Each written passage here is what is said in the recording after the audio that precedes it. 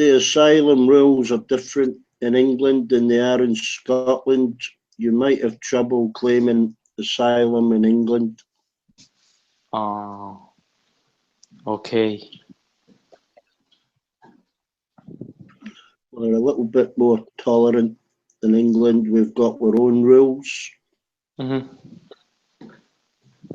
Got it.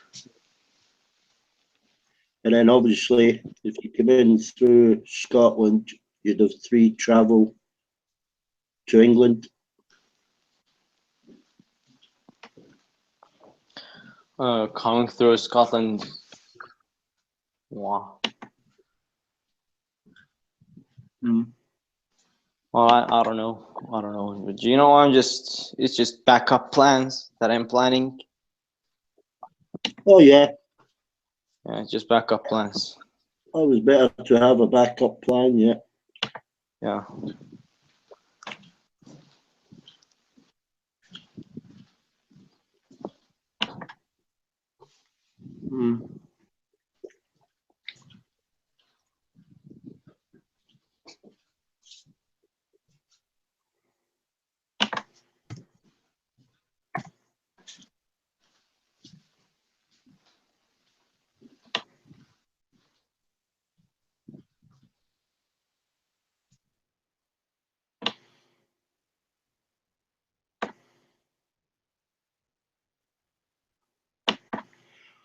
Anyway, welcome back, Commando, if you can hear us.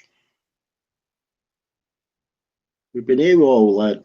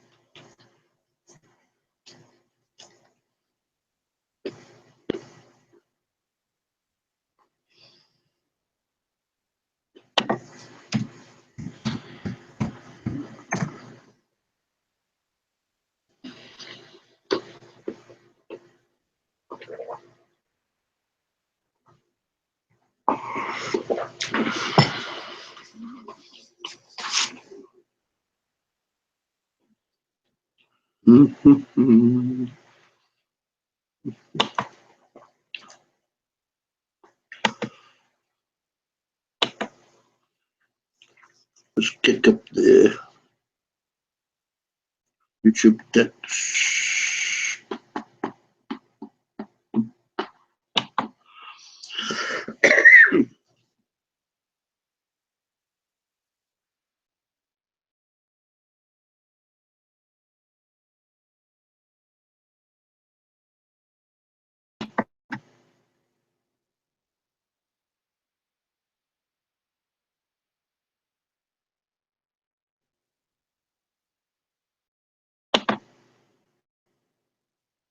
There we go.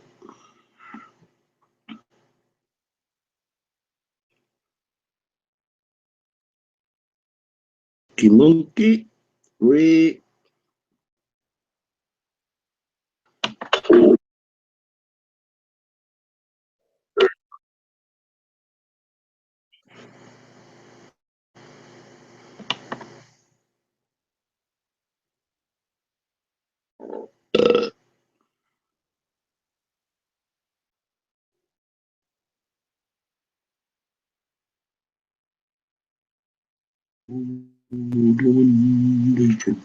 The glowing eyes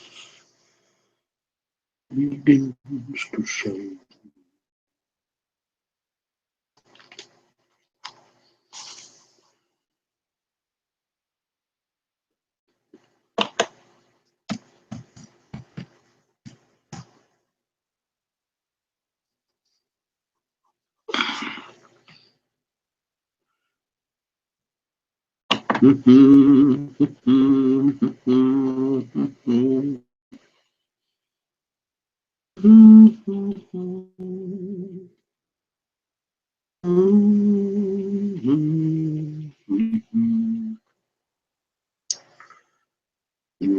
So from time to time.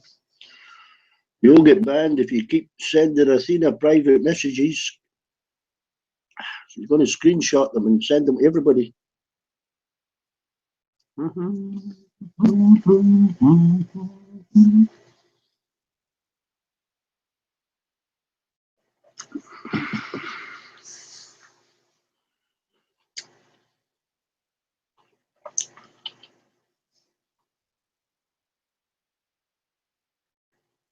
Well, one or none doesn't matter. One broke your promise. Too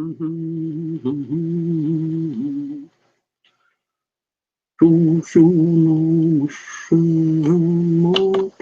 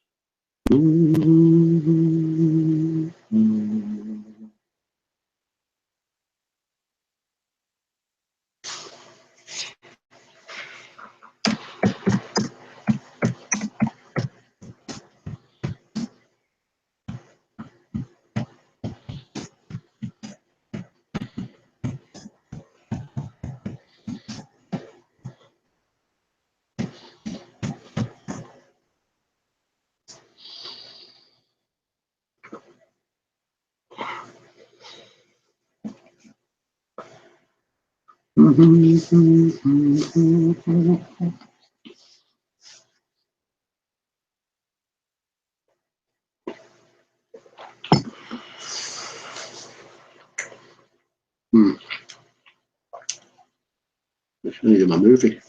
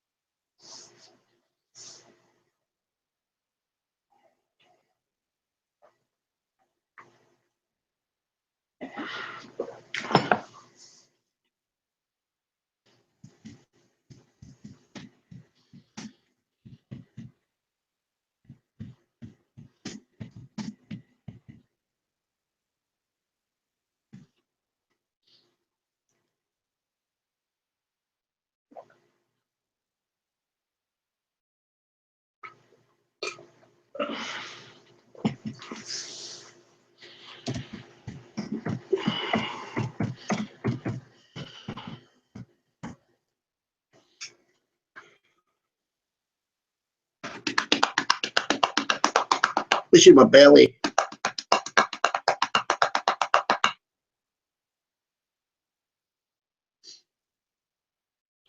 Yeah, I think so, Amanda.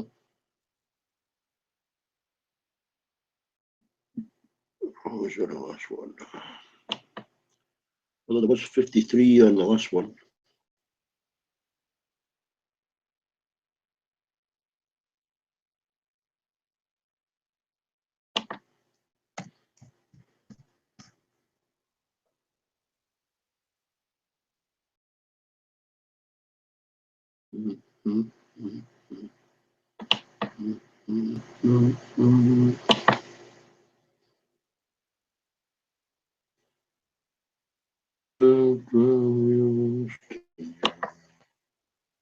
Make all your dreams come true. So happy for you. Boom, boom, boom, boom.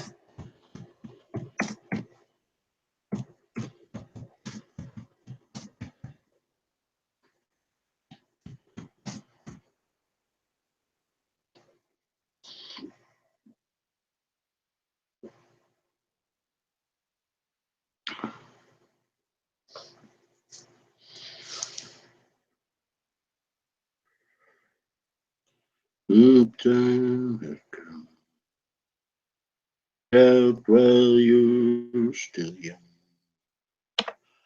May all your dreams come true. For you.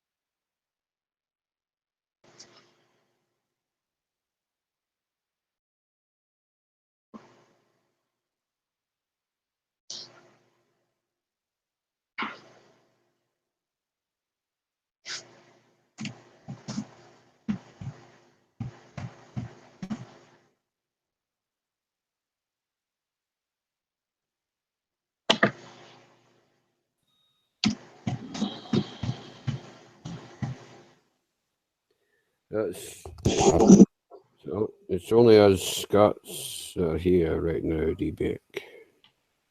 I'm not a Scot. You're starting to fucking wind me up already. You fucking Rate this video on the audio quality.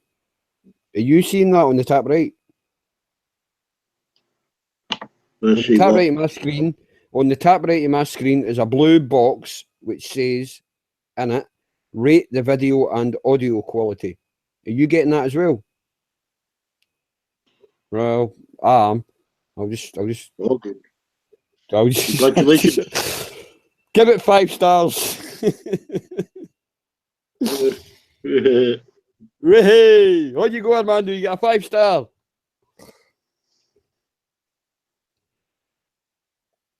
I don't know. Why do people like to text more than talk? That's what I don't understand. See if they text like a madman. Why don't they talk like a madman? I think I'm the only one that does. Me and Lyserge are the only one that do. See the way Lyserge texts? He speaks the same way. See the way I text? I speak the same way. We're the only 2 people I know that do that. Right, you. I would say the same way you, Beck, as well. I text the same way I speak as well. So you're talking bollocks. No, you didn't let me finish. I actually said you're the exact same as well. He talks as well. Rose texts the same way. Everybody really texts the same way they talk. So I don't know what you're talking about. No, they don't. No, they don't. Because see the ones that text like fuck and don't come on here. They're the ones that don't text the way they talk. Well, if they don't come on here, they can't text the way they talk because they haven't fucking talked on here. Exactly, because they're fucking scared. Well, how do you know? How do you know if they text how they talk if they haven't been in here to fucking talk? It doesn't make any fucking sense. But that's like a physics question. That's like Schrodinger's cat. It's a physics question. You'll never know until they do it. All right. Well, how do you know what colour of socks they're wearing if they don't have a picture of the colour of socks that they're wearing? Right, okay. You ask a Scottish physics question and you get colours of socks back. I wouldn't go to the physics. I wouldn't go to the physics. You don't know the fable of Schrodinger's cat, don't you know? So it doesn't matter. Okay. Lyserge don't give a flying fuck what the fable is Schrodinger's cat or whatever the fuck it is. It's a physics question. No, I don't think it's actually a reality. Boring, not interested. Okay. I could talk about boobs, but I haven't got any pics. Enjoying quantum physics. So I don't talk about cats. Lost my hard drive. No, I didn't lose my hard drive. My hard drive get quantum physics because stars and stars and galaxy clusters, that type of thing, magnetic fields, but not interested. So do you believe that the humans came from a comet? Do you believe that? started studying about the stars were the first thing I get into, then I get deeper and deeper into it. Hundreds of different types of stars, but you get taken off in a tangent. You got to understand atomic structure and stuff. Well, if you let me speak, I was going to ask you a question because you're older than me. So you know. To what I'm saying about stars, I was finishing that, over the top of me.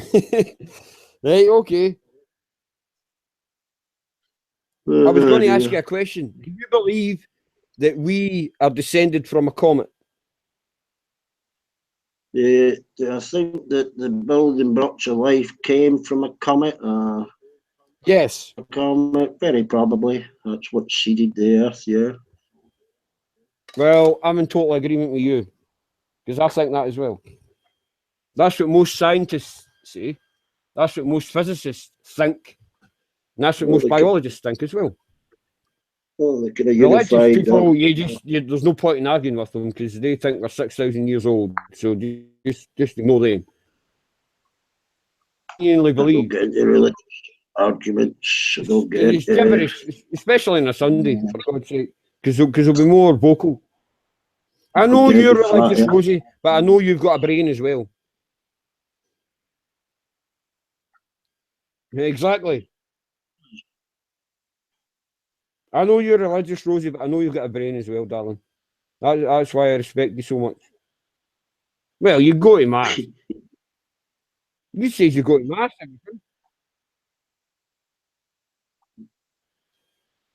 Yeah. Oh, so you go. What you say?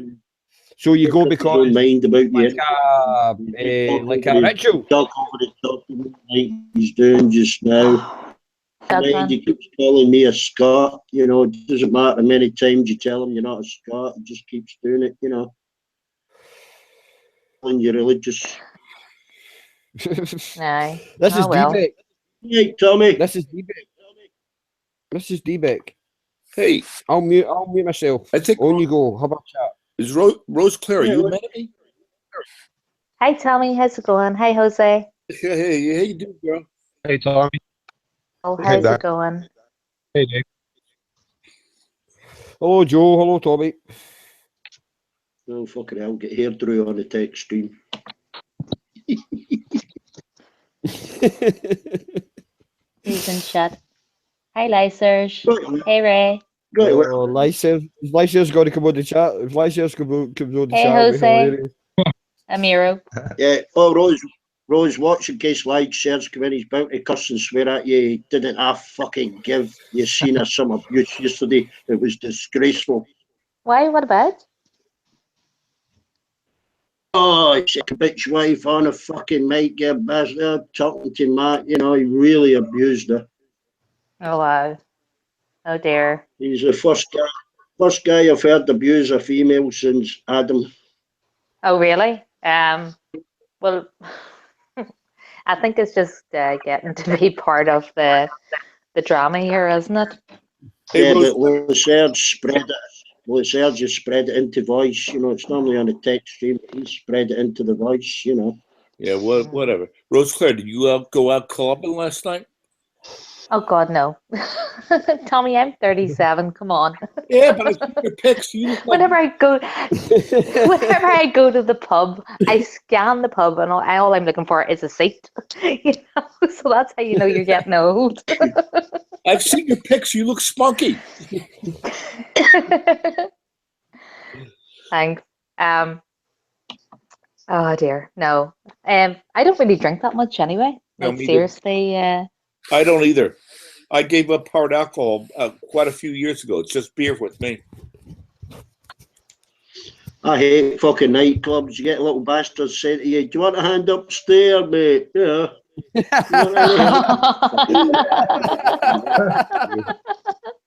Dude, said, "Do there's a toilet, there's a disabled toilet downstairs. If you don't want to climb them steps, you feel like fucking knocking them out."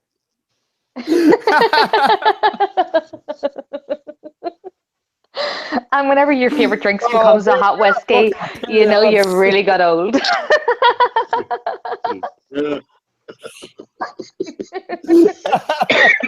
Hey, but I'm not even lying to you. 37 is not old. What are you talking about? Well, according to some people in chat, it's positively ancient. God, I'm only 34. I thought I was young. Oh God, You're 40's just 37-year-old. 40's Oh, on the no. horizon, but 40's the new 21, so I'm told. So everything's Rosie, good. don't remind me about 40, please. I'm 45. I'm 35 in July. Come on. Don't go on about 40, please. Don't go on about 40. I'm going to remain 30 in my 30s for about 20 years. David, you could have fooled me. By your pics, you look like you're 70. D-Bac's like a fine wine. He just gets better with age. Fucking Yeah, he does. He does. bitching away like a machine gun out there on the top.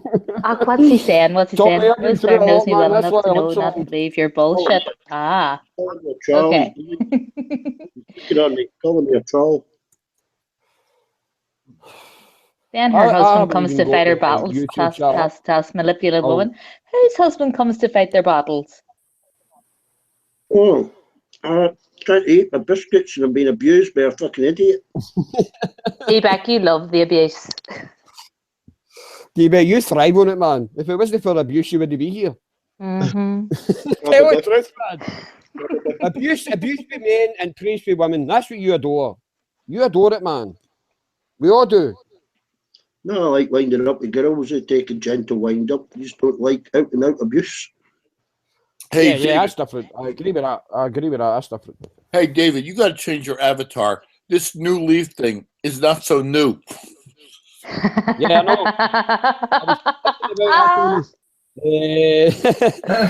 But I'm not sure what to turn it into. Meow, exactly. Hi, Ken Tommy's Stanford. How are getting you? up again.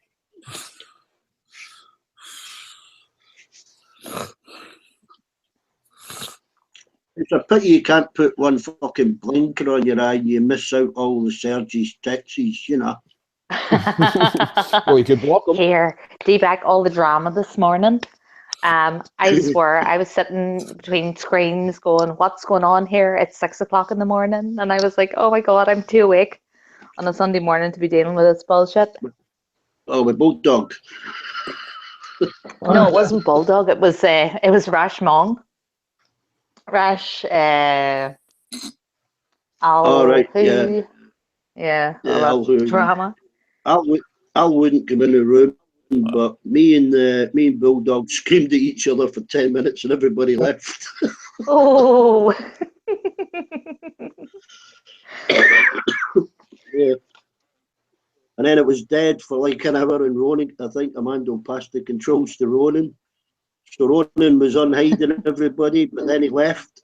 So everybody was joining and they couldn't get unhidden. That's Amando's bad management. Oh well, you know what?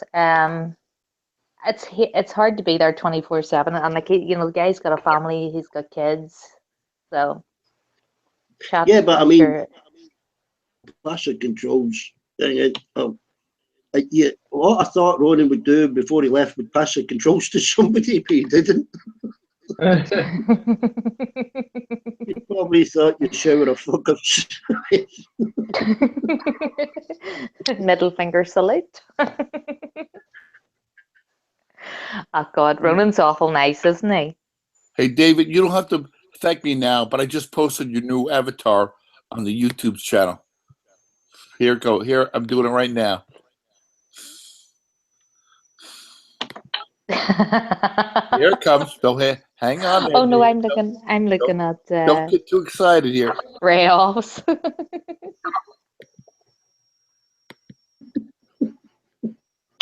All right, perfect. That's new. That's David's new avatar.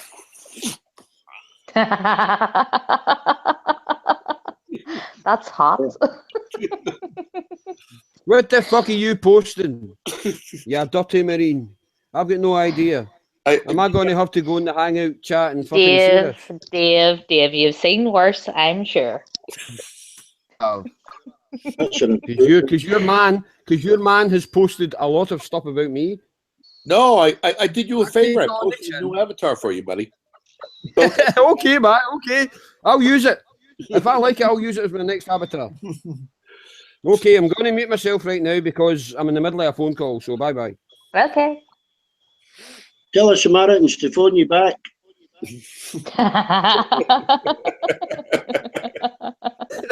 Fuck you, Beck. Here are the Samaritans and need to ring the Samaritans after talking to you, Dave. He has to phone up and put on a Richard voice, otherwise I hang up on him.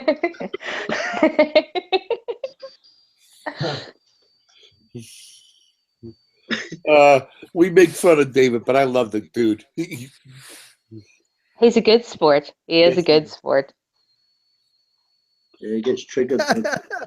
Triggered. I just seen the pic, Tommy. There's no way I'm fucking using that. That's a cracker. There's no way I'm using that. Yeah, that's perfect for you. No. I'll think of something better.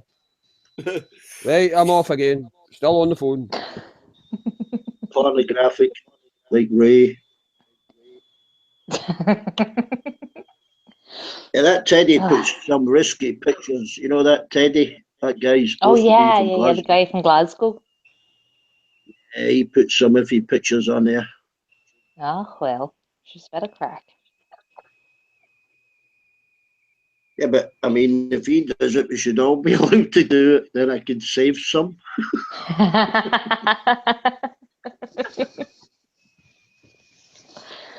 You see all these hangouts. This past few days, I've seen some crackers. So like every time I'm in the hangout and see something really funny, I'm like, saving it. I'm like, that is genius. And then I'm sending it to people at work, and they're like, "You sick bitch." They're loving it. No, if it gives you a giggle, but I'm sitting eating my dinner sometimes and it pop up, and I fucking gosh, fuck, because I mute it, up at the side at the dinner table. What the fuck's up with you? So never mind. I can't let them see it, Stop eating my dinner.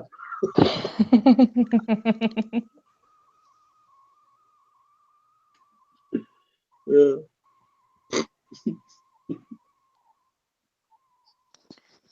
Oh dear. So what all the geese do today?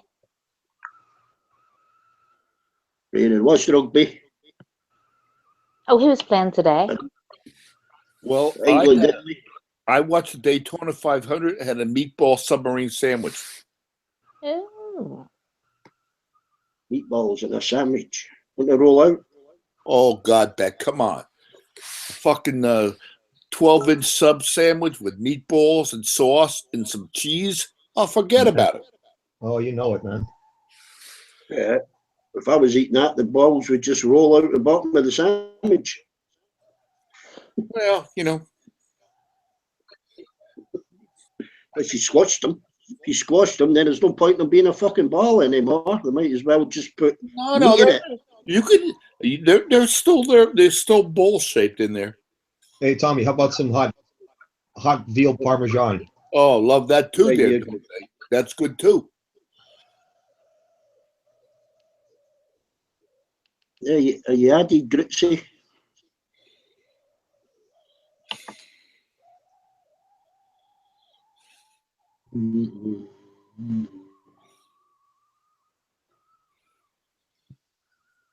I'll have a look.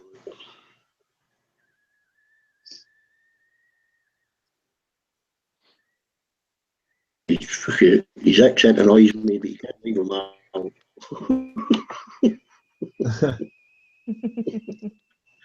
Oh, you're added. Oh, okay.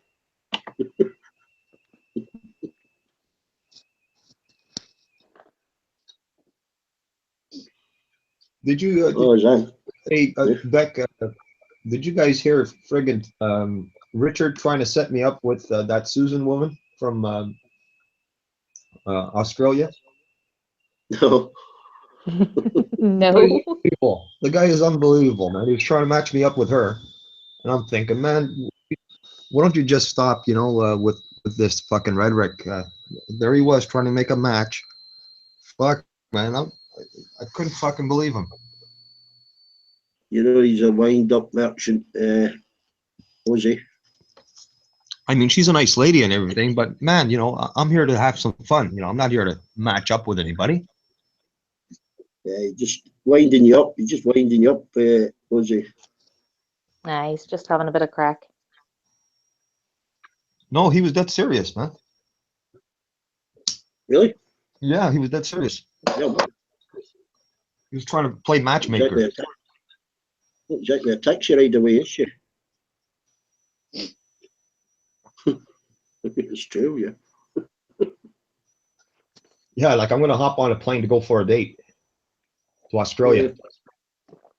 They'll fly over and bring you fish and chips.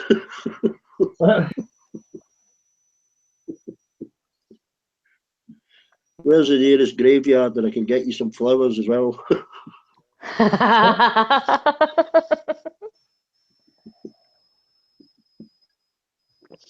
Oh, which what not? Do you know what? I'm actually on my phone and it's sitting at 4% and it's going to die. I'll go and try and get some charging it, and I'll be back later, guys. All right. Enjoy his hot whiskey. Oh, he doesn't need to be told. He will. I'll speak to you later. Okay. Bye. Okay, bye, Rose. Okay. Bye, Rose.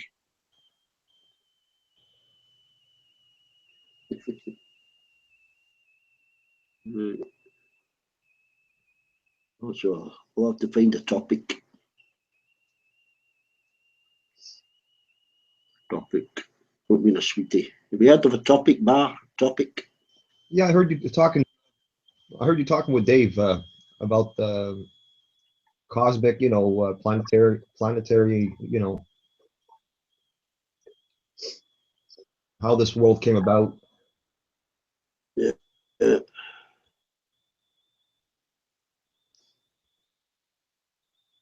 Watching a documentary about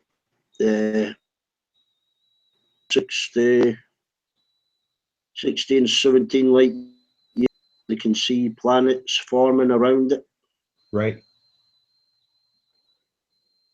That new telescope, it's up there. What is it? Spitzel one. It can see better than that Hubble telescope. Yeah. Flavors are like galaxies or nebula, you Yeah. know, stuff like that.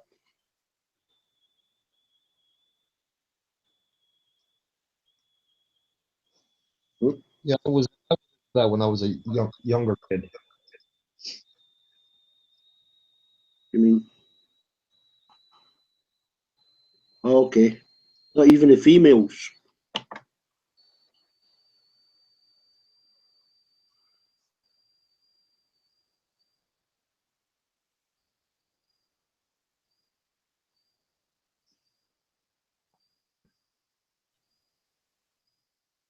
You have to bring your own spanner.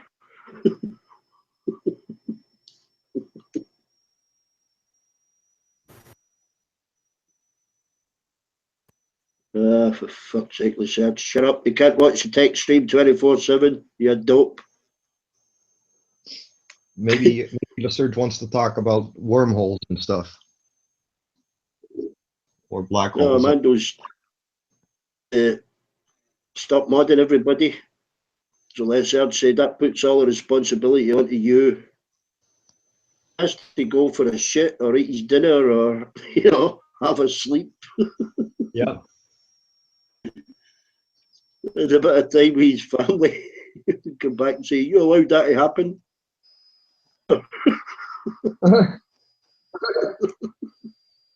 Guy's on a different planet, isn't he?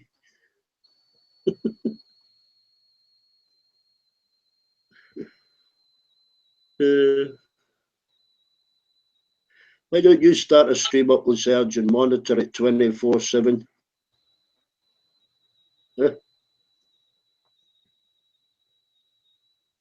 Google now.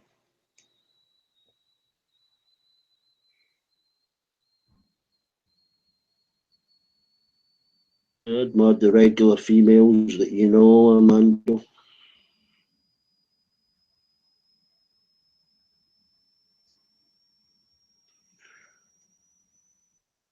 guaranteed that Athena will time him out for talking to her. We'll get no spanners. They will be fuck out with a stalker. I'm not interested in search. Stop fucking bitching.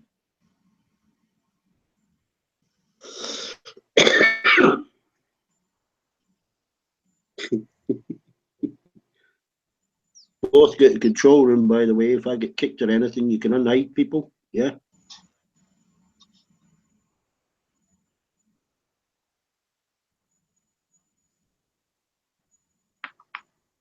Yeah. No. Yeah. Who you talking to, Beck? Just saying, you've got the control room. If somebody comes in, you can unhide them. You know. No, not me, man. Yeah, you Not have. me, You've man. already got it, Ozzy.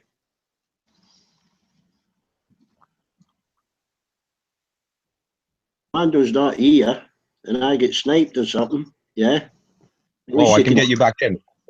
Yeah. wouldn't be able to join the voice. At least you'll be able to unhide people. You know. You got the control room. That's what happened earlier. Odd, but he left, so everybody that came in after that couldn't get unhidden. Okay. You know what I mean? Yeah. I don't even think Dave's listening. Didn't respond.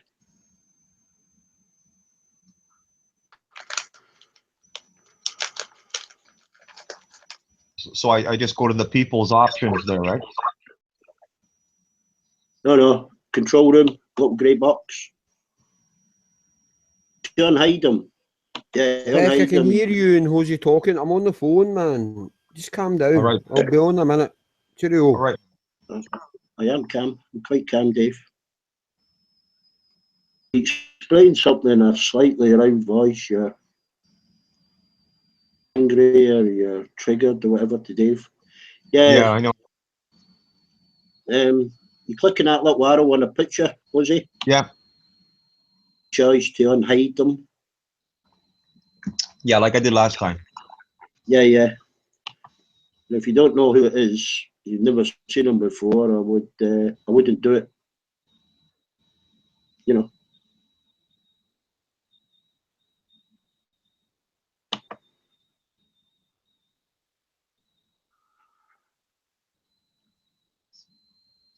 Huh? We'll let Dave take care of that. No one. Oh, hang on, Grits.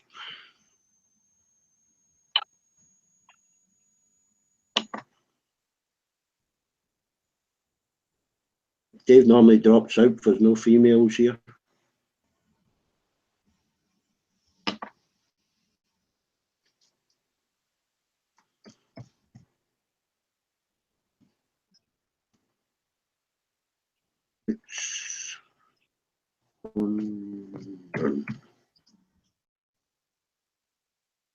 I found you, Grits. I found you.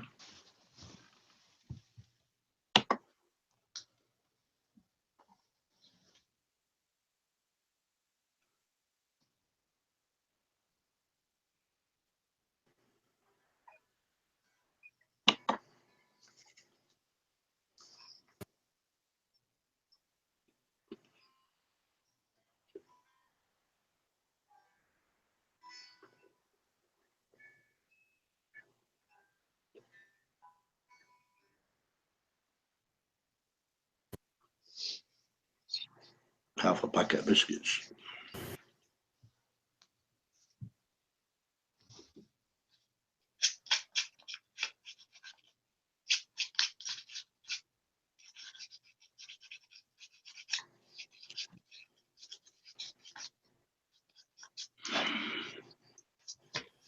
I'll be back in about 10 minutes, guys. I'm going to have to leave, okay?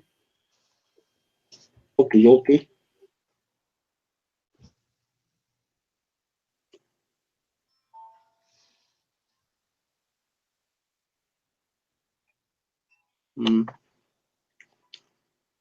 Nosy.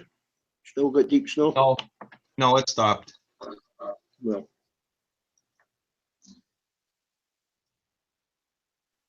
No.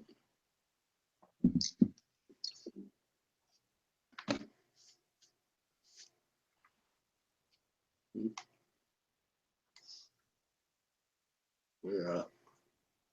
Clear and present danger. Where did that? Terminator.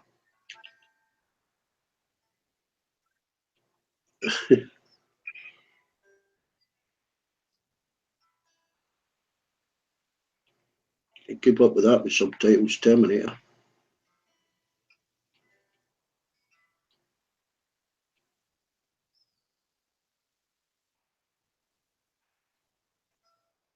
Hmm.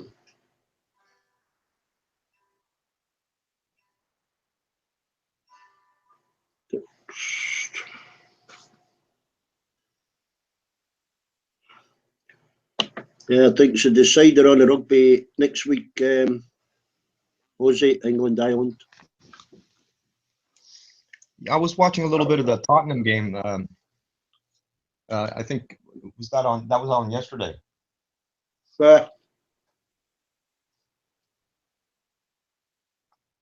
Yeah, they won.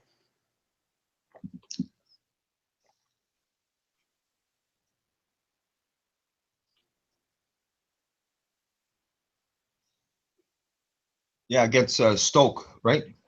Yeah, they played Stoke.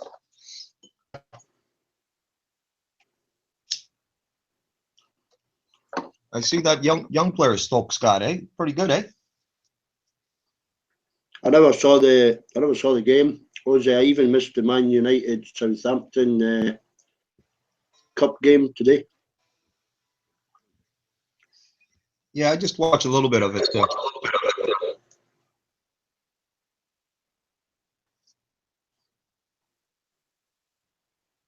Mm. I like seeing Right, young yes, from guys Peter. that come along, see what their skill level is. Well, if it's local players or reasonably local players, but a lot of the Chelsea game yesterday, I think there was 2 English players in the team. Right. Yeah, and it's the same for the top 3 or 4. Tottenham, Man City, and Liverpool. I think out of the 4 teams, you maybe have a total of 8 bloody English players in them. Yeah, I remember in the 80s, the Rangers, they used to have a pretty good team in the 80s. Rangers, Even, Glasgow Rangers. yeah, even in the 90s too. They won a European Cup Winners' Cup, but Celtic were the first ones to win first British team to win a European Cup, 1966. Yeah, that's the year I was born. But there's a difference between Celtic and Rangers and the English clubs that won the European Cup. Celtic and Rangers done it with all home-based players. Right. Them were born within 20, 30 mile of the actual club. Yeah, that's pretty. Whereas your Liverpool, Nottingham Forest, Aston Villa, Man United done it with a mixture of, mostly Scots, Irish, Welsh, English players. Right.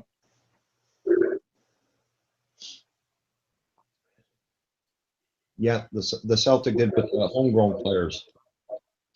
They developed these guys.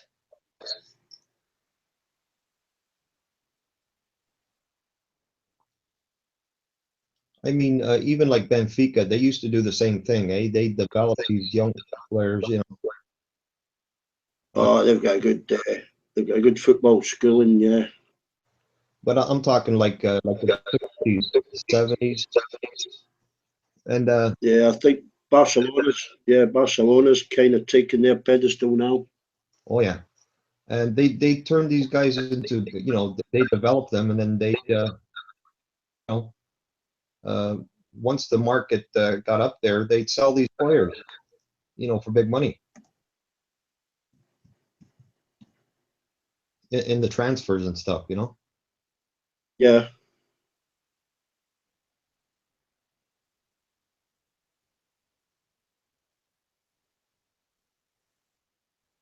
Never going to win with this mod thing, Amando.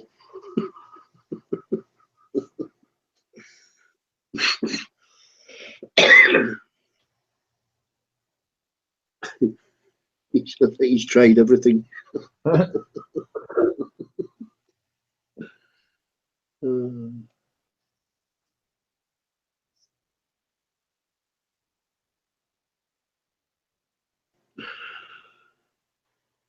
Yeah, 9, 10, 12, yeah. Ireland have got a good chance next week against England if they can win on points scored. Aggregate? Yeah, well, Ireland's got 104 points they've scored in 3 games. England's only scored 76. Okay. 44 and 47 against. Right. So all they have to do is win, and they're playing in Ireland as well. Yeah, man. I enjoy watching these games. You know, whether it's Ireland against England. You know, there's always some heavy competition. Scotland, you know. It's good that it's a decider. You know, nobody's already won it. You know, the Six Nations. Right. It's decided that day next Saturday. I also enjoyed the qualifying, like for the World Cup. You know, when you got like North Ireland playing, you know, the Republic of Ireland. Yeah. Yeah. England. Hey, Ronan.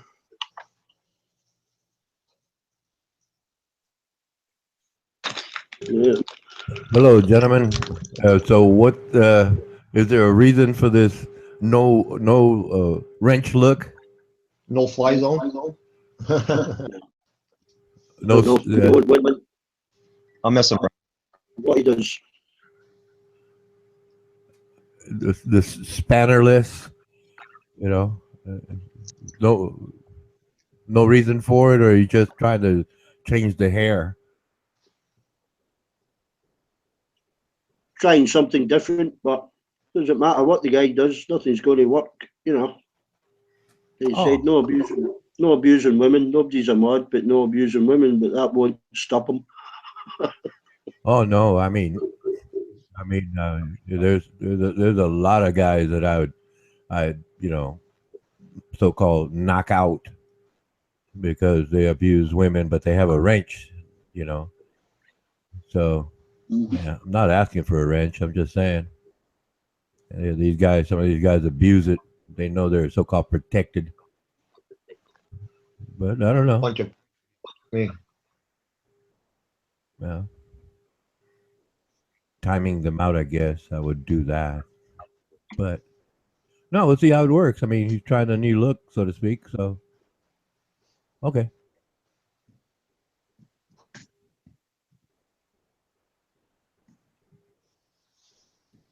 Tough guys, eh? You know, picking on women, eh?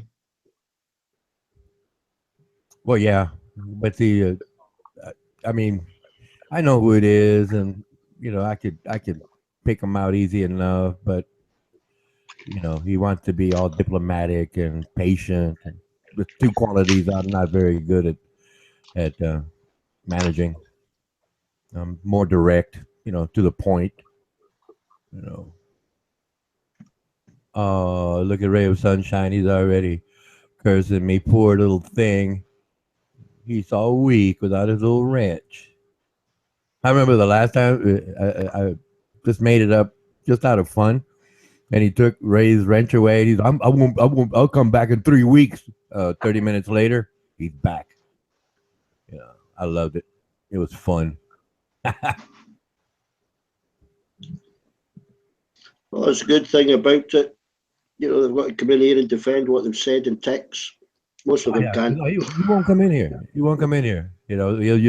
I'm having a bad connection. I got an echo. He doesn't want to pay for actual for the actual service. He tries to get it for free off the neighbor. But he can't do anything. Ah, look at him. Why don't you live up to your threat and go away for 3 weeks? 30 minutes later, he's back. I guess he's listening in on us. Here's my picture swapping partner.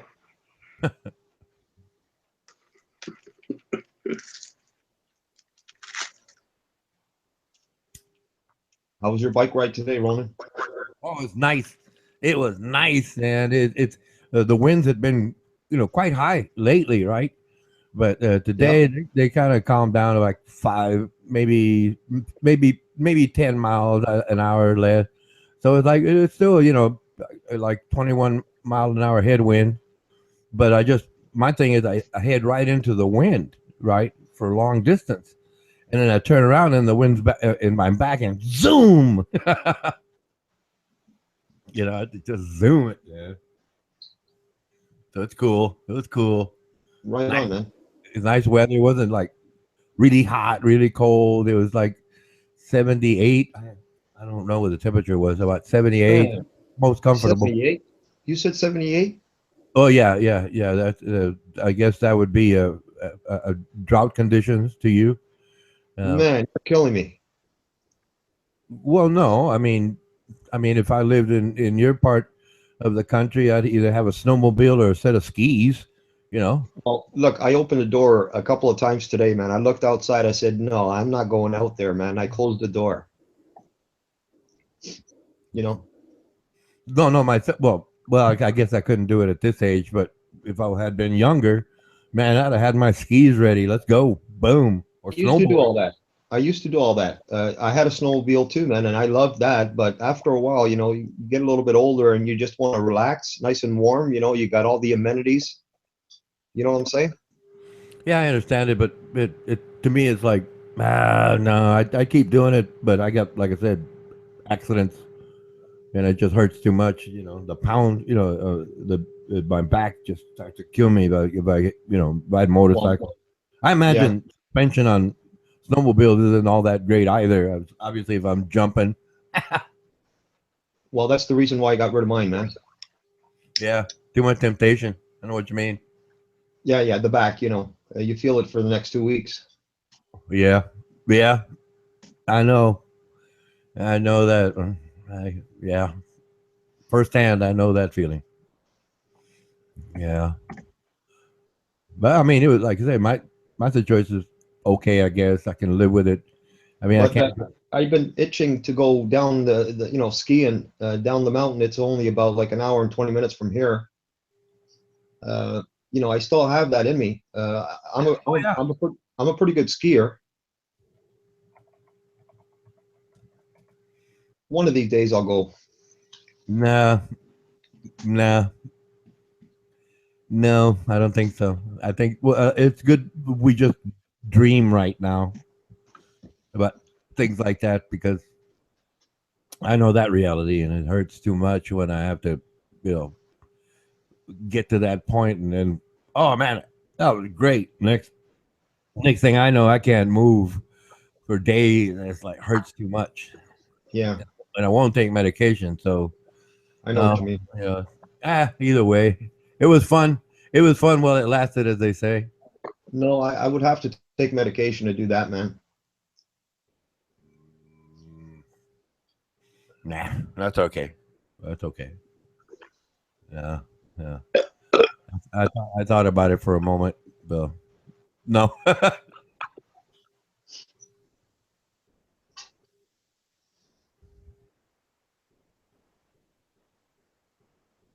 It doesn't get any easier, The what, please?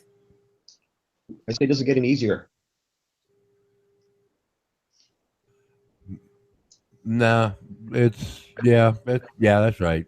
Well, you know what I'm getting at. Oh yeah, but I try to make it look, it's like, hey, just make the best of the moment, go from there. Yeah, the classic, been there, done that. So someone else can Right. enjoy it. Yeah. I mean, but it was fun. I mean, you got to admit it, Jose de Mello. When you worked on cars, or I worked on motorcycles. Man, that was like, man, that was so much fun. I want to let that stuff go. But times change, I guess, like anything else. man, I was taking out engines and dropping engines all by myself. With of course an engine hoist. Doing all that by myself and shit, man. Focusing, and I enjoy doing that kind of stuff. do all my own work, you know. Yeah. But I don't think I'm going to be doing any of that anytime soon, man. No, been there, done that, as they say. Yeah. Oh, it's like, well, early this morning, well, I was chatting with Hassam and Honest Pakistani, and a family member, one of my brothers, called up. Says, "Hey, man, let's let's go get some coffee." That's all right, all right. So we took off and we chatted about when we were young, because he's like 3 years younger than I am, and so we're chatting along, right? And we're talking about bikes and things we used to do, and it was like it's like what right now where you just mentioned, hey man, I used to work on cars and hoist motors myself and do all that stuff, and we talked about things like that, like, hey, remember when we did this, we did that? Yeah, I remember. It's just like all these memories, and then we just paused there quietly for a moment, and it was like, okay, what do we do now? Yeah, man. What do we do now? This, and that was, obviously we just started chatting along and having fun. Yeah, man. I guess it's a guy thing, eh? Yeah, well, I mean, it's good memories. I mean, it's like, we weren't like criminals or anything. We just like to tinker around with things, And, that's like we talked about, playing baseball and when we were kids and stuff like that. It was just reminiscing stuff, over some coffee. Cool. Yeah, I was a bit of an athlete myself, Ronan. I could hit the ball. Actually, I hit home runs hitting right-handed and left-handed, man. Oh, really? Oh, man, yeah, yeah. that's so cool. That's it throws those pitchers off like major. It throws them out. I'm not that good on either side. I've never tried it that much. But yeah, what happened with me was I used to when I was a kid, I used to go to the arena with my friend, and we'd get broken hockey sticks, the shaft, and we'd go to a Canadian Tire store and we'd buy the plastic blades and put it into the shaft, and we'd have a hockey stick, for outdoor hockey. And I used to shoot right-handed. And what happened was one day I broke the blade, the plastic blade. I didn't have any money, so I wanted to play hockey. And my brother used to shoot left-handed, so I went home and I went into the garage and I grabbed his stick, and so I started playing left-handed, and I started mastering left-handed.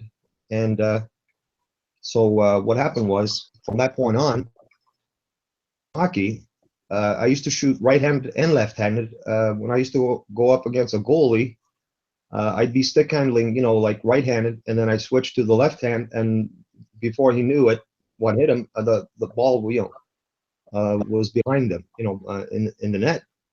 And I did that a lot of times, and they were like, the players, they would be confused, what's this guy doing? That's pretty cool. They're anticipating one, and then all of a sudden you switch to the opposite side, and they're not ready for it. That's smart. Yeah. That's smart. And I did that in ice hockey too, eh? And a lot of these guys that didn't know me, playing against them for the first time, I'd get myself on an angle, and the blade that I would use wouldn't be too much of an angle on it. So I'd switch from side to side, right-handed and left-handed, and they'd get so confused. They wouldn't know how to approach me. I'd stick handle through them, and beat the goalie many times. Slick. Yeah, that is smart. Really smart.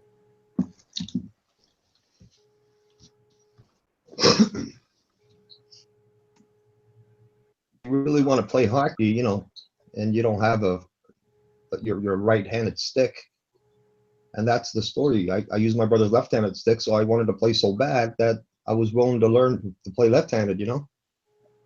Yep. I mean, I've heard of like baseball players that do it, but then just now I realized, oh, there's a left-handed and a right-handed stick. I thought it was just a straight stick that you can put in either hand, but apparently there's a right and left-handed. So cool. I never knew that. I never Yeah. knew that. I thought it was just doesn't matter, you know. Doesn't matter. Like a baseball bat, ambidextrous. All you have to do is, you know, obviously put the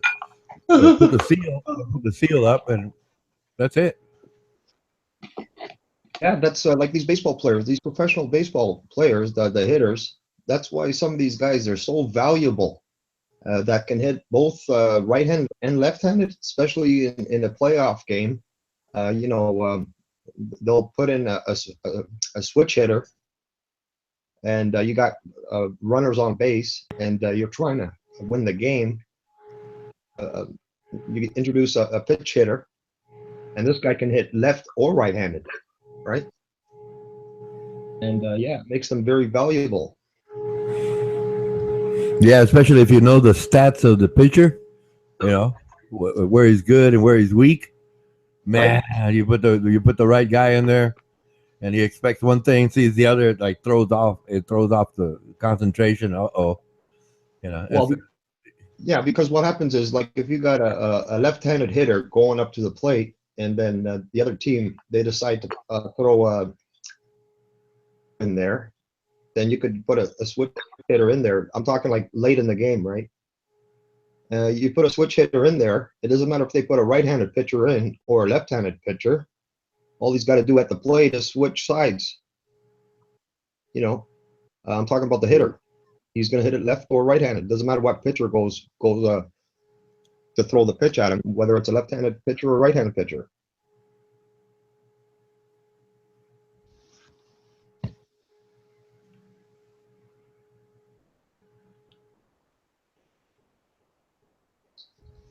But you said you played soccer. Yeah. I did a little bit of soccer, not much. It was just, you know, pick up. Everybody got together and played, but never organized. It was never organized. That was cool. Yeah, there's something I didn't tell Lyserge the other day when he was talking about how good he was when he played soccer. What I didn't tell him was I was a forward growing up, and then I moved to midfield. So I had that skill level. So my brain, I had all the moves. And what happened was, in high school, I switched to the back end. And so what I didn't tell Lyserge is, if his player was going to be sending him the ball, I was already going to read that play. So I was going to be already on top of him before the ball got to him.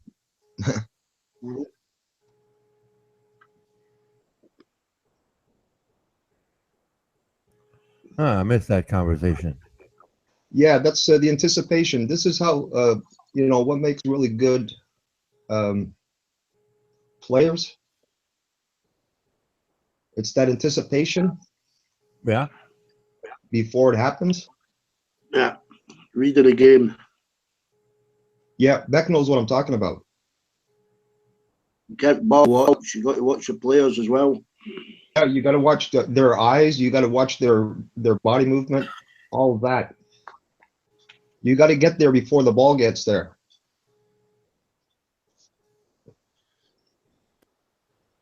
But you got to have the distance too. You can't just be right close to where the player is. You got to give yourself that gap too. You can't let that forward, the striker, know. You can't show no sign that you're onto him. You know, it's like a predator. You're going to be like a predator onto him without him realizing.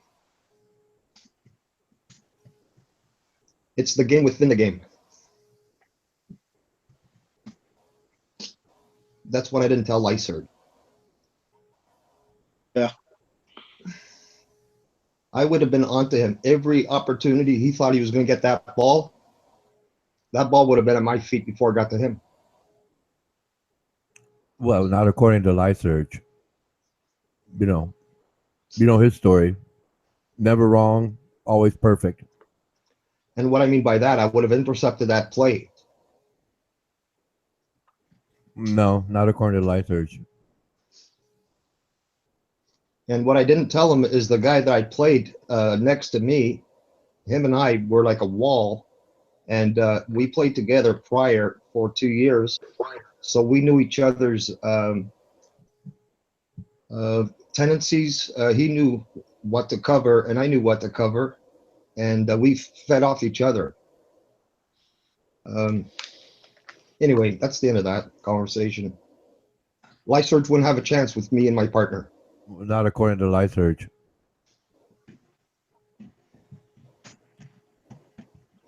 No, you have no chance against him. I was trying to explain to him. We went like 11-0 the whole season. We went into the championships, and we beat every friggin' high school in that tournament. And these guys, they were fucking big, tough, fucking black guys. You name it, man. They were like gangsters, and we kicked their fucking asses.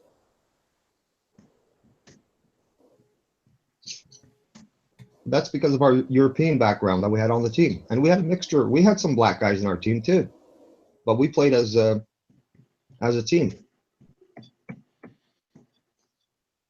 game in, game out. But you don't win. You don't win nothing as an individual. It's as a team.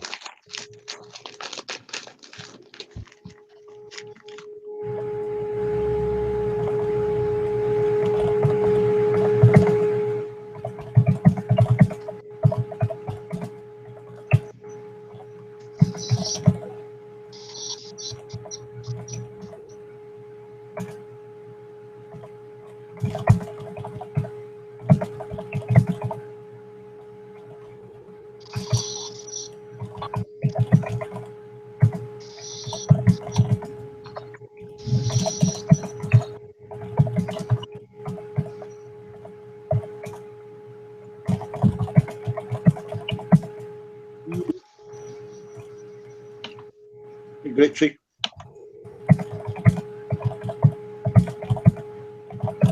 Hello. I was just gonna comment on football. Yeah, you're right, because my team in the summer, the local team who I support, brought loads of Germans into England to play football for my team, and they brought a great team spirit over, and that more than anything has helped us do better. Hey, Jose. Did you hear what I said, Jose? Yeah, I was listening, Chris. Yeah, like what you were speaking about, it's about a team, and if a team's got a good cohesion and a good team spirit, then they'll do well. You know, it can help push. Like, they might not, let's say, be the best talented individuals per, each position in the league, but I mean, if they've got a good cohesion and they can work together, then that's worth way more than just having like one superstar, something. Right, and also the formation. You got to have the proper formation, and your coach has to know, the guys that he has on the team and what they're going to add to the team. You don't have a chance. Yeah. Everyone has to work together. Yeah, that's what my team's doing quite good in real life. That's like one of the main reasons why we're doing so well, because they're working so well as a team, and they all know the roles in the team, and they're all doing it. Right. See, but that starts at a young age. When you're learning, we're talking European football, soccer, they call it here in North America. You got to learn that at a young age. You got to have that soccer ball, the football at your feet from a young age, and you got to do that, continuously every day, to improve your skill level. Definitely.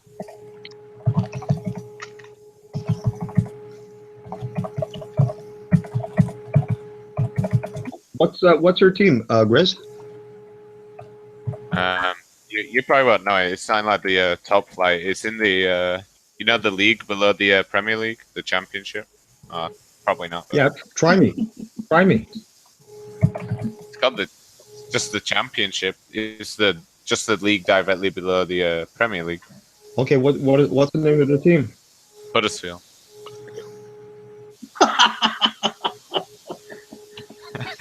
D-Beck. Exactly. Don't die there, lad.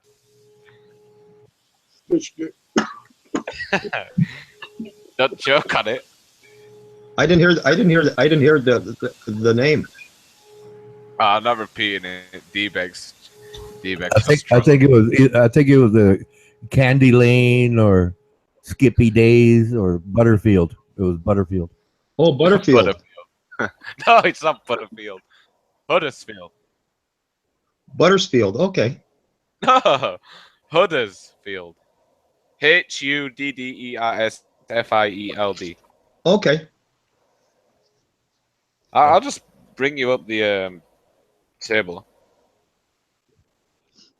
Cool, man. We are the team in third.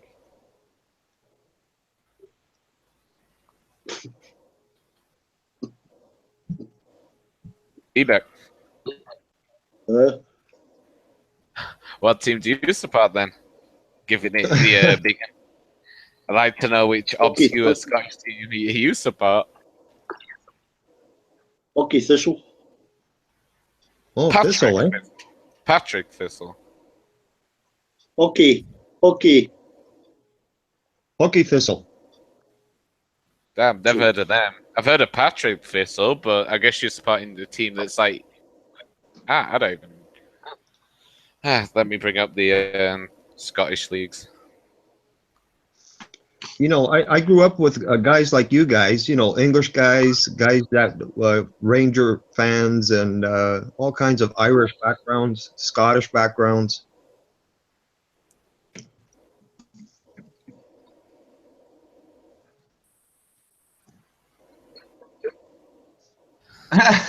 HP.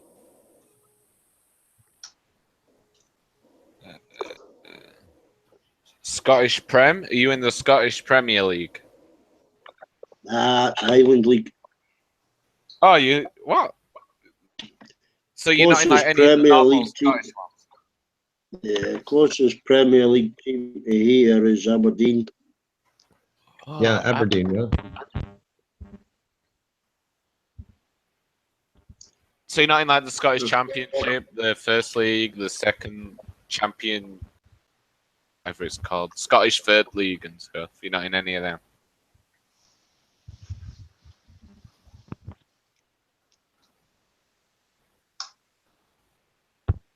I just need to Google Scottish leagues and.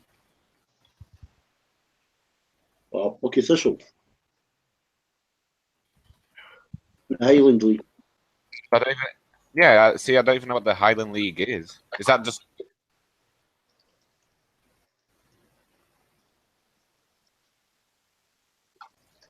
The league in the Highlands. Yeah, is it like just like a regional league, like the non-league in English football? Yeah. I mean, they get in the cup.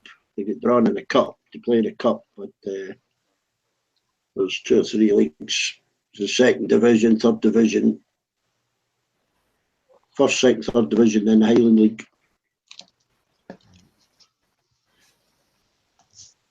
Ding, ding, ding. This is the Russian space station, and you're watching Armando Vargas live. Oh, Highland Football League. I see it. Inverurie Damn, local. Half of them I've never fucking heard of anyway. You're in down in echelons there, D-Beck. Oh no. Small teams. When I was working around Yorkshire and Wakefield, went out to see. First time I seen rugby game was out at Wakefield. What do you call them? The Wildcats or something Wildcats, like that. Is it? Something like that. I went out to their ground there in Wakefield. First game of rugby I ever seen. Well, Huddersfield's been in like the League One and stuff. That's like 2 leagues below the highest league in the Premier League until like a season or a few seasons back. Yeah, the team I don't like there is Doncaster, because every time you put them on your fucking football coupon.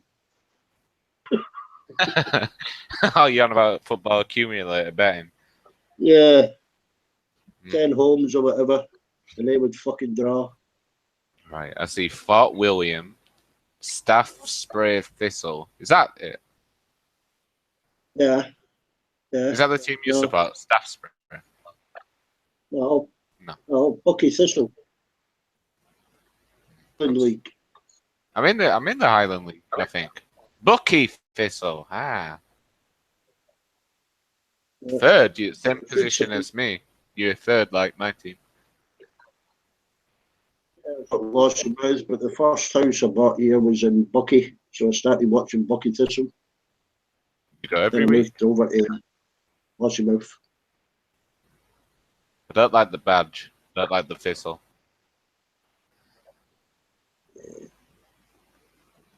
Don't like a white rose either, do you? No. Jeez, lad. I don't mind the white rose. Not on the Leeds badge, but I don't mind the white rose. Yeah, I met some of the Leeds, or seen some of the Leeds service crew when I was in Wakefield. The fucking wrecked 2 pubs one night. Well, Grace, it's pleasant to see that you and D-Bag are bonding together. Oh, sorry, bonding with each other. Totally destroyed them. We did put the windows out. You're cutting out a bit, D-Bet. I missed some of what you said. Oh, see that service crew from Leeds? Yeah, you're on about like those Leeds hooligans. Yeah. Destroyed a couple of pubs in Wakefield while I was there. Can you guys hear me? Why? Who were they playing in Wakefield? Hello. I can hear you, After Johannes. the game. Wakefield, Hello. drinking town, innit? Yeah. Can you guys hear me? Yes, we can. Am I visible? We can hear you. Well, I said that it's a pleasure to see that. It's a pleasure to see that you and D-Bag Get are my bonding tea, I with think. each other. Tea.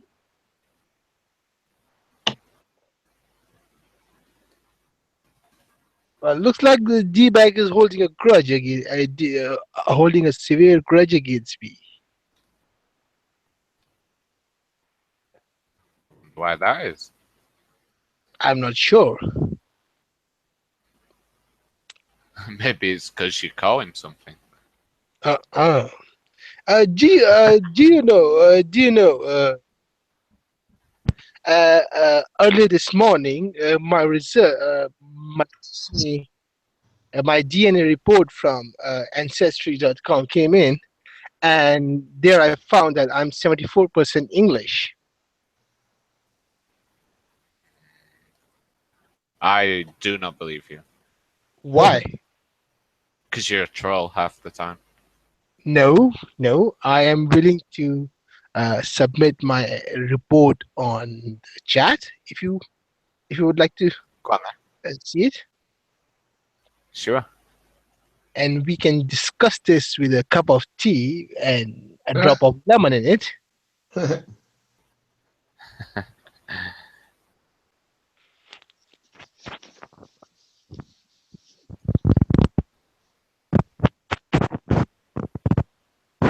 Hey, D-Bag, let it go. I'm English now. You can bond with me now. We can bond with each other. Just like the way you're bonding with Grace London. That accent is so bad. Really? Okay, I'm going to try it a little. Yeah.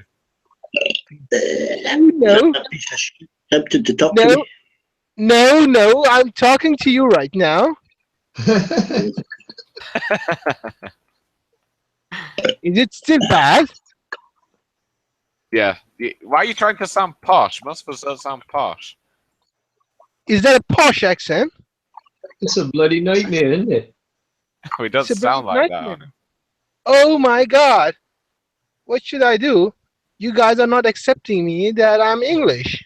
Okay, the hell with Serge is still fucking bitching out there. He's unbelievable. About what? He's been let down. Amando's running it improperly. Doesn't know how to moderate. Fucking hell, he could bitch for fucking Canada. Hey, why don't you bring him in? Maybe he can talk soccer with Grizz. Probably already had it. I already spoke to him yesterday. He was like, "Oh, I'm the best player. I could beat anyone. I could walk into any team." Yeah. That's basically what Lyserge was like. That's the whole reason why I joined the other day, because I was sick of him bragging. He's done Yeah, everything. yeah. I'm waiting for him to tell us when he was an astronaut.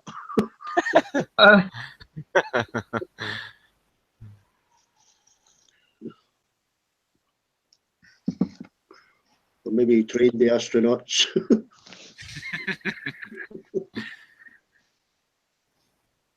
Well, remember, from the horse's mouth himself, he said he was smarter than Isaac Newton. So, you know, that's already.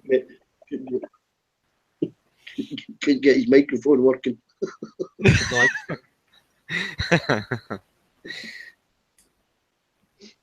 He said he read Einstein books. Probably wrote it for Einstein.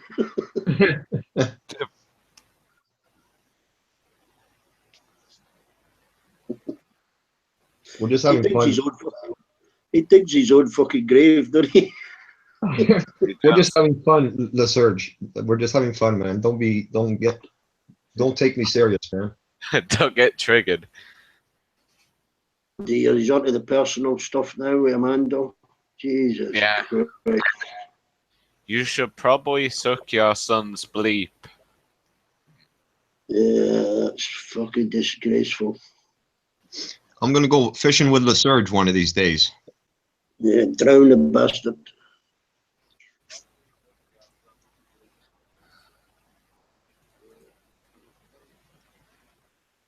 He lives only half an hour down the road from me, eh, Grizz? You'll see. Embarrass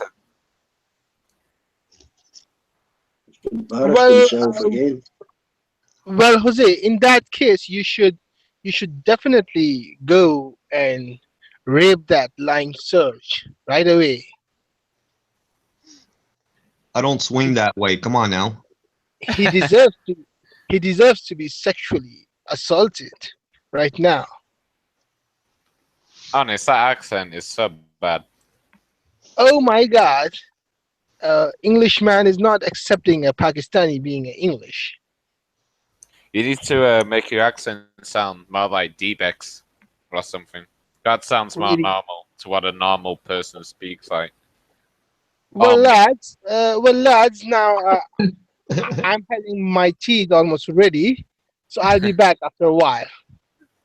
Oh, well, I do hope you enjoy your cup of tea. With the drop of lemon. No, Morning to you. we don't have lemon with our tea. At least not as normal people. Okay, I'll be back. I think that's the Chinese that have lemon with their tea, their HP.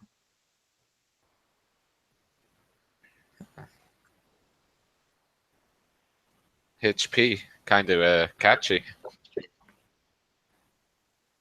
Who would type that kind of thing to another guy? Yeah.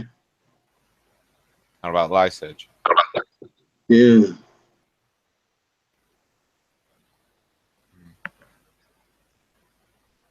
I didn't even see. I just saw like Lyserge arguing like half an hour ago when I first joined, so not been paying much attention since.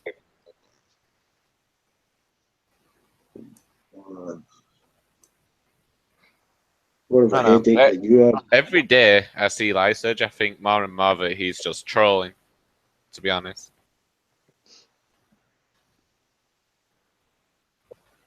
He must have worn out the letters on his fucking keyboard.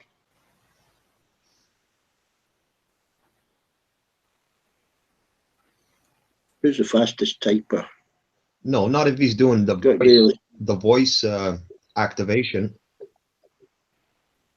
Oh yeah. I don't thought that. Yeah.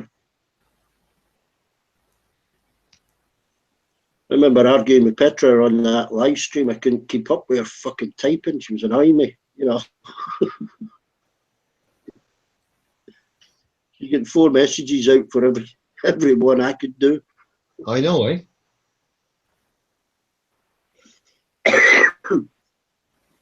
She does it on here and talks at the same time. She's arguing with 3 people and she's talking to you. I know. She's incredible, man.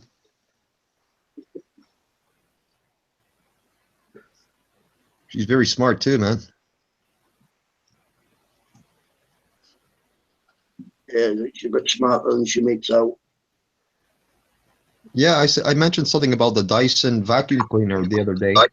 I said something derogatory, and then I guess it was like 5 minutes later, she remembered what I said, and she brought it right back out to me, and she said, "You think my parents are this?" I said, "No, I wasn't referring to them."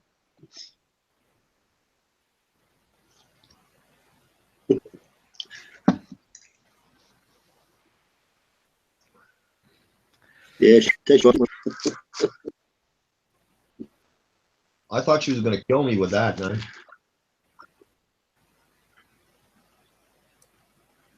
the mischief and around. And because you know the next fucker that talks to us is getting ripped apart. Yeah, I was worried she was going to rip me apart, man. But I had to defend my position and tell her, no, I wasn't referring to your dad. I was referring to the yuppies, you know, the preppies. They're the ones that buy those vacuum cleaners. Yeah, yeah. You know, they pay like $800, $1,000 for a Dyson vacuum cleaner, you know, and then they show it off to their friends. You know, look at us, we're a bunch of idiots, you know. We paid $1,000 for a piece of shit that we could have paid, you know, $300 for a dirt devil. Does the same job. Yep.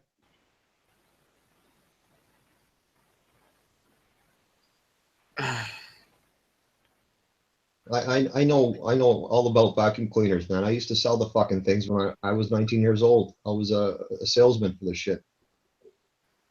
Hey, what's them? Is it Kimberly, Kirkley, something like that? Kirby, you're Kirby. I knew a guy that sold them down in Yorkshire. Actually, he was an ex-army guy. Yeah. And I couldn't believe the fucking commission this guy fucking made. Yeah, man.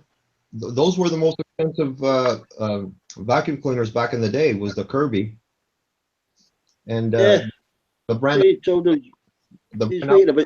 was the Filter Queen, and we were competing with the Kirby. But the Kirby was a stand-up model, and the Filter Queen, it was a round model. You know, was Filter Queen. It was a good vacuum cleaner, man. Yeah, he just sold him out a bit of his car, but I think he said, you know, he's making about £400 or £500 a week back in the bloody 70s. Yeah, that's a lot of money back then, man. Oh, Christ, yeah. Yeah. Believe it. I thought I'm in the wrong fucking job here. Yeah, man. Put on a suit and go sell Kirby's door to door, man. Yeah, well, he was actually trying to sell me. I says, I'm working down here, man. I don't live here. So he says, I better sell. He says, nobody can stop me from selling him a Hoover. You know, I had the gift of the gab. I says, I bet you fucking don't sell me one. He says, I'm living it. Hold on. Did you guys have the canister style, the electric lux over there in Scotland? The electric lux? Yeah, we've had them. Yeah, with a light on the front. Yeah. And you put the bag inside? Yeah. Yeah. Yeah. I'll be honest with you. I prefer the Filter Queen, man. It was to me it was the best vacuum cleaner back in the day. The Kirby, it was a good, but it was a stand-up a vacuum cleaner. It was pretty limited. You know, if you're trying to clean, you know, under furniture and stuff, you know, tables and stuff, it's pretty awkward. When you have the power head. She was looking at one the other week, it goes underneath the fucking sofa. You know, it goes flat. Right. I'm not interested. Guys, I apologise for butting in, but I've been asked by 2 beautiful young women to sing a song. So if you give me 5 minutes of your time, I'll sing a song and then Go on. You can. Dave. I will. Okay. Just give me a minute because I'll need to get the lyrics up. It's just 5 minutes of your time. Go on, Dave. Just 5 minutes of your time. Yeah, okay. Just give us 5 minutes to talk. Right, I'm going to get the lyrics. Right, okay. I'm just giving you fair warning. That's all. Finish my conversation about Hoovers before you start. Well, it's not exactly stuff, is it? Come on, fuck. Neither is your fucking singing, is it? You fucking tolerate that. Well, my Conversation singing is empty. more likely to It's some a bit bush rude than of fucking you some to ask in a us. fucking Aye, river. guys, okay. Aye. And you don't even let us finish what we were fucking talking about. How fucking cheeky is that? I was pretty polite. I'll admit I cut in. But I Sorry did for say, destroying your conversation about Hoover. Fucking sing anyway. Your conversation about Hoover. Typical. Jose, Hey. I'm not talking about Hoovers anymore. I've just been rudely interrupted. I'm not talking. No, Beck, you're always a good laugh. I'll give you that. Right, so girls in the YouTube chat room, this is for you. I'll play a song in a sec. I just need to find it. This better be a good song. What was I say about it? No, it's Leonard Cohen. It better not be Hallelujah. No, it's It not better Hallelujah. not be Hallelujah. It's not Hallelujah. I guarantee you it's not Hallelujah. It'll Jose, be either... Susanna? Aye, in fact, cause you named it Jose, I'll do Suzanne. Yeah. I won't bother telling you about my 1,000-watt Henry Hoover. Right, I'll give you the 1, 2, 3, 4 for when I'm starting, so you'll know when to shut up. A cup of tea, so I don't fucking hear it. I'll make a cup of tea, whatever. 1, 2, 3, and takes you down to her place near the river. You can hear the boats go by. You can spend the night beside her, and you know that she's half crazy, but that's why you wanna be there. And she feeds you tea and oranges that come all the way from China. And just when you mean to tell her,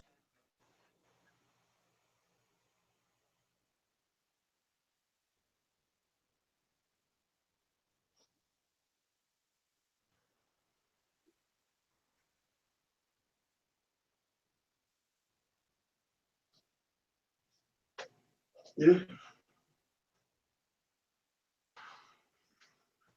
What did he mute himself for? Huh? Just noticed the noise stopping.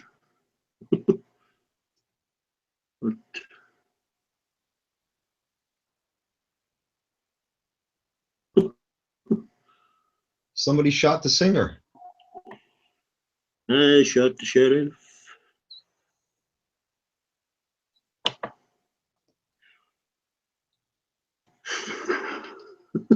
Who shot the crooner? Probably still singing. well done, Beck, fantastic. You showed yourself as what you really are. Mute the singer. Ask for 5 minutes of your time, and what do? You mute the singer. Pathetic. Man, I was enjoying that. Listen, you No, dickhead. I'm not accusing you, Jose. I'm accusing D-Beck. I was enjoying that. If only you or D-Beck could have done it.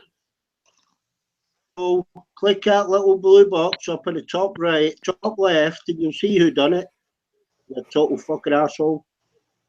Well, who done it then?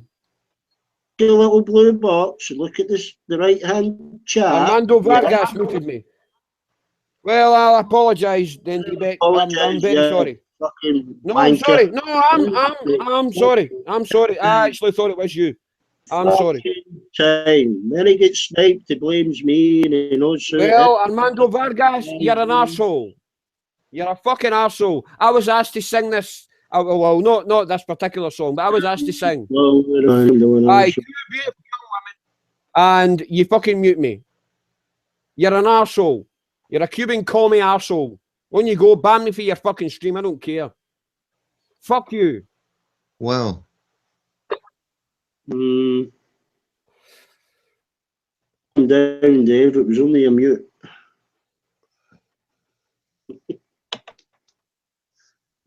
Oh, he's gone.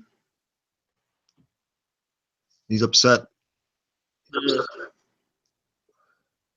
He does the same when he gets sniped.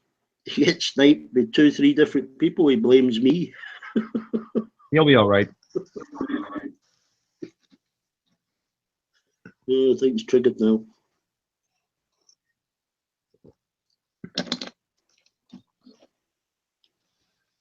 Who was he singing to, Al? Was he singing to Al? I don't know. Huh?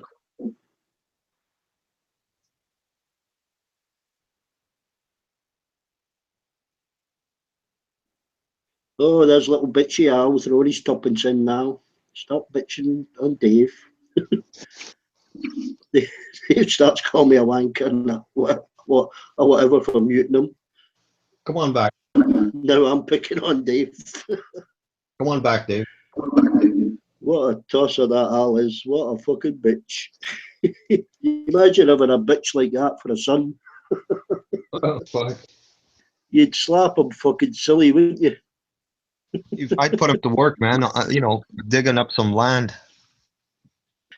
Oh, man. If I saw my son bitch like that little prick on a stream, especially to women, and what he does, what he's trying to do to roads and stuff, and sending the pictures of his cock and stuff, senseless.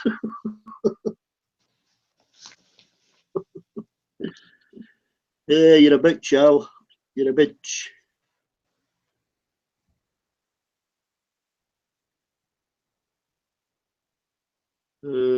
What up to fucking men, eh? It's like they've got half female genes nowadays, you know.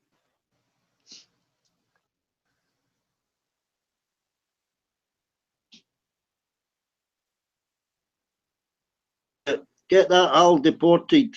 Fucking hell, you don't want to mix the genes in with your population, for fuck's sake.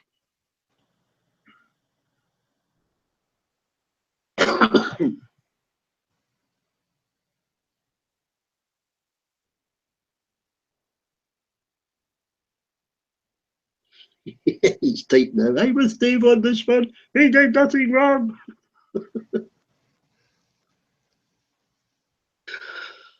Oh, a bitch.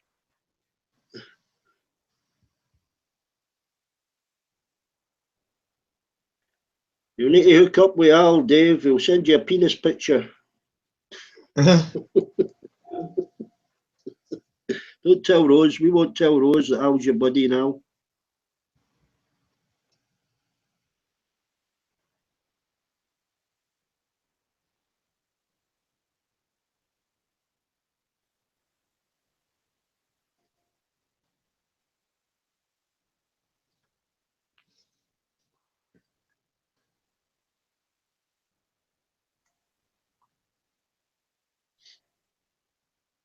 What happened with Dave? Dave got muted? Yeah. Dave got muted when he was saying? Yeah, Amanda muted him. Well, it's Armando's stream. Yeah. But they don't seem to realise. They can fuck off on another stream. That's the bottom line. You mute me, I'll just jump onto the Hangout text. Pictures with Ray. Pick on me, D-Beck, I dare you. Fucking hell. Get in here, you fucking little prick. Oh, I can't stand these bitch boys. They end up shutting that text stream down.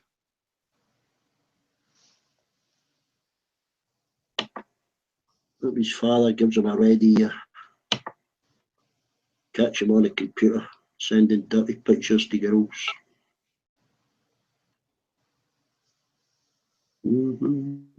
Oops, what's happened there? A little bit of lag. Show and broadcast. Pling. What's new, pussycat? Whoa, whoa, whoa. Tom Jones. Yeah. Yeah, I used to watch him on a Sunday night. Used to take off his tie and fling it to the girls, and they'd all fling their knickers back at him. Oh yeah.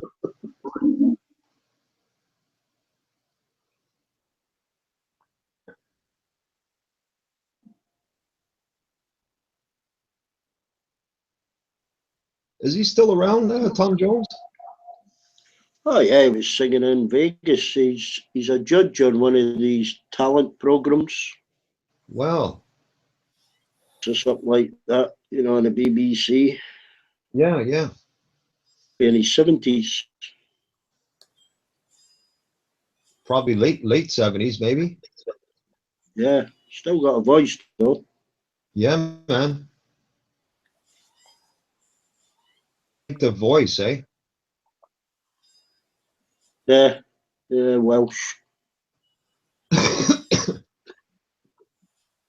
My favorite singer, would be Robert Plant from Zeppelin.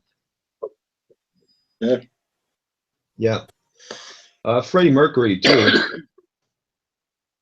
From Queen, Freddie Mercury and Robert Plant. Yeah, Freddie Mercury was all right. I like anybody that can do the female singers that can do the 3 octaves, you know. Yeah. There's one, Celine Dion. Yeah, Mariah Carey too. Yeah, that's a bit young for my thing. I haven't heard Right. too much.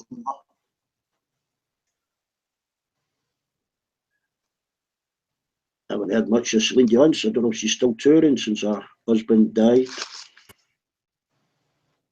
Well, she had all those dates that she was doing in Vegas. Yeah, I think she's taken a bit of a break lately.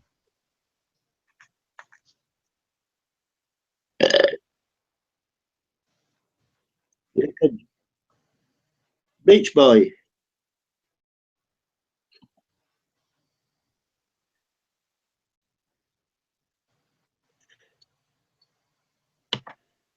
Didn't bring any. No, she can't fucking unmute herself, you dickhead. It's me that has to unhide you.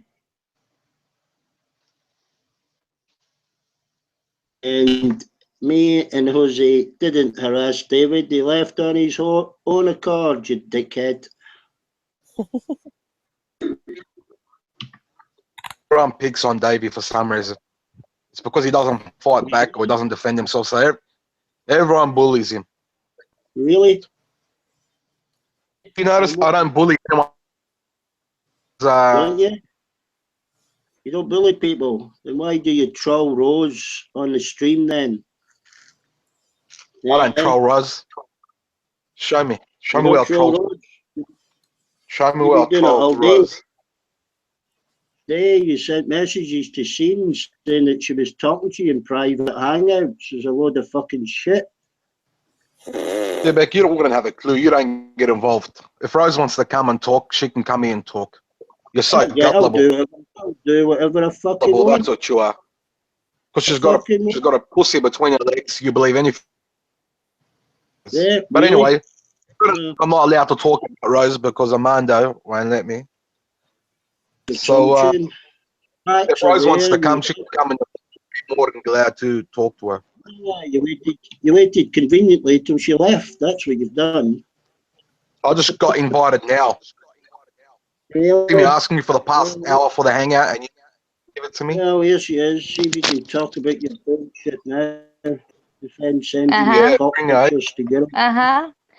So, Al, first of all, you posted your dick pics in a public hangout. It wasn't directly to me. In fact, you give out to Anders for taking the picture of your dick pics, and you give off to him. Okay? let's get back to the point. Forget about the dick pics. All right, let's get back to where this started from. Forget about the dick pics. I'm still mentally torn by those dick pics, Jesus. You love it, Rose. Troy got I can hear it in your voice. You love it, Rose. I love it, do I, Al? Jesus Christ, I have never seen anything so diseased looking in all my life. Seriously, I showed my colleagues at work and they all laughed their head off. They actually all laughed. They were like, what the fuck is wrong with that? That looks diseased. And I was like, doesn't it? Isn't it really ugly? I felt a bit sorry for him. So, well, you gave us a good laugh on our coffee break anyway, so thanks, Al. It was worth it. How much did you fap over it, Rose? Fap, I don't have a dick. You love it. Yeah. Let me know. Seriously. Just give me a call. And the Zoom feature was absolutely exquisite. Yeah. I've never seen a dick pic before with Zoom. Wowzers. Zoom, yeah. You could have picked a better one out. You should have picked somebody else's. Oh dear. Oh, poor Al. Getting bullied. Oh, by two old farts. Oh. Poor boy. Who's boy? Can you call that bullying? Mm-hmm. Yeah, because we're just two bullies, you know. Poor you. You're just so innocent, and you never bullied anybody in your life, didn't you? Not. It's the way God gave you. That's bullying. He comes and he's all over, laugh at him at his expense, and I'm over it. Well, sure, if you don't like it, leave, Al. You know, make a protest, leave. I was here first, you leave. I was here first. I was here an hour ago. I was here a year ago. An hour ago? Clean the wax out of your ears, boy. I was here 1 hour ago. I was here 6 months ago. Yeah, 60 years ago.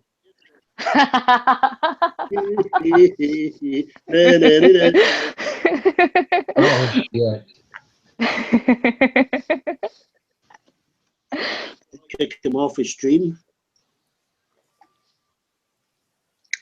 Who's going to kick me off? Huh? Did Troy and Adam kick you off their stream? You know, the little homo club. Troy and Adam, I was never friends with them. Back, you're so confused. Yeah, because Troy sent the police. Troy sent the police to your house. Yeah, did you not send a dick pic to a minor? Yeah, Troy sent the police to his house.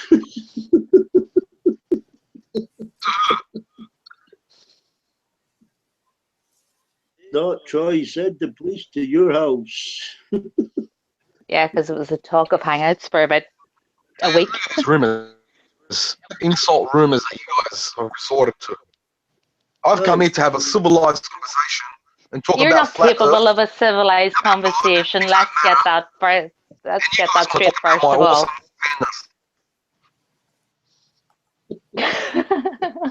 I came here for a civilized conversation. A dingo ate my baby. Oh. That's not a knife. This is a knife.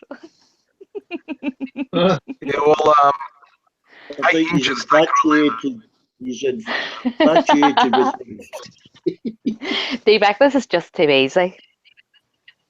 It's like taking candy from a baby. Go easy I can't on him, help Rose. it. Well, I'll try, D-back. I'll try. He's only a boy. Yeah, go easy on me, Rose. Send me something. That's only fair. Yeah. That's pictures, Al. I've got some on my laptop. I've got my bum waxed, Al. If you'd like a couple of bum shots. D-back, I would rather look at your freshly waxed buttocks than his pimple dick. Yeah. Wish. No, I'm actually being fucking serious. I know you're not. No, I actually am, because your butthole has been read so many times in prison. You were the cell block bitch boy, so I would rather see D-back's star, which has never been bust open. Yeah. This is like a broken fucking cat flap. You think, Rose, you think you can handle it? Like my... You're being a Handle it? I fucking wouldn't pervert. touch it with a barge pole, to be honest with you. What about a pair of antiseptic gloves? No, You'll D-back, not touch even with the barge pole, antiseptic gloves, and a suit. No. No. No. Some kind of alopecia you've got of the penis, Al? Well, you don't really want. it. You don't really want to go to England now, do you? It's too cold. Hey, Susan. Yes, Susan, the weather Ain't is got quite... so much Rose wants it bad. Pardon? Al, did you just say I wanted it bad? Yes, that's If I see correct. that coming at me, I would climb out the window. And that is no word of a lie. I think he's masturbating to what you're saying. Probably, D-back. Probably. Holy fuck. You mean to tell me you like it? Yeah, he's definitely getting a kick out of your answers, Rose. Oh yeah, so Al, what about these nude pictures that you have of me and black dress pictures and all these pictures that you talk about but you yes. don't actually have? Yes. Yes, I don't have any of your nudes, obviously, but I got all your other Instagram pics. Most of them, I saved most. So basically, you got pictures of landscapes then, right? Pictures of you. No, friends, no, because the landscapes. only thing that I had on Instagram was landscapes. Wrong. Protected stock. to be Because clear. I'm into Wrong. photography. Yes, the only thing I had on Instagram was landscapes. I had pictures of Bahrain. I had pictures of a road trip across the USA. I had pictures of Israel, pictures of Scotland, You had a lot of selfies. Thailand. Hey, Rose, how long has it been stalking you now? I would say probably about, I don't know, probably about a month. Oh, a month? Is that all? I thought it was Who, like... me? Yeah, The other way around. It's the other way around. absolutely Rose has been not. stalking me. Poor lad. God love him. On the stream, she's on my large penis. Like, she won't get off it. Your large Yeah, penis okay. with the zoom lens. Right, okay. Full flatter. No spotted dick. You know, it's all in the angle, Al. Everybody's seen the spotted Angle, dick. yeah, Al. yeah. For the hangouts, if you like. Al. It's a spotted dick, mate. It's a spotted dick. Even had to fucking squeeze it to make it look bigger. Fucking hell. That's what Neil said at work. Neil was like, "Is he actually squeezing that to make it look bigger?" And I was like, "That's what I said." See, that's happens. Jealousy. That's jealous. Oh, I swear, you made our coffee break the funniest coffee break ever. I swear to God, people were like, I don't want to eat a croissant now because I just seen that dick and it's like, bleh. I just hope you could tell you. Oh, seriously, D-back, like we were laughing and laughing. I promise you, it was the biggest laugh ever. I think if it was mine, I would have tied a brick around it, you know, tied it onto a brick, just let it dangle for a few weeks. You can stretch it a little bit. You guys, Oh my God, D-back, that's hilarious. you guys can't. Oh my God. Oh, I trusted Rose when I sent And he's so insulted, and he's trying to brag about it. Like, if you had that, you wouldn't brag. And he's like, "Oh, do you want to see my dick pic?" No, Al, that's the you're thing. okay. What surprises me? What surprises me, Rose? and you went shut everyone, Rose. Why the fuck would he admit? Why would he admit that was his? I would say that ain't mine. Fucking hell, that ain't mine. Exactly, D-back. Good evening, Hassan. Hello. Here's not evening. Here is 51. He's a doctor. Hassan's going to be a Yeah. doctor. Al. He could tell. Here, the very boy. Can you examine this dick pic and see if it's diseased or not? Yeah. Not from here. And I don't, Come I on, don't have the take one for the knowledge, team. Take one for the team. Come on, from a Yeah, professional quick- mind. From a professional mind. You Check don't to have see to this dick squeeze. pic. You don't have to You squeeze don't have to his touch balls. it. You don't have to touch it. It's a work of art. Post it, go and post it on It's a work of art. Take one for the team. Yeah. Like Al always does.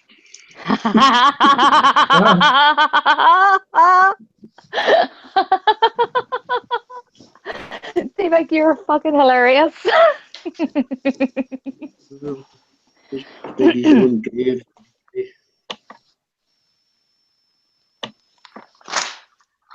But seriously, Al, you'd be okay if you just never said anything. Raisin having a look. That's not a work of art. That is grotesque.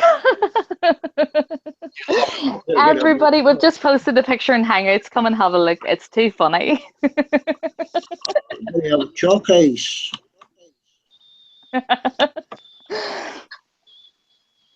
I'll do the wine gum now. You see, I can hold A it wine with gum? 2 hands. Hang on, can hold T-Back. Are you seriously going to eat something after you sing that? I am still mentally traumatized. I'm like, I would climb out the window if that was coming near me. I swear to God, I would run a mile. Is that because he can't handle it? It's I just feel so sorry for him, you know.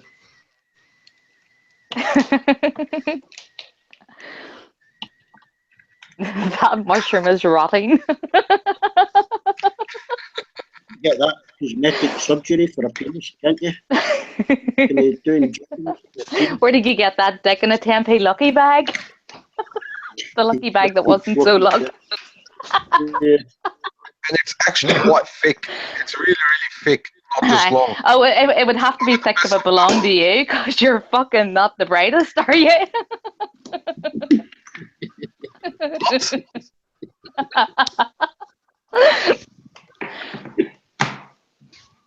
Don't better put go. Look at nice kick I came here to have a civilized conversation. You're not capable of a civilized conversation. Pipe down. Rose and T-Mac want to come here and talk about penises. Well, you're the one that posts your dick all over the internet and then don't expect any backlash. And then lie and say you sent me that directly. How fucking dumb are you? How dare you, Rose? I sent that to you in private. You did not. You said, Anders, fuck off. You saved my dick pic. So how did Anders save your dick pic if it wasn't in a public chat? You sent it to a chat where there was like 100 people and you were all proud of yourself.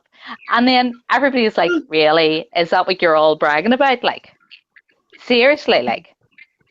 I was on NASA Space Live cam, and that's where I got the dick pic from.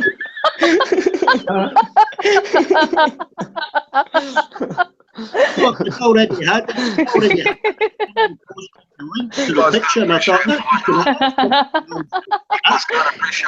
Do you know what? It's actually put me off mushrooms. What mushroom? And I love mushroom soup, and I'm just like, you see now, mushroom soup, garlic mushrooms, anything to do with mushrooms, I'm like, bleh. You love it, right?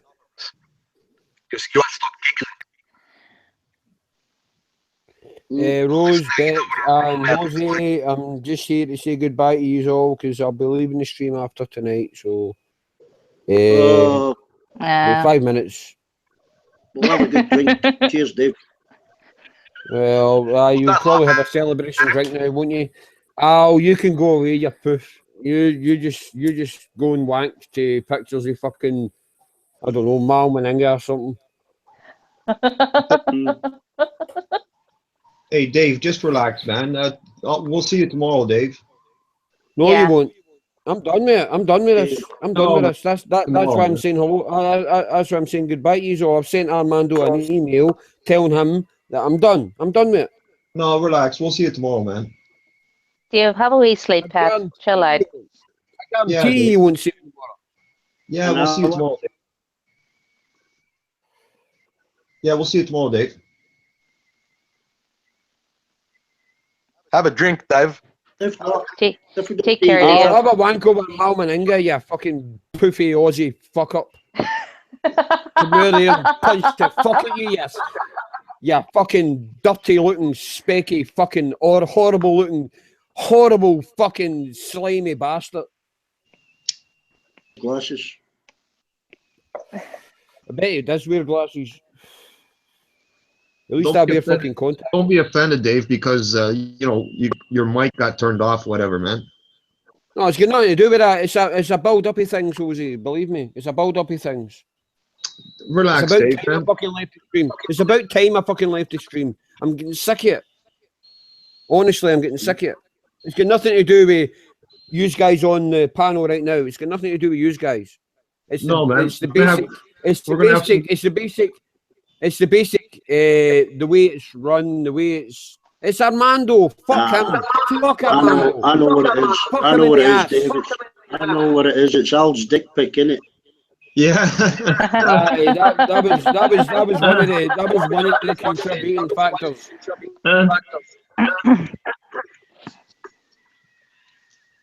Fuck Armando. Fuck the stream. I'm off. Relax, Dave. Dave, we'll see you tomorrow. Take care. Yeah, man. Dave, let No, me you send won't. you some Rosie. pics. Make you happy. Oh, there's a Christmas card. Speak Dave. English, Al. Speak English, Al. I know you're capable of it, Bruce. It's not the same without you, Dave. Aye, I know. I've heard that before. Oh, we might get a better singer. Aye, you need to do some auditions then, Beck. Good night, folks. See you later, Dave. See you, Dave.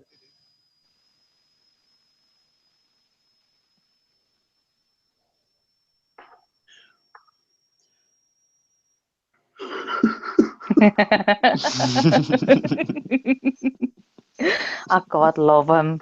The traitor. Yeah. He's just upset. That's Yeah, I think who's been bullying him? yeah, he's pissed off.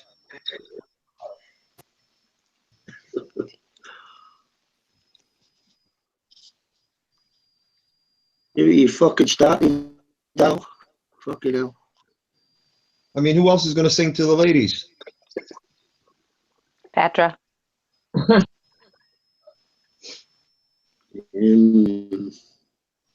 Speaking of which, I wonder where she is. I don't know. She might have went over to her mum and dad's if she's had a bit of smoke or whatever. Yeah, it's Sunday night roast or something, dinner. Oh yeah, she has a dinner, Sunday dinner at her mum and dad's. Yeah. Yeah, she took her brother. She took her brother to the pub the other night to play his song in the pub. Adam. Yeah, Adam. Yeah. She looked like she was mothering him, didn't she, Ozzy? Yeah, that was pretty cool, man. You can tell she loves her brother, man.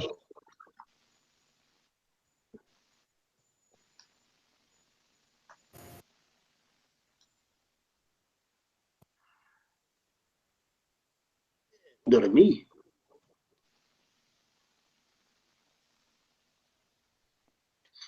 Well, you're 68, D-Beck, so how old is he? I'm 68, am I? Oh, can you pass my birth certificate back to me, Al? But don't send a picture.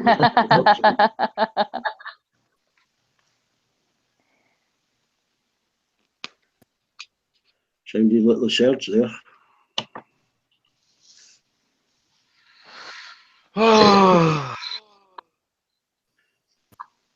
Okay, you're not with Serge. The Serge would send another guy a dick pic.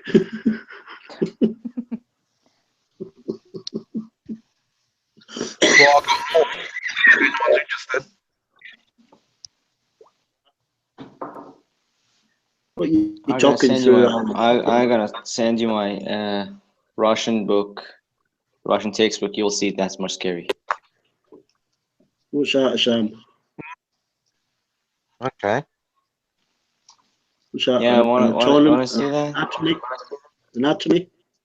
No, man, it's Russian. Somebody in the stream wrote up, no more dick pic talk. Yeah. Yeah, thank God. No, they're asking have we finished. I think they want more. Oh fuck. You can blame Rose and D-Bag for that dick pic talk. Don't blame me. No, you sent that of your own accord. It is all your fault. This is your backlash. You deal with it. I don't send dick pics out. Maybe you should start D-Bag. Instead of Christmas cards, send dick pics. Use that one, that's for sure. Fucking sure. Return to sender. I mean, if you Google dick pics and that came up, you just get past it, wouldn't you? You go, oh, fuck that one. Not having that one.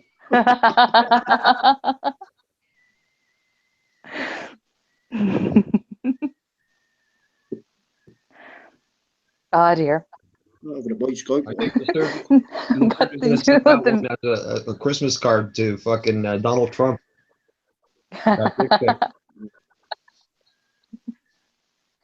I think if Donald Trump got a pussy or something, he'd probably love it.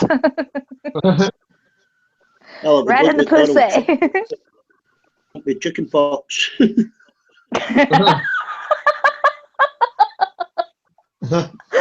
Oh dear. D-Bag, I swear. You cracked my resting bitch face.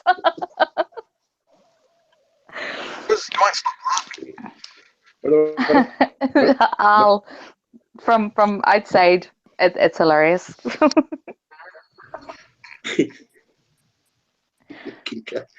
Try to work out what I'm saying. You'll be using voice translate. I'm the only one here that speaks the Queen's English. Repeat. Speak the Queen's English, right? Fucking English.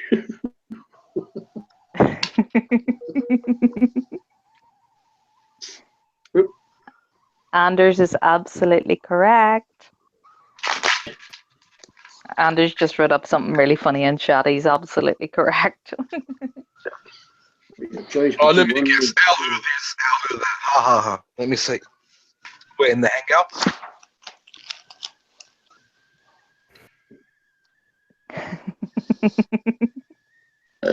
Yeah. Call that. It's more like a cucumber. Giant one.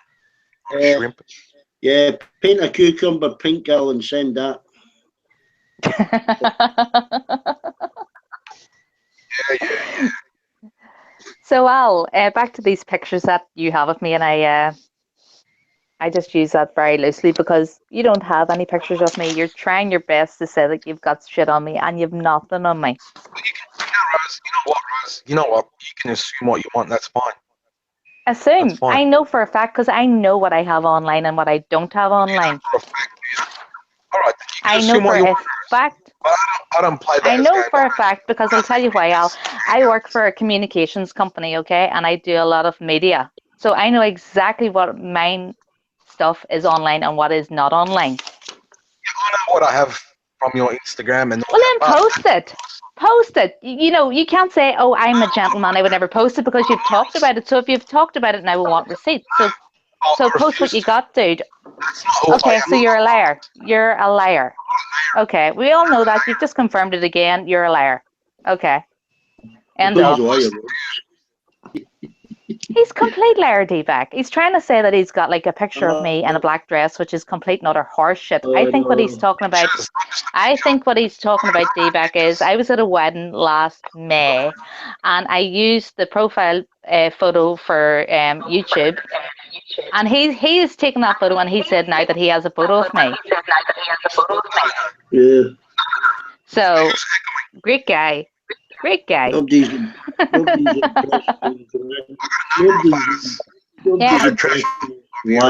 you were never sent them. You were never sent them. If you have any photographs of me, you've taken them off my G+. So yeah, that's what Adam and Troy do.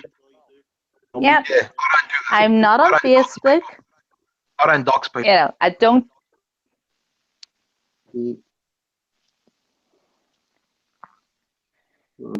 So anyway, D-Bag, I just think it's very funny that he can talk about these pictures, but he won't post them.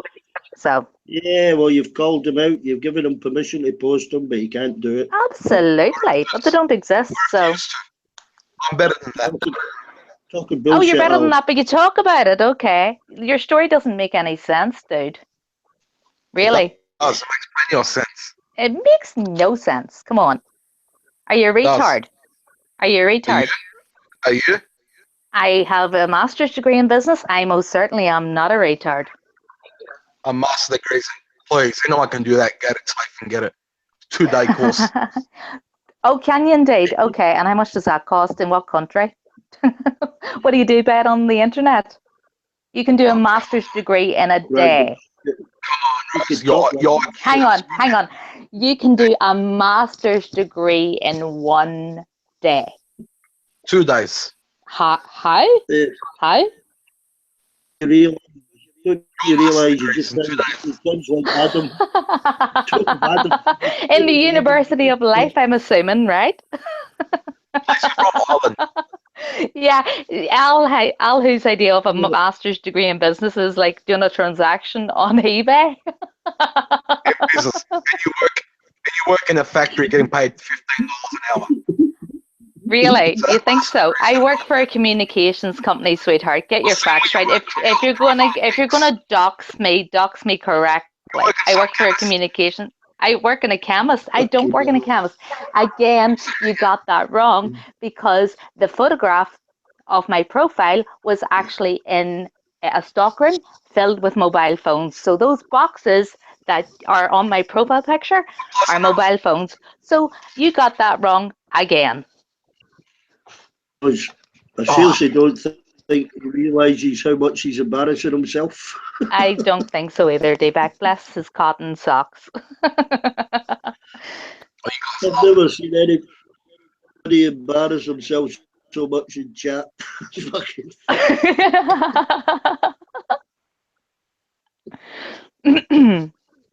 Anything else, Rose? No, just come up with Anything some other else? random You're just a fucking idiot, but apart from that, no. Oh, well. Rose, you miserable old lady. Well, I'm 37, so I am nearly middle-aged. Yes, that is correct. I can embrace that. I can accept that. But at least I'm not like you in your 20s, bald. You've got a dad bod. You've got raccoon eyes. You're fat. You're ugly. And not only that, but you haven't even got a decent personality. So, Al, you've been in jail for 2 years. Life's going real well. Life's going really well for you, son. That's rich coming from you. You're fat with... You look like a donkey. I look like a donkey. Hang on here. Everybody in chat here has seen my photographs and has seen me, okay? You, on the other hand... I can turn my camera on right now. I'm quite comfortable in turning on my camera right now. I've live streamed with camera on. You can ask Amanda about that on numerous occasions. I got no problem with that. You're dick to try. So what's your point? Spotty dick. You know, I could see through it if he even had like a really decent personality to back up for everything else that he lacks in life, but he doesn't even have a decent personality. He's a shithead. He's horrible. He's disgusting. He's no looks. He's no personality. He's no career. He's no prospects in life. He's a loser. Oh, yeah, she's hurting. Random abuse. You know, a master's degree in 2 days. Wowzers. It just goes to show what big of a dickhead you really are. You work in a factory. You maybe. I don't work in a factory. I'll tell you what, Al. I'll tell you what I'll do. I'll tell you what I'll do, right? I'm working tomorrow. I will email Armando Vargas from my work email, which is the company I work for. So it's my name at the company I work for.com. Okay? I don't work in a factory. I do not work in a factory. I never said I work. D-Back knows where I work because I offered to help D-Back. I offered to help D-Back with his. I don't work in a factory. I never worked in a factory in my life. I've never worked in a factory in my life. I manage my dad's business and I work for a communications company. Get over it. Get over it. You're like those Indians that pick up the phone. Hello, may I help you? That's even worse. I work for a telecommunications company. I have a master's degree, and I answer the phone going, "How can I help you?" A master's degree I haven't used. Al, you have the brain power of a fucking 4-year-old. My 4-year-old niece is more intelligent than you are. 16-year-old and a 17-year-old. Pardon? Are you a grandma yet? Pardon? I said my 4-year-old niece. I don't have any children, Al. You probably got shit, Al. You've been married, divorced twice. Well, it looks like your disease stick isn't fit for purpose, so why don't you just chop it off and do everybody a favour? Feed it to the dingoes. Oh, even they'd probably turn their nose up at it. Oh, dear. Al, who? I feel sorry for you, pet. I really do feel sorry for you. You're worse than pathetic. I've never heard anybody come up so much random D-back, shit. isn't it actually sad? Isn't it actually sad? Shit, he's really embarrassing himself. Like, totally. And the creator doesn't even understand that he's making a holy show of himself. You look for the internet. Seriously. Seriously, like, I feel so sorry for that wee dude. Bless his cotton socks. Like, I can understand, like, you know, not having a life, being locked up in jail for a couple of years. Like, life isn't going too well. But just because his life's in the toilet doesn't mean to say everybody else's is. Just saying, like, Al, you know. Failure. Where did the master degrees come in there? You don't need a master degree to pick up the phone, Rose. It's okay, Rose. Pardon me? Pardon me. You're the one that's spamming saying that you have pictures of me, which you don't. You're the one that's saying you sent me dick pics directly, which you didn't. You're the one that comes out with all this lies. You were trying to make out that me and you were having some sort of special relationship behind Andrew's back, which was never bloody true. What else? You are trying to say that I work in a factory. You're trying to say that what else? I don't know. I'm just amazed that you just spew the amount of bullshit that you spew. It's amazing. It's absolutely amazing. I wonder what's going to happen next. Next thing you'll be saying I'm a nun.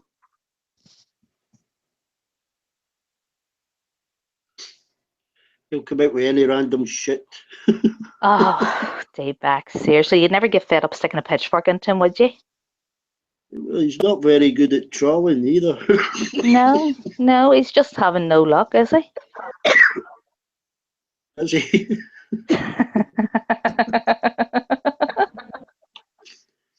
Oh my God, he just ran up winning. What are you winning? You're not even winning at life, pet. What's Sean doing? You're unhidden, Sean. You need to unmic yourself. Hi, hon. Dave sniped Al. Oh, did I? Oh. Hi, sweetheart. How's it going? For more embarrassment. This shit's funny as fuck. Al's being saved by Dave. He is like a stalker. Yeah, he is, yeah. It's a bit pathetic to watch on a text stream. He's like, fucking hell. Winning? Like, what is he winning? He's not even winning at life. I mean, if he said something funny, there you go, you got a master's degree in picking up phone calls. I mean, is that the limit of his imagination? Well, he's limited in many ways. Limited in his ability to take a good, decent dick pic. Yeah, it was a weird angle, wasn't it? I mean, oh Jesus, Dayback, seriously. I'm not lying to you. I showed everybody at work. I was like, guys, I want to show you something. Like, I want your honest opinion. And they're like, Rose, seriously, what monstrosity are you going to show us? And I says, listen, you know the way I do YouTube chat and everything? Well, one of the guys like posted this picture and he was so proud of it. And they were all like, what is it? And I says, it's a picture of a penis. Please don't judge me. And they were like, okay, we'll take one for the team. So I passed around my phone and everybody was like, it looks diseased. And I was like, thank you. And then Neil says, why is he squeezing it? Why is he trying to squeeze it? Is he trying to get more blood inside it to make it look bigger? Yeah, you should have used some mirrors. Swear to God, the crack in work was hilarious looking at that bloody dick pic. Yeah. Everybody thought they'd seen everything before, but that was just taking it to a whole other level. I thought I'll save this and post it back on the Hangout, and then I thought I won't save it because if my fucking granddaughter sees this in my files. I know, D-Beck. Oh my goodness, I know. You have to be careful, like, don't you? Well, I was saving them fat pictures, you know, to send Ray on the Hangout when we swap them fat people pictures. And a boyfriend seen those, and he nudged me. He was, "What are these?" I says, "Oh, it's just a joke." He went, "Oh yeah." Oh, fucking hell. You know, them capes that were a dick and stuff. And I'm thinking, and I couldn't explain it to him. He's only a young lad, you know. And I thought, Yeah. what's going through his fucking mind when he sees me saving those pictures?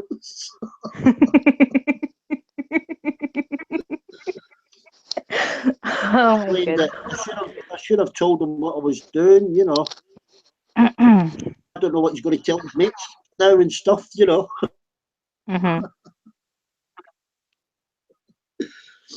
He's going to say that our fucking granddad's got pictures of fat women. They're going to think you have a fetish, back. Yeah, and cakes with a dick on, made out, you know, shape of a dick, you know. Explain him what, show him what to do, you know, on that Hangout. Yeah. Ray'll have to back me up. I'll send a message to Ray. Hey, Ray, this is what we do. Send these pictures as a joke. Yeah, and he'll probably go, no, what are you talking about?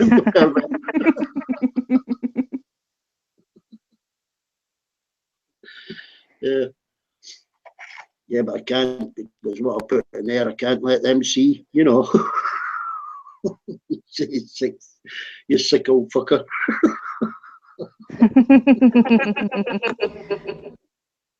Wants to come back. I think you've embarrassed yourself enough, Al. The quote of the day was, I can do a BMA in 2 days. Well, I mean, honestly, I thought you were quite gentle with him there. I felt sorry for him. Oh, dear D-Back, I don't know. I must be having a rough day. The redhead wasn't coming out in me. No, it wasn't. No, I've heard you lose your temper. You were quite calm with him, only because he was digging his own grave. It's like digging a hole, climbing a rope, digging a hole, climbing a rope.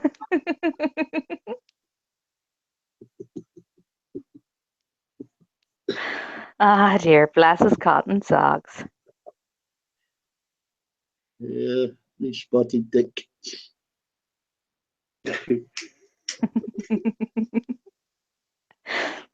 Oh dear. Do you know what? I've actually got sore sides from laughing. Laughing at what he was trying, you know, when he comes out with that shit, and you think, fucking Oh my hell, God, pal, D-Beck, he's on the stream now saying I'm a hoe. I'm an internet hoe. Do you know, I have to tell you a story, right? Back about, I think it was about September time, Al Who was like, you know, I think he was trolling somebody at the time, and I messaged him and said, ha ha ha, that's really funny. Because I thought he was being funny, right? And then, oh no, it must have actually been earlier because it was that wedding photograph. Do you remember the wedding photograph that I took the selfie? I had changed it, and he messaged me and he says, Rose, you look sexy as fuck. And I went, all right, thanks, Al. And he says, do you want a dick pic?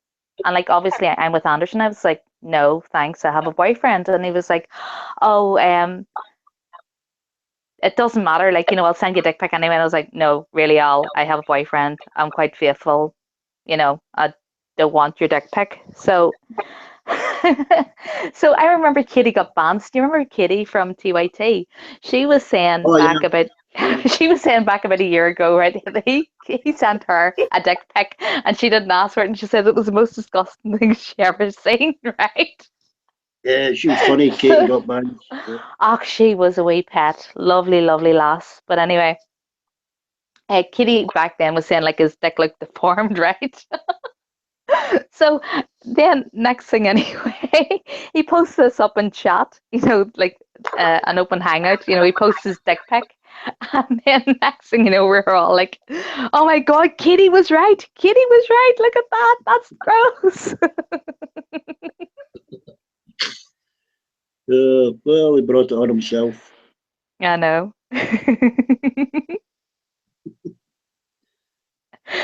Ah, dear. It'll never get old. Fucking hell. 20 past bloody one. So yeah, back to him calling me a hoe. He's been trying to put a wedge between me and Anders and saying like I'm an internet hoe, that I'm talking to other people behind his back. Oh, and the best laugh, right, D-back. He's trying to say that me and Nick Buha are having a thing behind Anders' back. Now, Nick Buha has a girlfriend. He's been with her from July. He's loving life. I was talking to Nick back about maybe 3 or 4 weeks ago. Um, Nick and I have always been friendly from like we broke up and stuff. And basically, anyway, Nick's moved on with his life. I've moved on with mine, but Al's trying to twist it round and saying that I'm like texting Nick behind his back, which is really bizarre.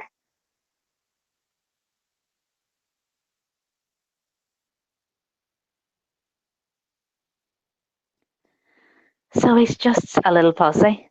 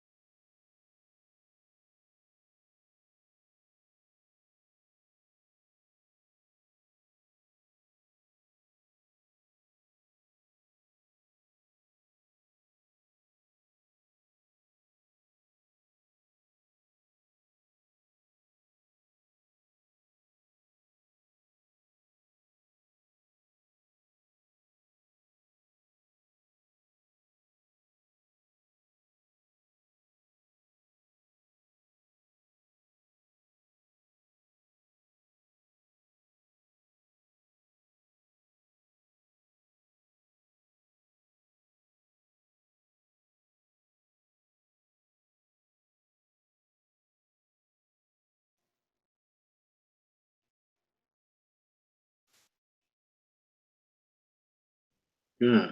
I lost connection. I don't know why.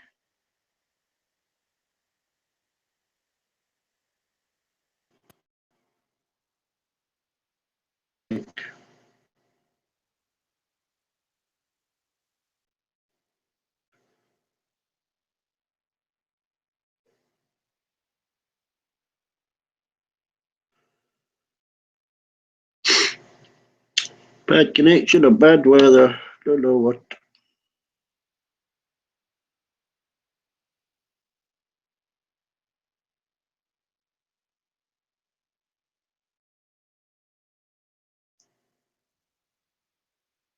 Huh? The hangout argument changed to the hangout, is it?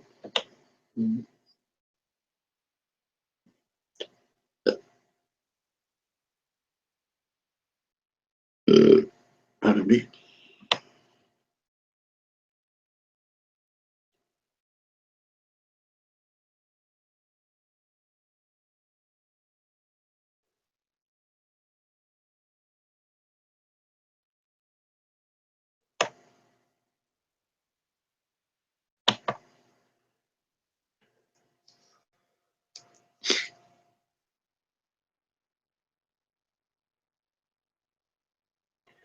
On hangouts.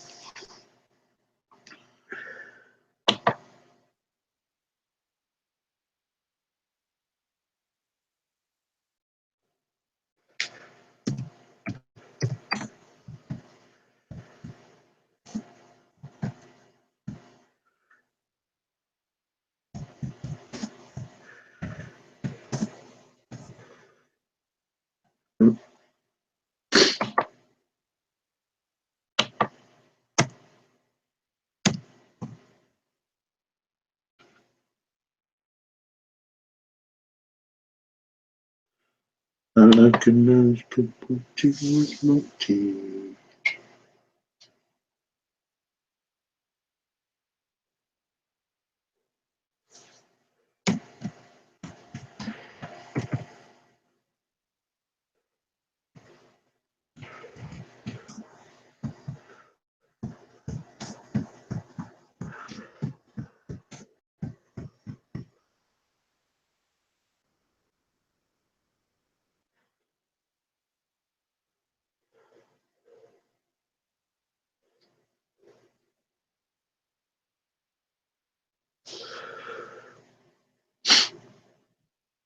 Yeah.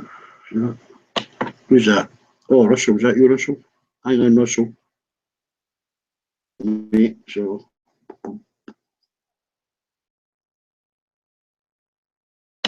Here we go. There you be. Hey, to you though, man. Jumping between Hangout and Text Stream, Russell. When they're both up, I can't see this. You know, the pictures of who's joining. What was that? It Trick. happened a few. Yeah. What happened a few minutes ago when it all shut down and everybody went, and then you came back by yourself? I don't know what that was. Maybe a glitch on the Mando's system. Had to log out, log back in again. It just froze up, you know.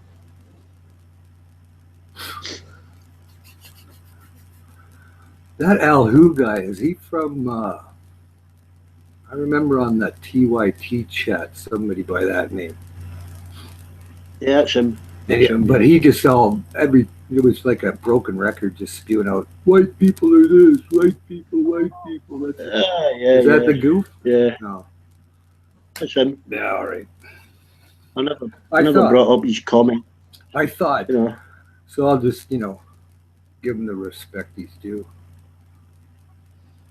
Yeah, I never brought up his comments about my Chinese mail order bride. I think he said she ain't Chinese and she was born in Scotland, but he just types random shit, for effect, or thinks he gets an effect, Aye. Fishy. Chinese mail order brides. I haven't heard of them. Eastern No, I haven't. European. Well, he's not that bright, you know. I mean, a lot of Eastern European and Russian, wouldn't Yeah. He's not the brightest spark. No. I mean, some trolls are funny. You know, they come out with something funny or original, but Oh yeah. been at it a while now, and he isn't improving. Hey, you can be quite original and get a good laugh. You don't have to sit there and Yeah. swear or call fag or you're this or your mom did that. It's like, what? Yeah, he can troll and be funny, but Yeah. surprised the amount of bitching. He's still bitching about Dave sniping him, you know. Yeah. I never stop bitching. These kids nowadays, it's just, you know, when you listen to the girls call at one another, that's what these young lads seem to do nowadays, you know. I just can't seem to find enough energy to find it so offensive that some fucking drop kick on the other end of the world behind a keyboard, it looks like a clownfish. Says whatever they Yeah. said, you know. Put it in context. They're worms. Yeah. So what, you know? If you saw them in real life, you'd spit at them. Well, really, you know, put it in context. I couldn't give a fuck. Use some wit and I'll go at you. Well, it's like what Serge there, when he cussing out Matt's wife the other night. She wasn't even speaking to him. He was trying to get revenge on her for what she was typing a couple of nights before or whatever. Yeah, I mean, I guess there's a lot of frustrated guys that can't get women, eh? And they just, I don't know. They're probably so angry at all of them because, you know, they're like the mental cases that go out and shoot people. Go, well, I wanted a girl, but none of them liked me. I was such a dropkick. So fuck, I got back at them. It's probably part of that syndrome, you know. They come on here and their alter ego trying to be, oh yeah, I'm a big timer, but they're just warriors. Mass killers. Not being dishonest and sad. I also saw what you type to a man. Don't you do what you do to his son? Yeah.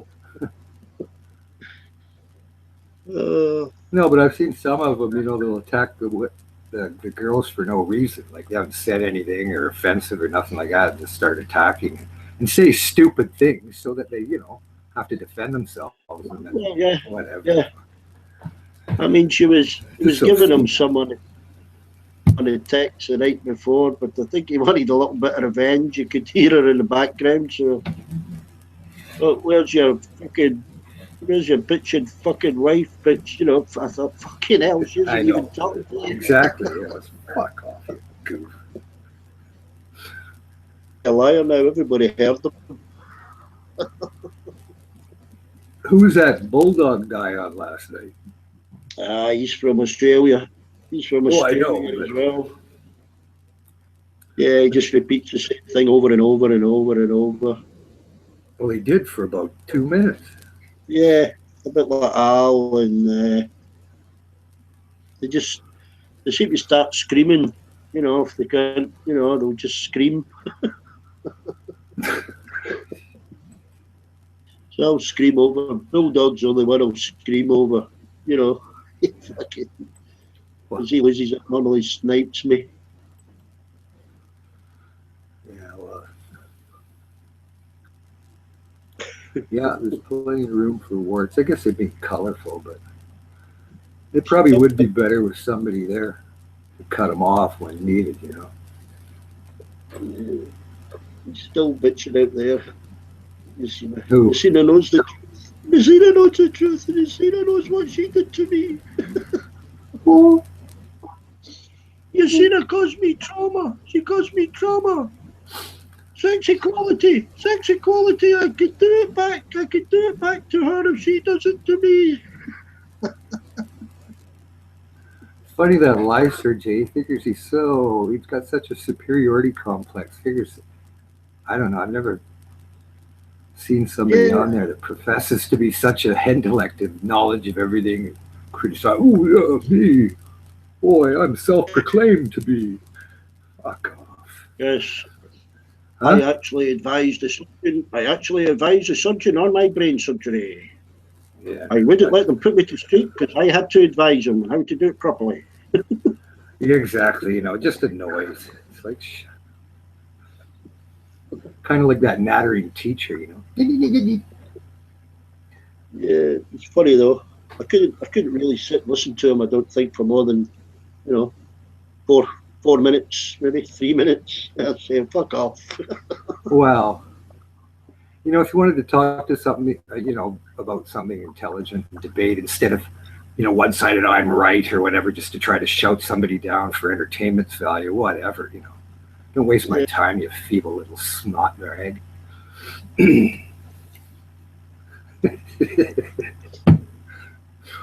Yeah. Anyway, how's things on your side of the Atlantic? It's the same, just as fucking miserable. Same tossers in charge. I don't know who this is, Lucky.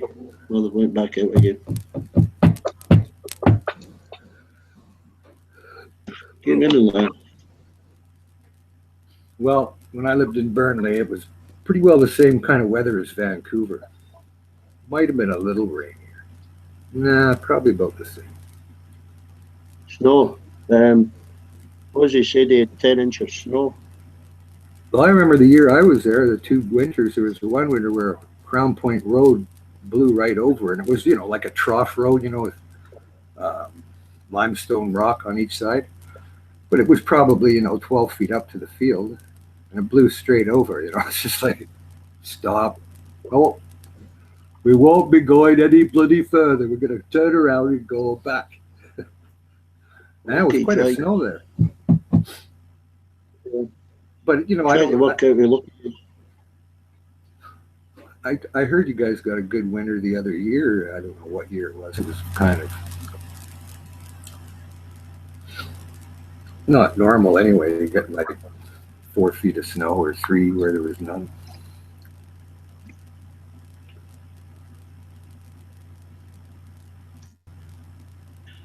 Well, we haven't. There was a couple of flurries of snow, but we haven't really. Hello. Yeah, too warm. Hello, who's this?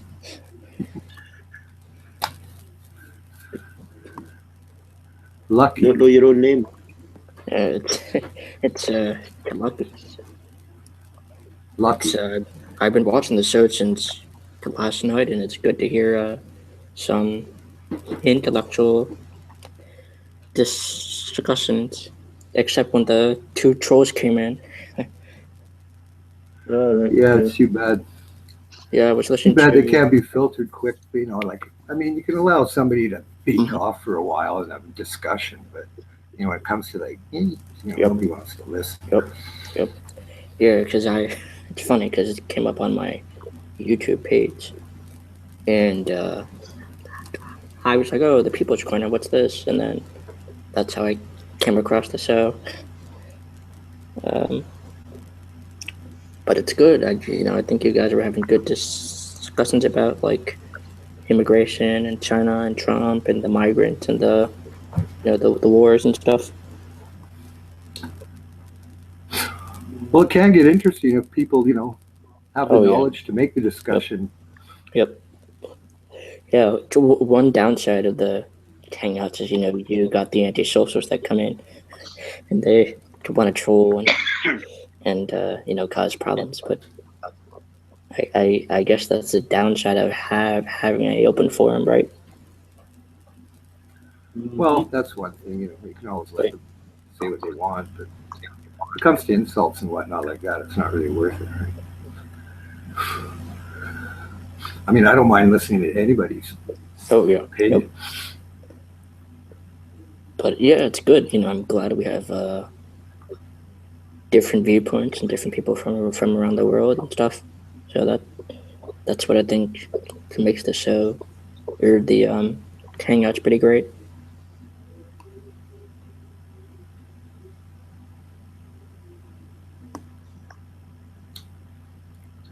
People get killed over in Canada.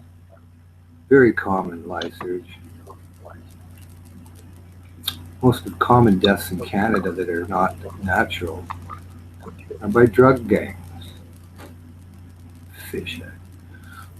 Well, Canada has the motorcycle gangs, right? Canada has the motorcycle gangs.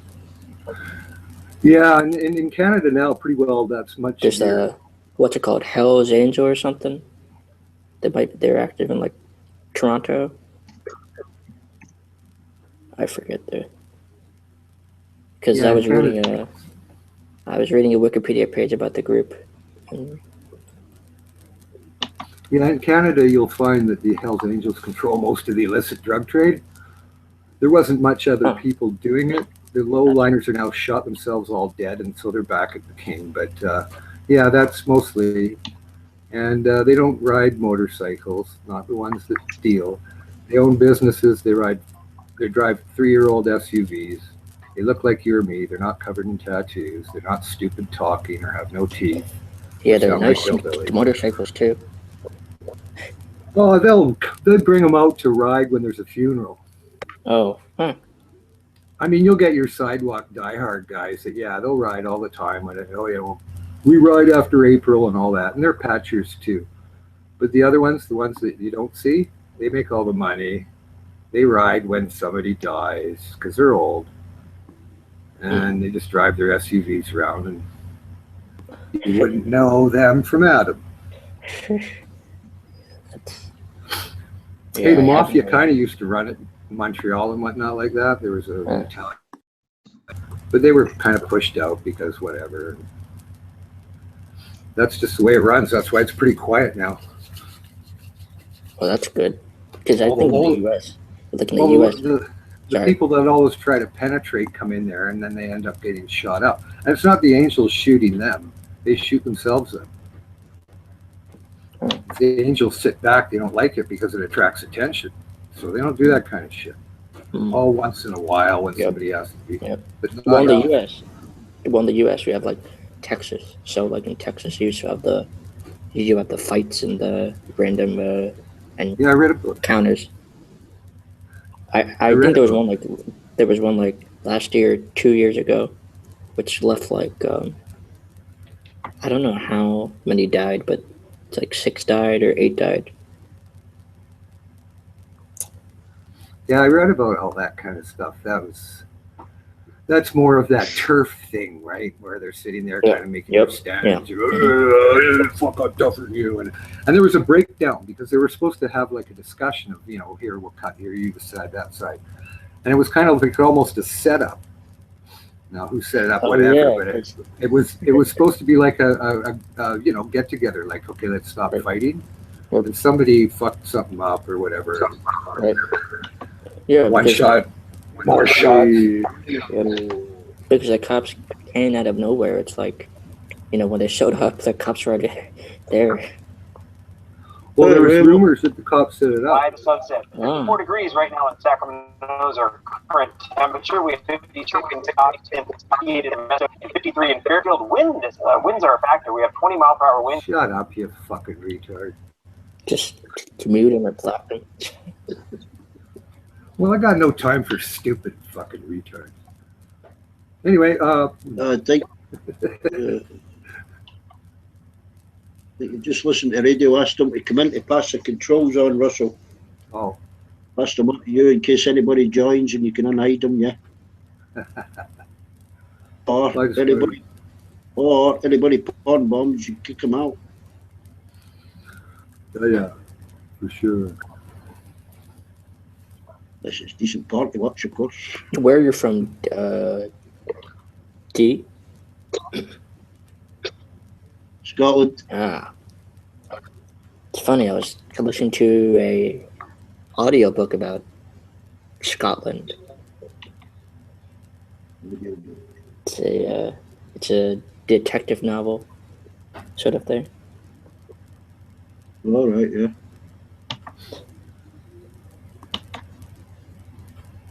James Bond was Scottish.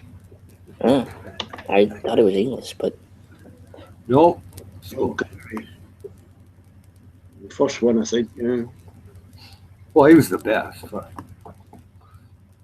Yeah, it was good. And then you have Sean Connery. oh yep. He's really old Good now, job. I think. Sean Connery is like 90 or I don't know, maybe 80. Roger Moore was okay, but he was too limp-wristed. We have Clint Eastwood, but he's not really a spy.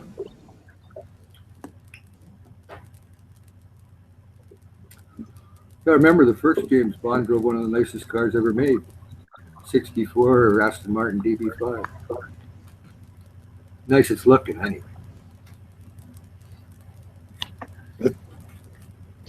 Well, the Oscars are going on now, but I'm not watching. Oh, fucking cares about that. No. Yeah, it's always a popularity contest on those shows. Well, now the big deal in the Oscars is a race thing, right? Like they're not letting. Oh yeah, yep. Not enough Like who cares about diversity. these awards? Yep. Why don't they have another Oscars? You know, for the people that aren't fucking white, and then they don't have to give a white person anything either. You know what they're going to do at the Oscars if anybody makes a political statement too long? If they go on more than 45 seconds, they're going to strike the band up.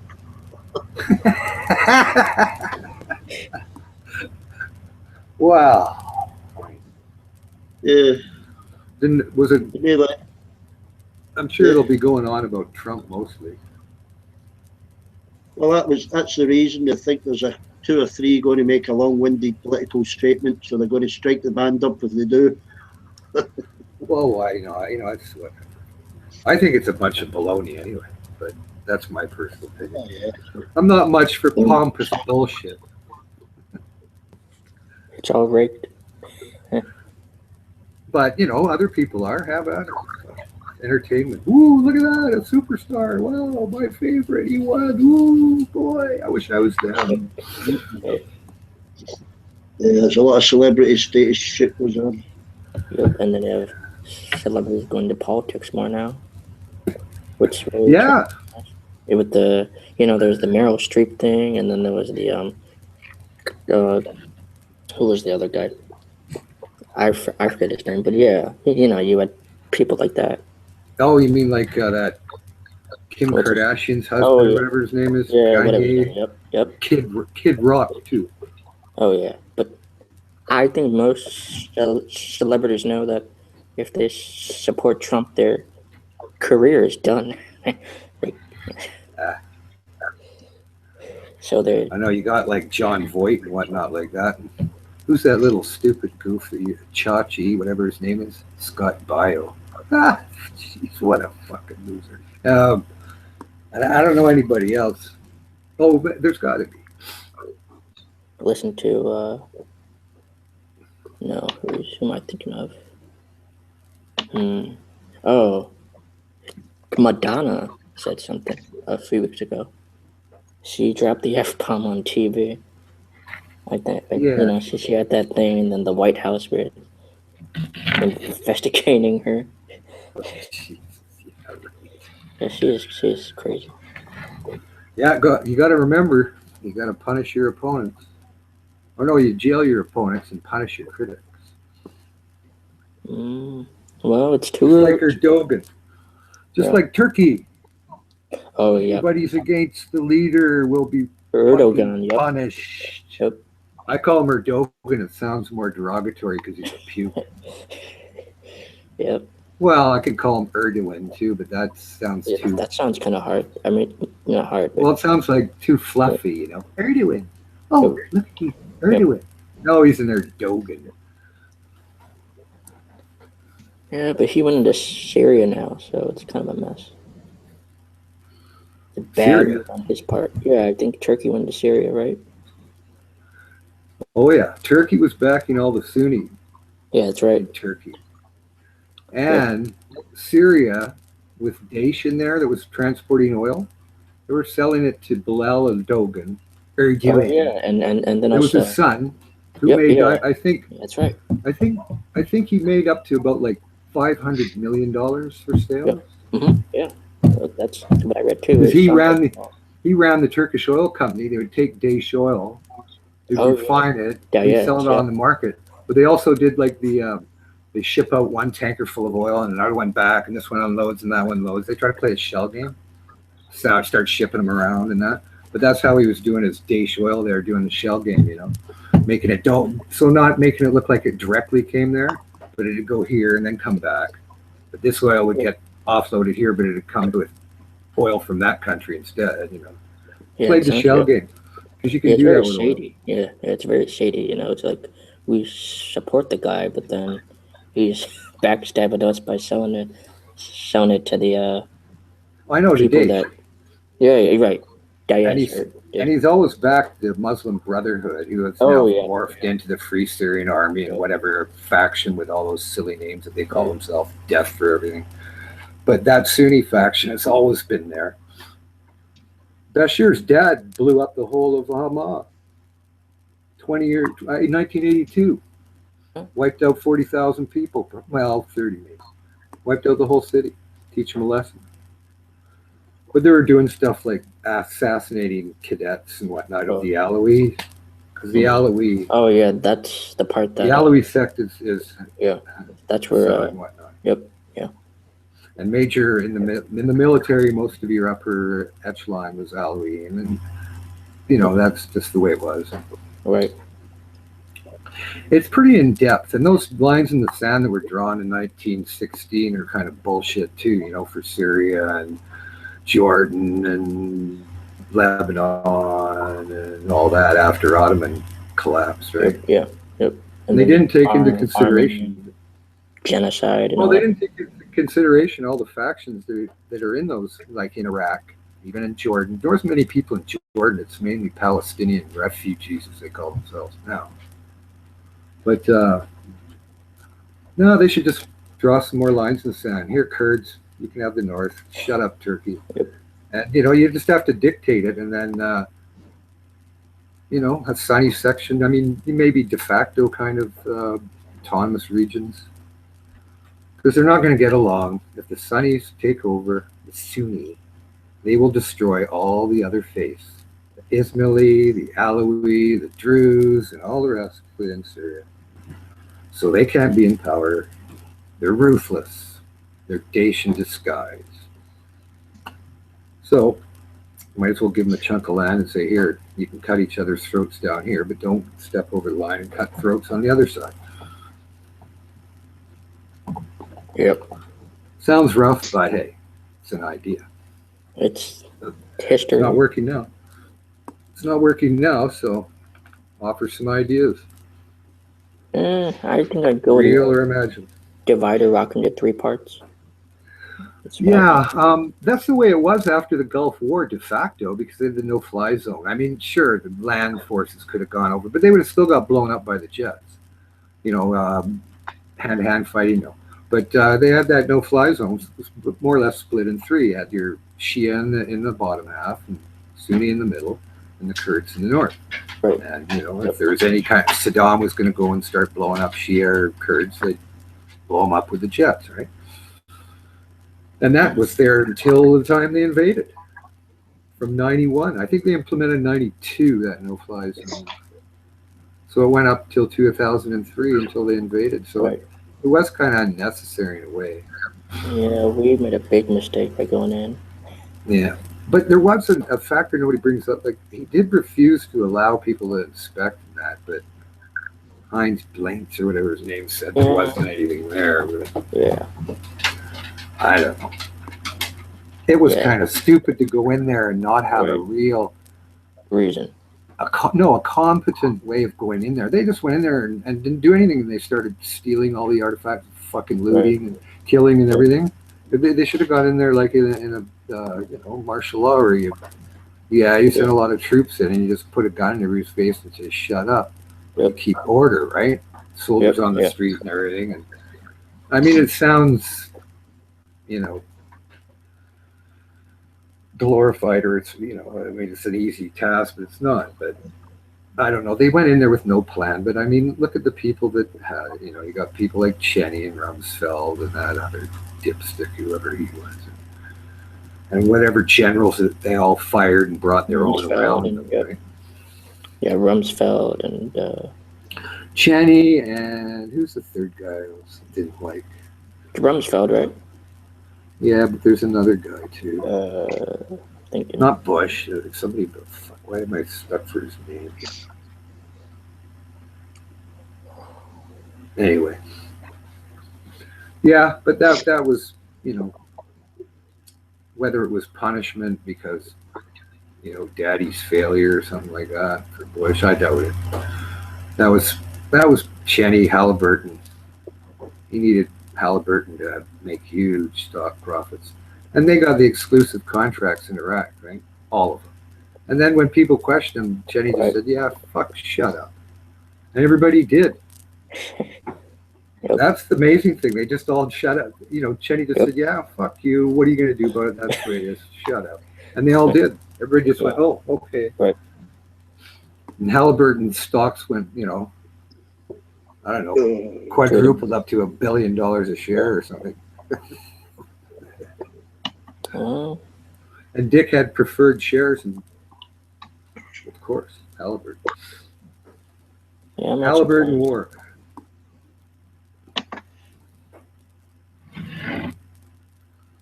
Now, Afghanistan, who knows? They've tried for whatever years to take over that country, and nobody succeeded. Yep. First time was the 80s. First time was the British way back in 1918 or something. They went there and they tried, and they just got outlasted again, you know. I mean, it's hard to have any enthusiasm fighting people in the mountains that are all just rock. There's not even any trees on it. They'll come up and shoot you. I mean, who wants to stay there and fight that? It's like, fuck this, I'm out of here. Yep. Yeah. But I don't know, they keep trying. Yeah, but this one won't succeed either. They'll, you know.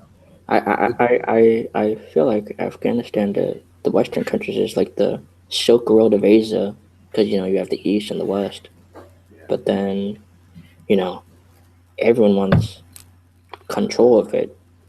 Well, those Pashtuns have lived there forever, and they want, you know, and then that's the just, Hazaras and the Tajiks and the what's the other group? The Persians are there, some Persians, and then but the majority is Pashtun, correct, and that's who controls most of it. Because all those warlords and what's not, even like Hakmatar and whatnot, they're all Pashtun. Yeah, they're just different segments of it, right? Not like brothers Pashtuns, but they are Pashtun. All the way into Pakistan up to Kashmir. Right. And that's been going on forever, those little wars, you know. I mean, as soon as people pull out, then the warlords fight each other. You know that Hekmater, he knew about 9/11 2 months before it happened. Like, he knew something was happening. He tried to warn him, but again, they just, what? No, you don't know. And then he got killed somehow. Who? Gee, I wonder who did that. What's his name? Hekmater. I'll go on here. Was that the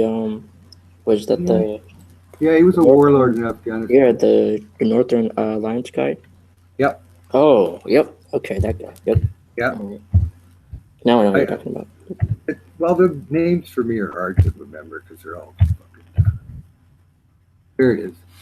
No, I was pretty close. Gulbuddin Hekmatyar. Ah, yeah. All right. That was him. And he knew. He typed it down. Yep, they got a plan. There's something going down. They went, yeah, well, we don't want to tell anybody. It's probably working our advantage. But he got killed. Yeah, that's... Now, who knows why? I wonder who did that. I'm guessing the Saudis. Could be the CIA also, but... Quite often I've found that if you really try to figure out who did it, you're usually completely wrong. Sometimes. Yeah, I was reading this book. Maybe you should check it out. It's called The New Confessions of an Economic Hitman by John Perkins. Oh yeah, and what if he steals industrial secrets? No. Okay, he's an it's basically about like corporatism and how the U.S. has been using that for the countries he had to go to in the 60s and 70s and the 80s. Well, what, you mean part of globalism? Yeah. Pretty Yeah, much in where how they control of the industries worldwide.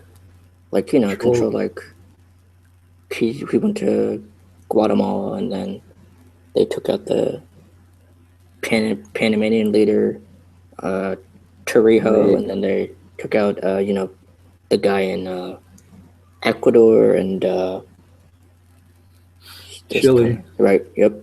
Allende. They took him out when he wouldn't listen. Yeah. So it's just kind of his like recounting of all that. Because he claims he's met the people in person. And they're like, well, we've got to listen to the U.S., otherwise we're screwed. But well, you know what? It's all part of like the human conquest thing. I mean, you had the Soviets going in there and actually getting rid of like Edward Gierek and a few other people in Hungary before they had their little spat there. And in Czechoslovakia, get rid of their leaders and have them die in prison.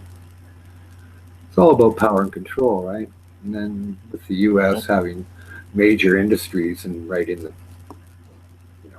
boardrooms of power and control, their influence is, taken first. That's why they go in and take all the oil and dirty everything and run away, right? Or they're going to go in and exploit lumber, whatever, take everything, leave a mess, and go, right? And they get it for free because I'll give you lots of jobs. We'll hire all your peasants and they'll be rich and buy stuff. And your economy will go good. It doesn't work that way because people are unskilled basically and can't do what's necessary unless a few can. And then it's automated. It doesn't, And then they just run away and say, fuck off. We don't have to clean yet. But, that's just part of human greed.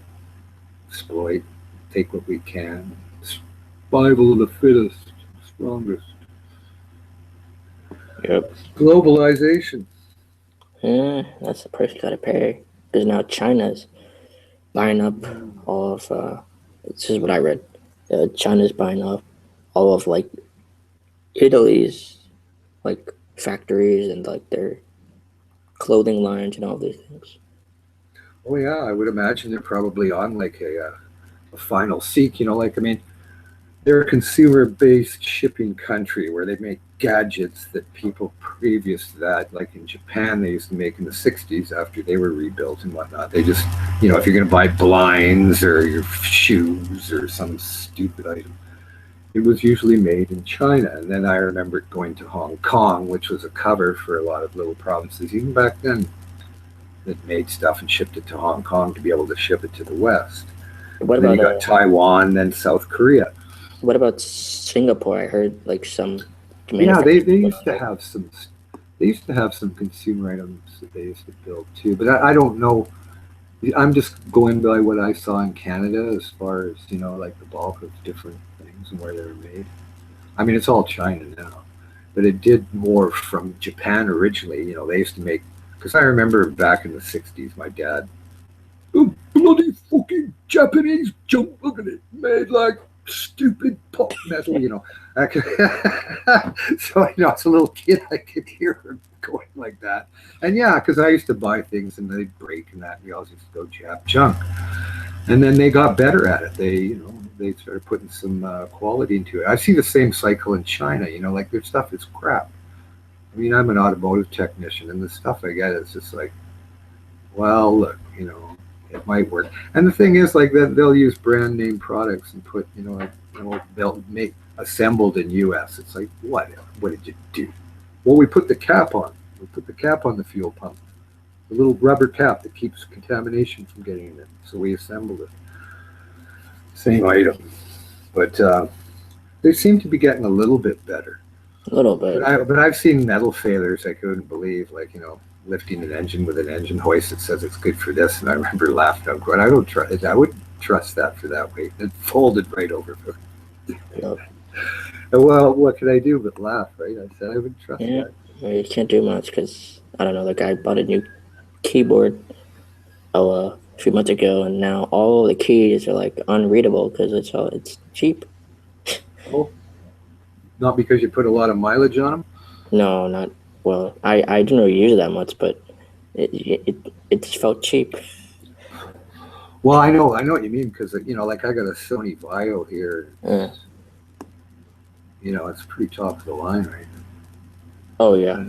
So I don't. But that's the way I work usually. I'll buy. I won't buy the number 10 on top of the line, but I'll be looking at number 7 or 8 or whatever, or secondhand version of number 10 if I can get it. Yep. Keep the quality up. Who cares about looks? I always find that after, like, if you're scaling from 1 to 10, things above a 7 rating are more for looks and stupid things like, oh yeah, look at the fridges. Max are okay. Stainless steel with an ice dispenser, and it hums and sings a song to you. Well, I don't want a song. You have I don't want any ice. You have a smart. What do they call those? Smart ovens now. Oh. That can cook for you. Oh, what do you mean? Like they turn on and off, or? Well, you can it detects what you want to cook, and it knows what setting to ask you to put it on, and then you can look at your smartphone, and then you can look at how it's turning out. Oh yeah, okay. So it's got a little camera in there. Yeah, and a tiny computer. That'd be good. Yeah, well. If people are getting drunk at Christmas or or whatever, or going and visiting, and that you can have the thing warning you going, get back home. That happened to us. That's why I brought it up. I can't remember. It burnt the turkey. I don't know what the fuck we were doing. Must have been visiting or something. My parents, like 100 years ago, or when I was a kid, probably 10 or 12 years old. But yeah, the whole turkey burnt. It's kind of weird.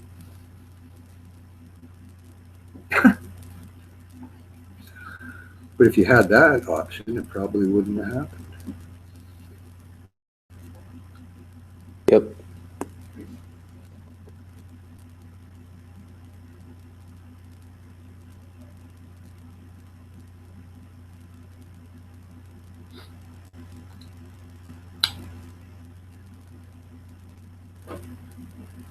Still there, Lucky?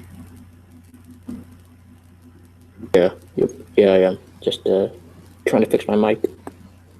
Oh.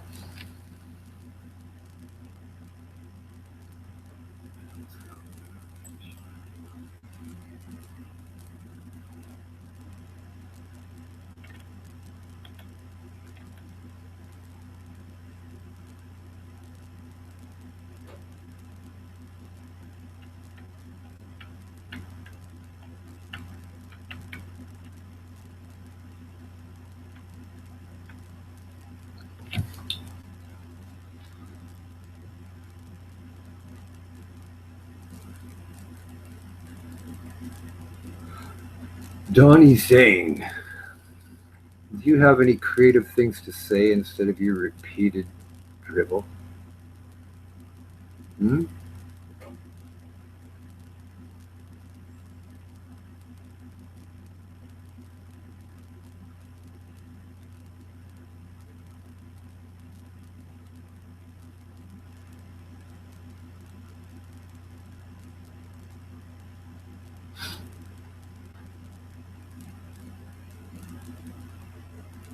Ooh, just like magic.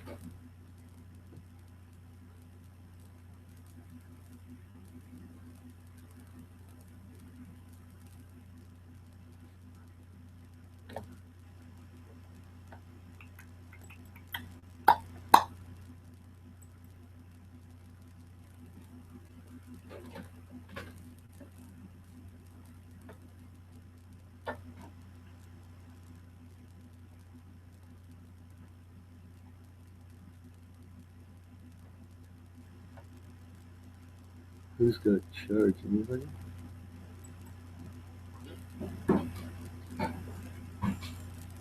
Okay.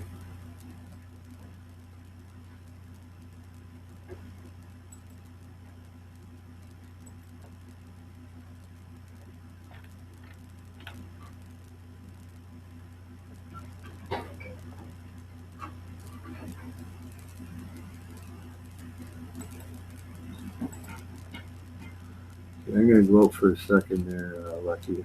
I don't know if you have control too, if anybody else shows up, but I'll be back in 10 seconds.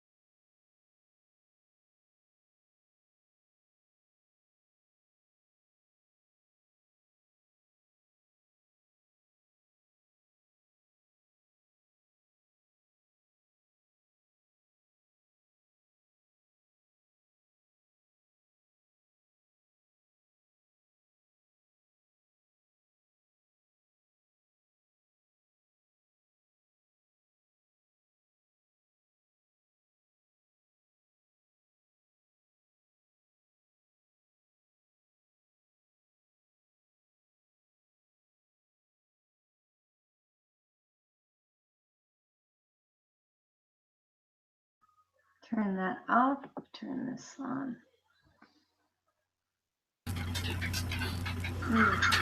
No. Yeah, I think you're on now. Ah, thanks. I just thought I'd come give you some company. You're all by yourself. Mr. Bear. Oh, how are you? Not bad. You know, we don't really have bears down my way. I'm so south, but we have a black bear that just made it to Indiana, and he was spotted outside a Walmart parking lot. So it's kind of exciting news. Cool. Yeah. Well, in Canada, they've got all types. Mostly black bear, grizzly bear, brown bears, which are kind of a subspecies of grizzly. Just lay on the ground and play dead.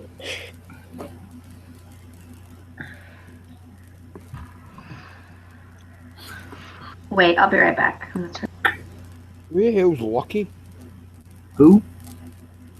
Who's Lucky? I don't know. He just came on. He's all right. He just wanted to talk about. Richard Garnash has joined. What does he want to talk about? I've got no idea. There you go. So, Richard, are you enjoying life in Bangkok right now? Are you ready to tell us a story about something you done today? Are you just chilling next to your wife and having a good time? Maybe having a couple of beers. I don't know. Oh, no. I'm just sitting here. The plumber came over because we have a little pile of water by the washing machine and some sort of pipe probably broke. That is so crazy how much you sound exactly like Richard. I know I sound like Richard. Richard appreciates when I do my impression of Richard, but not too much. I just do it as a salute to a fantastic voice. So right now, I'll stop it. Okay, there you go. Richard, take the Hello, floor. It's all Dave. yours. It's all Hello, yours. Dave. How are you doing? Hello, my brother. I'm good, man. There you go, Very good. Dave. You can talk just like it then. Aye, I can bloody talk like you and all, Russell. No. No fucking brother. No, you No can't. brother. I can talk like you too. No. Do it for me. It's only us that can talk like this, you daft get you. Hey, don't be calling me a daft git just because you come from bloody Lancashire. Bloody Yorkshire is the place to go. Me granny said she'll give you swift bells around ear hole.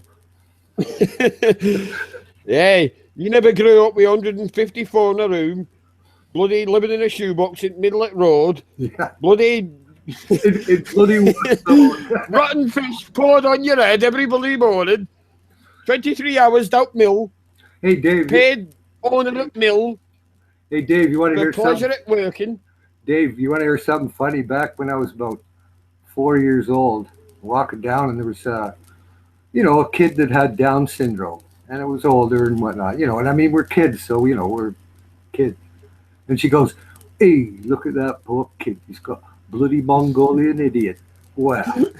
Fucks. I'm on the ground rolling, right? She's going, what? I'm saying idiot. So, I mean, that's what they called them. That's what they called them, right? I mean, that was what it was known. If you look it up on Google, that's what they were known as. And, I'd never heard the term before.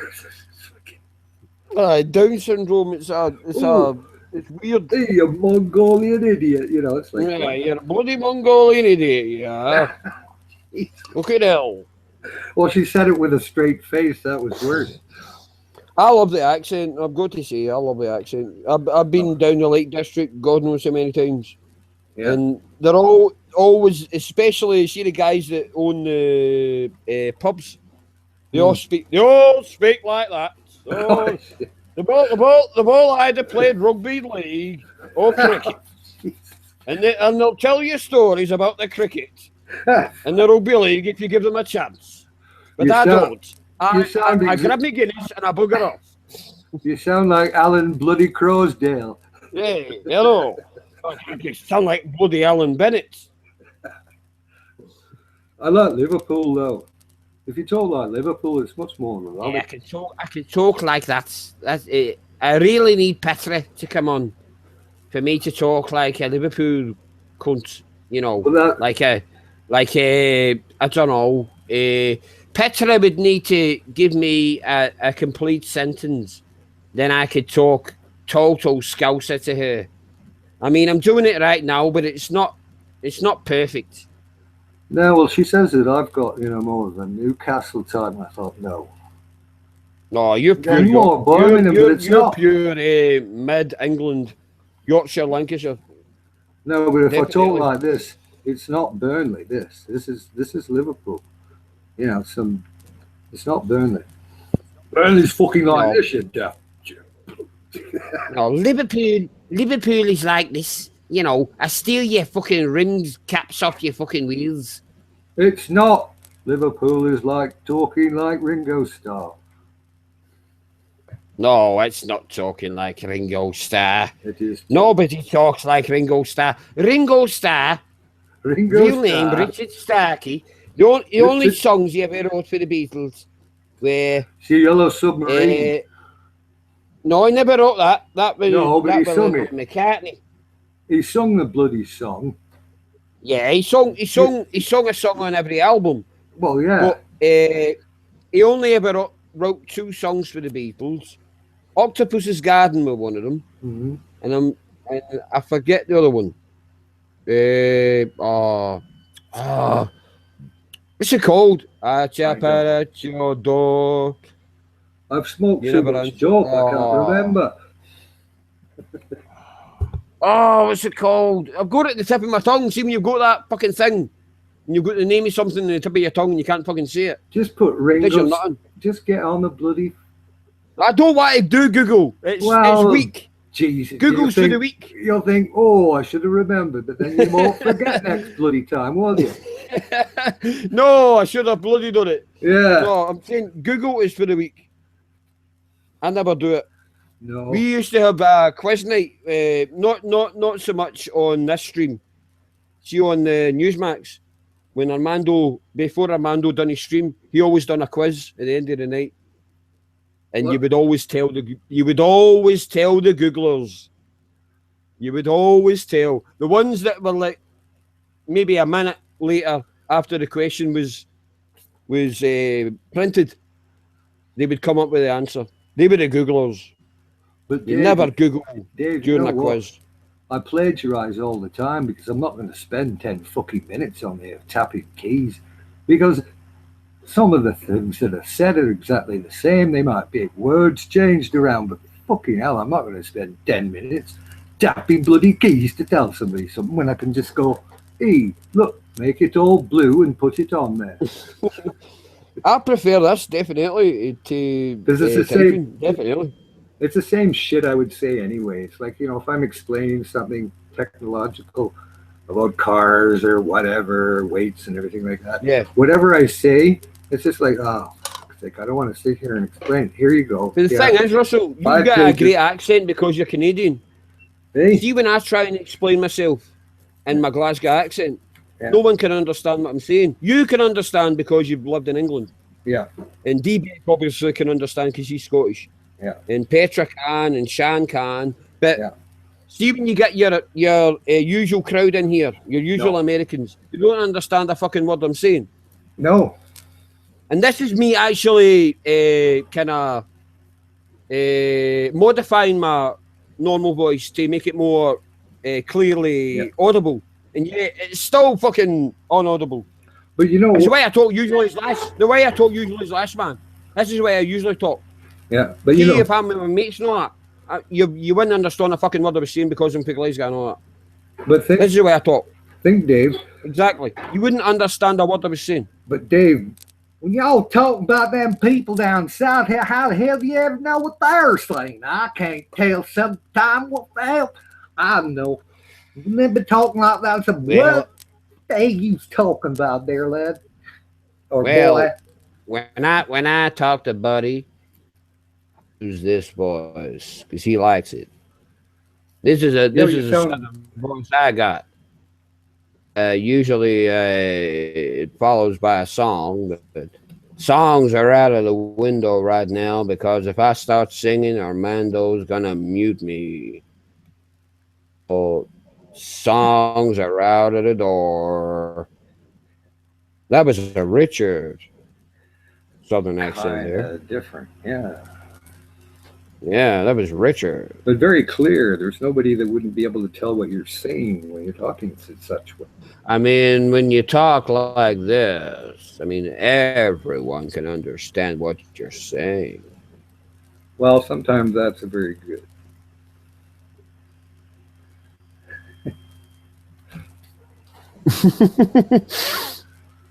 Okay, Richard, it's your turn now. You can come in and tell us all out the thing. Right there, Richard. Come on, Richard, give us your voice, you dirty bastard. Tell us all. I don't really have much to say, actually, believe it or not. No, do you? I have to wait for the story. Really? I have to wait for the story to not get like over. I know. Well, the guy's here That's looking not at like the you. pipe that cracked in my house. The story's not over. It could be a big story. It could be a little story. You might fix it and leave. You might fuck up the rest of the house. I don't know. I have to wait for the story to develop before I can tell it. If I was you, Richard, I would leave the stream and get on it. Get on the bastards. They should be fucking sorting your house. You shouldn't be fucking destroying it. I just let him do his thing and see what happens in the end and pay the bill. That's what I do. Oh, I don't know about that. If it's, Yeah, I if it's usually try to something- shut the water off so it doesn't damage anything. Yeah, we've already done that. Thank you. Oh, okay. There you go. Keep an eye on them, Richard. Is it Thai workers? I'm not being racist. Is it Thai workers? Yeah, it is. He's been Well, I here. would keep- He's I been would- here a few times. We know who he is, so he's a pretty good Oh, guy. okay. He's an electrician / plumber, and he put in some lights for me, He fixed another leak we had, so I trust him. We'll see what happens. Okay, Richard. He doesn't do the greatest job in repairing the ceiling that he cuts a hole in, but that's all right. I can fix it up later. You sound a little pissed off, to be honest. Well, the thing that gets, fuck, I go to bed late at night, and the first thing in the fucking morning, my wife comes in, oh, there's a fucking water on the floor, I'm calling. Then the next thing, I go back to sleep, and the next thing, the dog's barking, and here's the fucking plumber. Jesus Christ. Can't get a fucking snooze in edgewise around here today. You sound as if you need a sleep, man. If I was you, I would get straight up to the bedroom. Forget about your wife. Forget about the plumbers.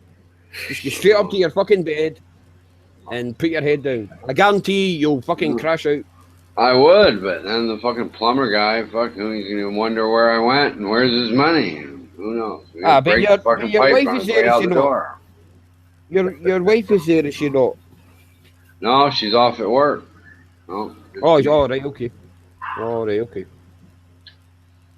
Anyway, I think you're right. I think I probably should go down there and see what's going on. So I'll be back. Give me a minute. Okay, Richard. I'll update you shortly. Okay, man. Oh, he's good, man. He's good. We need it in. I know he's got his enemies, but I like Richard. I think he's cool as fuck. Oh, hey, he's entertaining. I mean, that's what's needed, right? Oh, he's definitely entertaining. I know he's got his enemies, and a lot of enemies. Whatever. But exactly. What fucking ever. I've got my fucking enemies that hate me. I don't give a shit. Well, if you kind of have I'm that... expecting. I mean, I'm actually amazed that I'm on this fucking stream right now. The abuse I've been getting Armando, but I don't fucking care. You can kick me out right now if you want. Wouldn't bother me in the slightest. I think, like if you speak in a patronizing, humiliating way to people, they're going to take offense, right? I mean, if people try it with me, it's funny because I just find it as a challenge, and I'll give them it back probably twice as good as they can deliver. So I kind of smirk and go, oh, good, here we go. But some people can't, and they get offended. You don't say that. I would just, you don't even have to swear. I'm fucking yawning. Well, it is 2:30 in the morning here. Yeah, 2:31 for you. Yeah, man. Oh, fuck. And I've got work tomorrow, so maybe I should call it a day. You're done, Dave. Oh, aye. I think I should call it a day, Russell. I know I've only been in for a short while, but... Well, whatever. Got to do what you got to do. For that. This isn't a priority. Yeah, man. No priority in life. No, is it fuck? Is it fuck? Hey, Russell, you enjoy the rest of your night, pal. Okay. We'll speak to you later on, okay? Okay, bye. Right, bye.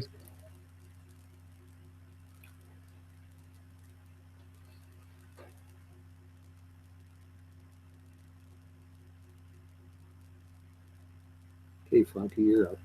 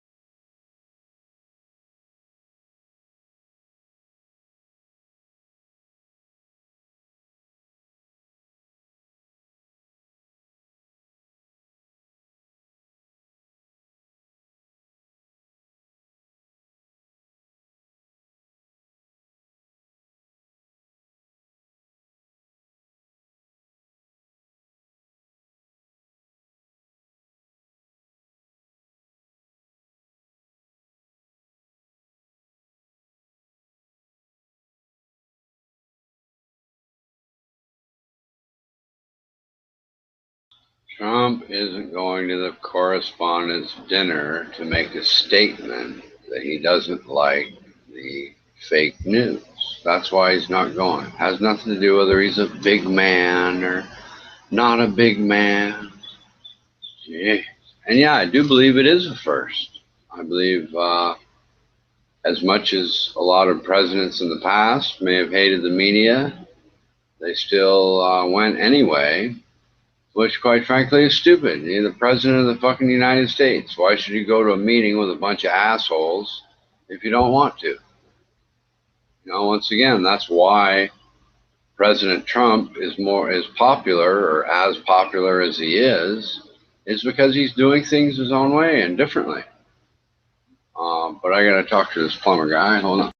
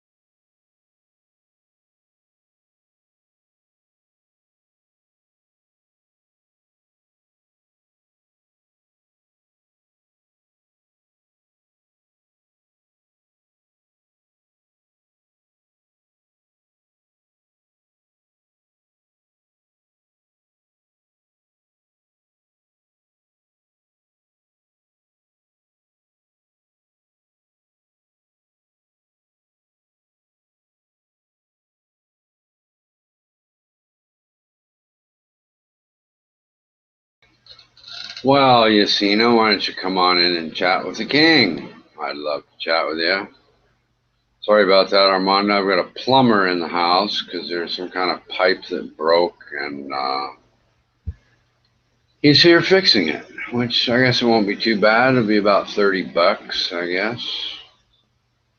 Seems to be the new going rate for plumbers instead of 10. I don't know why.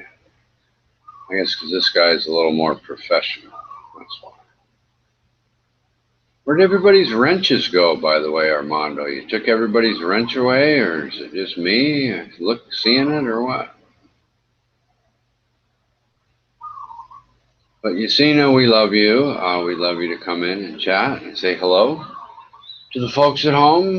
The king loves you anyway. Of course, the king loves everybody, but everybody else seems to love you too. So come on in and say hello.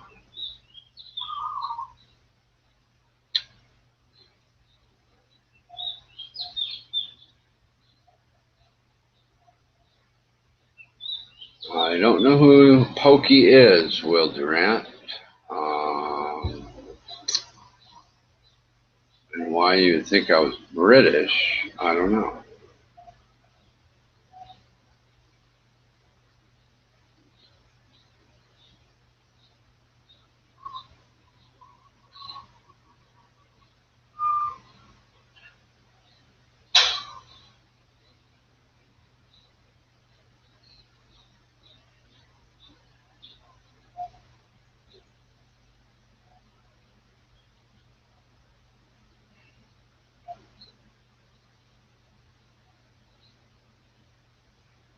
Can we get a great rule for chatting from you? A rule about what, Armando?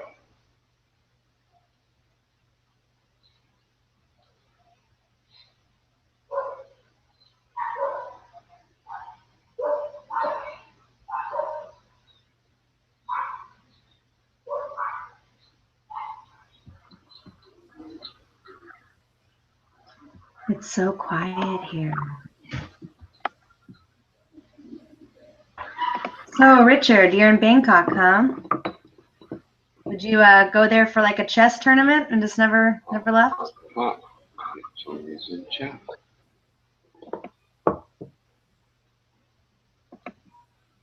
Oh, I have my speakers off. No wonder I can't hear anybody. I'm sorry. Funky, were you talking? Yeah, I just said, so you're in Bangkok. So are you there for like a chess tournament, like that song? No. Is your life like, I know. you know? One night in Bangkok and the world's your oyster. Like the most hardcore song about playing chess. Yeah, it's a cool little song.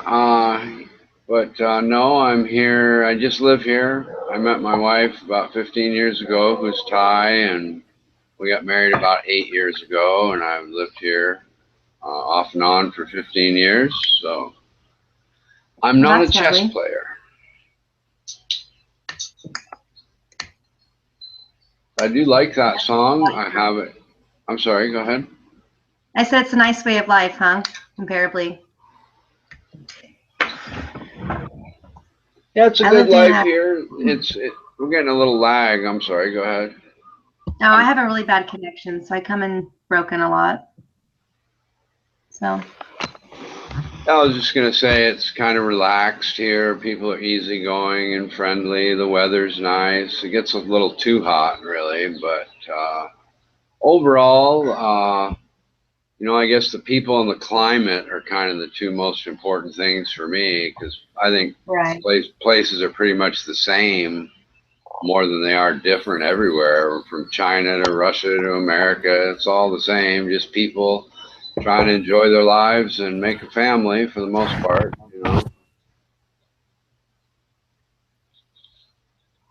There's the man.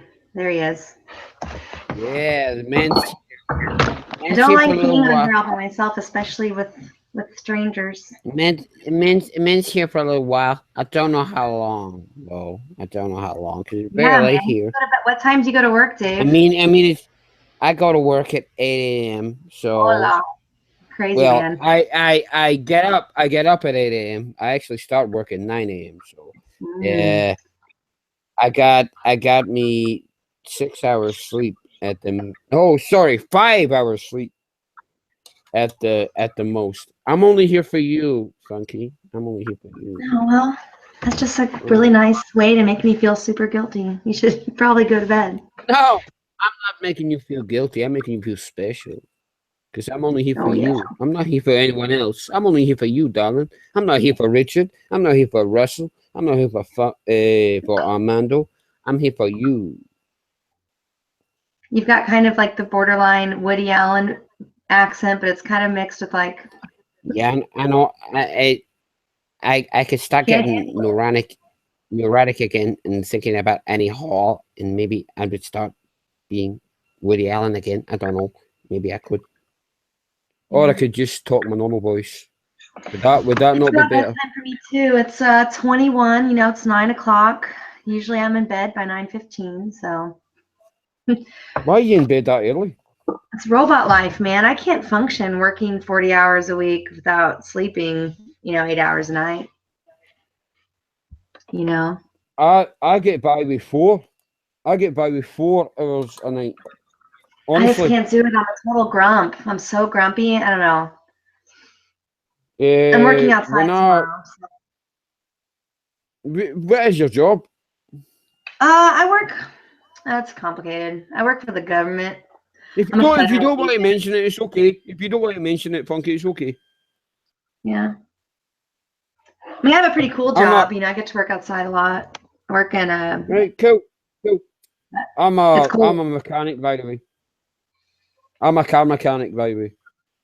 Oh, that's pretty hot. That's like Bruce Springsteen in that video, I'm on Fire.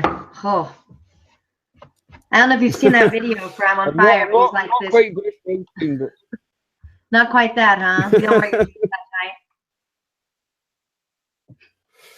Well, I don't have the muscle tone of Bruce Springsteen. I'm pretty skinny. But I'm pretty good with an oil filter, if you know what I mean. See, I think that's my problem in life, because my whole life I've been looking for that young Bruce Springsteen from I'm on Fire, and he's just not there anymore. So men just don't wear their jeans like that these days.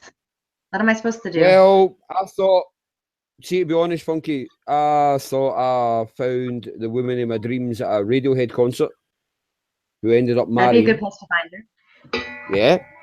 She was at a Radiohead concert. She was wearing a bandana. She was from Holland. She just happened to be visiting a family in Glasgow. And we hooked up that night. And I married her.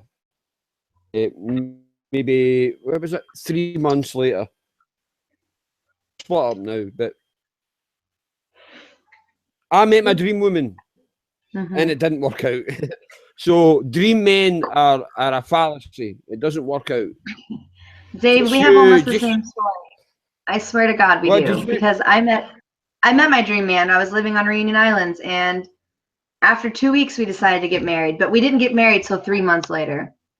And like, no, didn't work out. Because you know what? Fireworks, you can't make life on a firework. You know, you need a bonfire to keep yourself warm forever. But those fireworks are so damn enchanting, you know? You just think they'll last forever. They eventually burn out.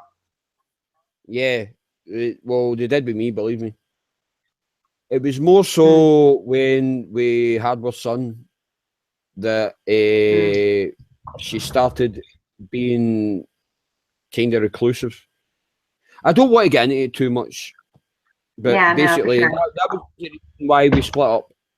It was Especially after, not it was after she gave birth to my son, and I basically had to raise him because she couldn't do it. She couldn't do it. She was a mess after she gave birth. She was a total mess. And that's why we split, and that's why I had to raise my son. And only in the last couple of years she had access to him. Because after that, in fact, I'm getting too deep here. Sorry. Yeah, it's not deep, but that's, I mean, good on you, man. That's really awesome because that's not easy. I mean, Not easy at all. For 4 years, I was basically his mum and dad. For 4 years, myself. I mean, I had help with my brother and his wife and my father, but basically, I was his mum and dad for 4 years. Yeah. Well, that's my life. He never ever saw his mum. I mean, he my never saw his mum until my ex he was lives in 4 years old. Madagascar. That's where he is. He's never been here. But you know what? I honestly think Madagascar? Yeah, that's where he is now, and he's got like. All right, Not to be even deeper, but he's like a Rolling Stone. He's like the typical, that song, Papa Was a Rolling Stone, 100%. He's got 5 kids all over the world. I mean, from California to France to Madagascar. And Is he Portuguese? No, Is he he's from Portuguese? Madagascar. He's Indian, but he's from Madagascar. And I met him when I was like living over there. But you know what, man? I really think it's easier to raise a kid on your own than to raise a kid with an unsupportive partner, you know. But it does take a village. Yeah, like well, I rely a lot on my grandma, you know, my family. But I mean, I would much It was rather really be a tough single for- mom than raise my daughter with him. That's for damn sure. So Yeah, I'm the exact same. I would have rather done what I done than forced my son to see his mother. No, I would never have done that because she was ill, and I still love her. I still love her because that will never leave me. I'll always love her. Love her as you know what I mean. You probably always love your ex-husband. You know what I'm talking about. You're not in love with them. You're not in love with them. Some You type love of them. way. For sure, you yeah. can't erase that. Every love you've ever had, you kind of, you know. Right, especially if you've had a child with them.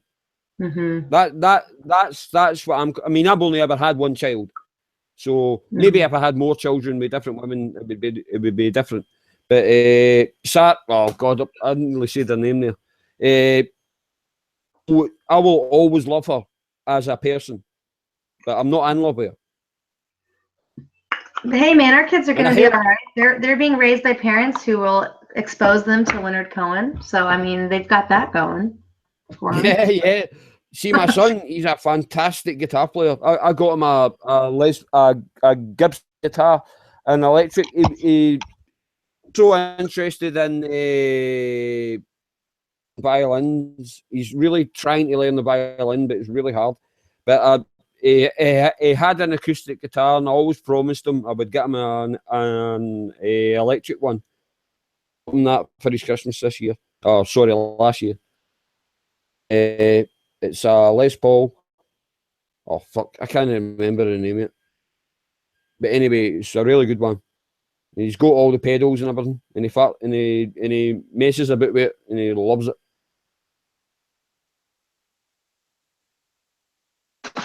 Sorry, man. Just a second. It's okay, Funky.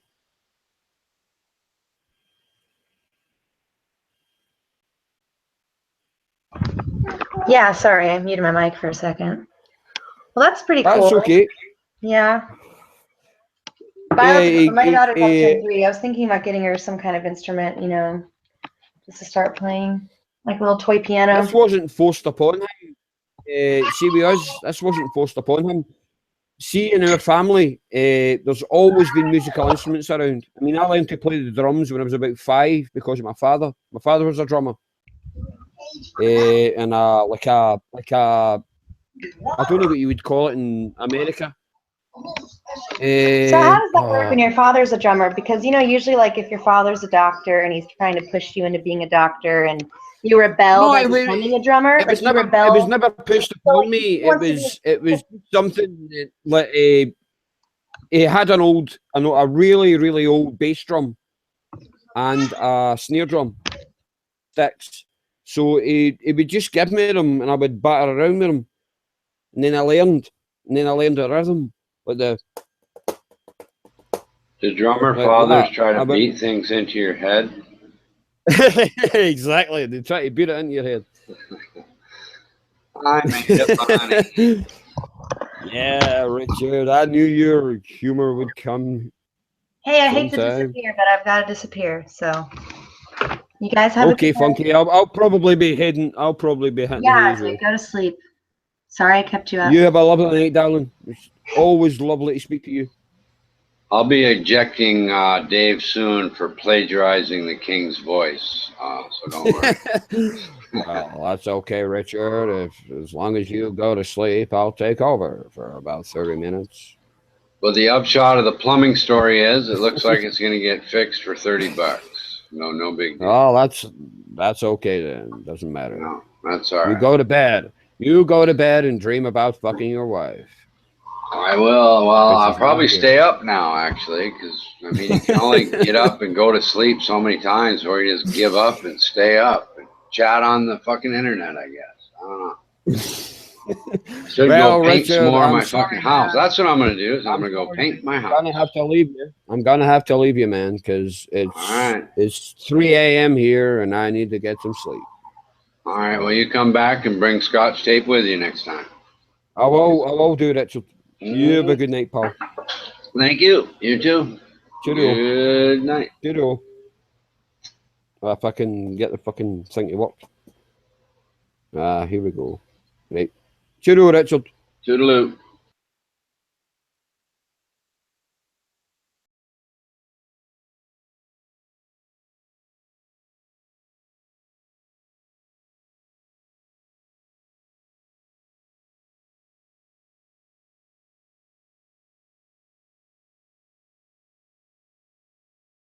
This Will Durant guy, another troll or something. Why are you obsessed with me and what I do and who I'm talking to and Richard this and Richard that? I mean, geez, dude, chill out. Come up on the microphone. Stop being one of these little text trolls, dude. It's boring.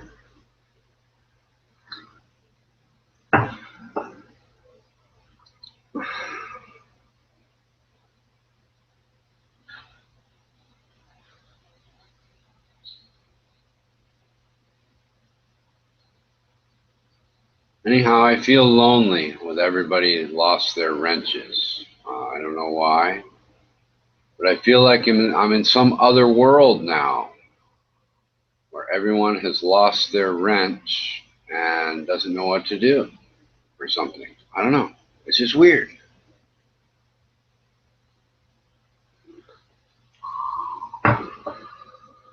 It's a brave new world with no wrenches. We shall see what happens.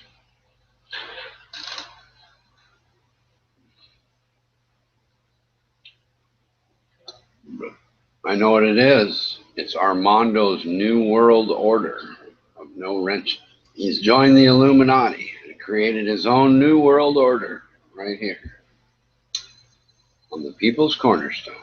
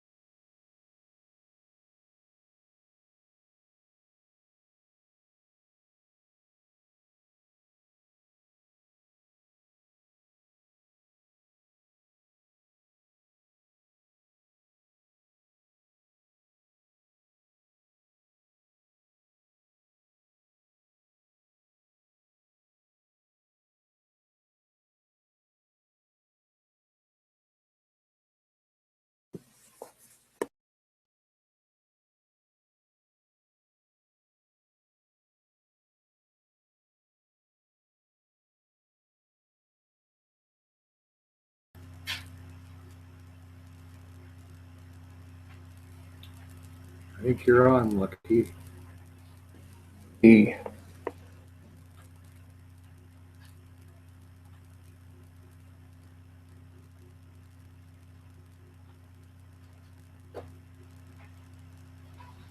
Hello, Russell. Hello, Lucky. Hey, how's it going? How are you? Oh, just fine. A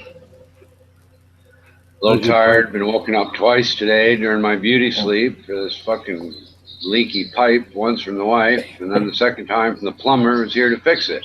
So I'm a little annoyed today. Lack of sleep, but shit happens. What do you do? You're from Bangkok, right? Very common.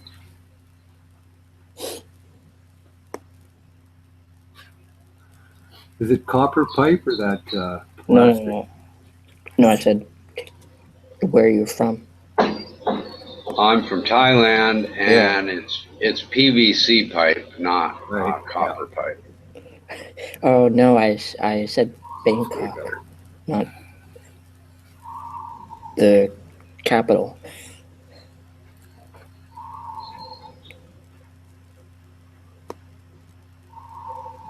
Having a little difficulty deciphering what you're saying there, Lucky. Something about capital? The capital, Thailand, Bangkok. Yes, that is true. It is the capital. Right. That is very true. I live just outside the capital city of Thailand. All right.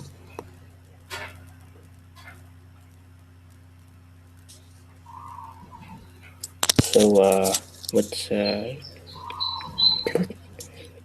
what's it like over there? It's warm right now. It's warm and sunny, evolving into really hot and sunny. And by April, it will be the end of the hot and sunny season and begin to turn into the rainy and hot season. But people are friendly. The weather's usually pretty good. There's lots of resorts to go to and enjoy yourself at. Lots of hookers, if you like that sort of thing.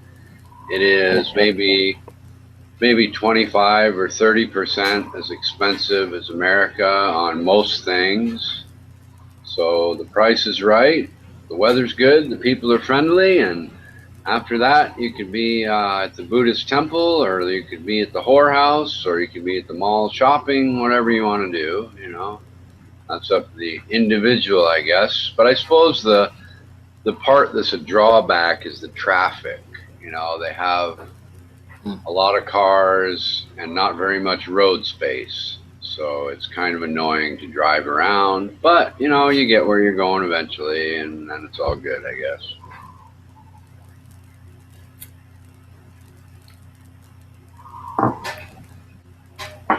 And in my opinion, that applies even out in the countryside, because even in the countryside, you've got lots of slow-moving vehicles, and it's just not the same. In America, if you want to get on the highway and drive 150 miles an hour, you know, you're going to have to weave in between a few cars, but you can get the job done, you know. And in Thailand, every time you turn around, even on the major highways, you're going to have to hit the brakes. You know, there's just no Autobahn around here at all. Well, you guys have trucks, right? Like tuk-tuk things? Yeah, those are in the city pretty much. But once again, they're slow and annoying, and they get in your way if you're trying to drive somewhere in a hurry. But they're one of the less annoying things because there's not very many of them unless you're in right downtown tourist central, you know. But mostly it's just that the roads aren't quite wide enough for the number of vehicles they have, and they didn't really plan ahead when they put the businesses on the side of the road, so they can't really widen them. So they. Well, I've always wanted. Sorry. That's all right. Yeah, it's a fun place. It's interesting. It's cool. Your first few times, you know, it'll be really fun. But for me, it's just where I live now, so there's no mystique to it anymore, you know. Yeah, I've always wanted to go there, but then I've also wanted to go to what's that country? Laos and Bhutan. Yeah, I don't know Laos, why you'd want to go to Laos. It's just a crappy little country without much to see, you know. But Oh, really? What's it like? Like, I haven't been there, but I guess the reason I just want to go there is just because, like,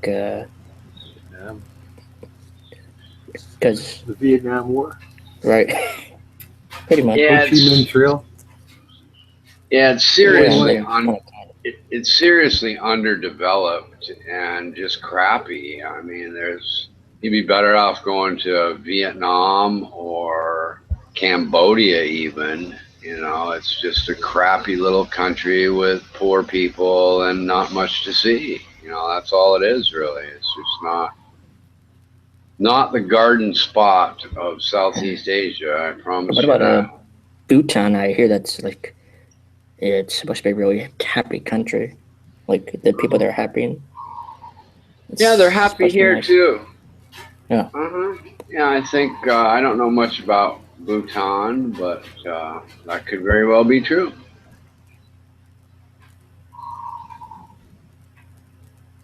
Yeah, they're pretty happy here in Thailand. They're usually smiling and having a good time, and there's not a lot of animosity, not a lot of jealousy or vengeance or those kind of things from Thai people. Yeah, I think Thailand's one of the only countries in Southeast Asia, I think, that was never ruled by any foreign power, if I'm not mistaken. Yeah, I guess you could De say facto that, monarchy. except the whole country itself was essentially started off as 5 or 6 kingdoms, and slowly one king took over some other king, and then there was only one that owned everything. So I What guess are they you're right, called? not foreign powers, Right. but What are they called? The Siam Empire, I think.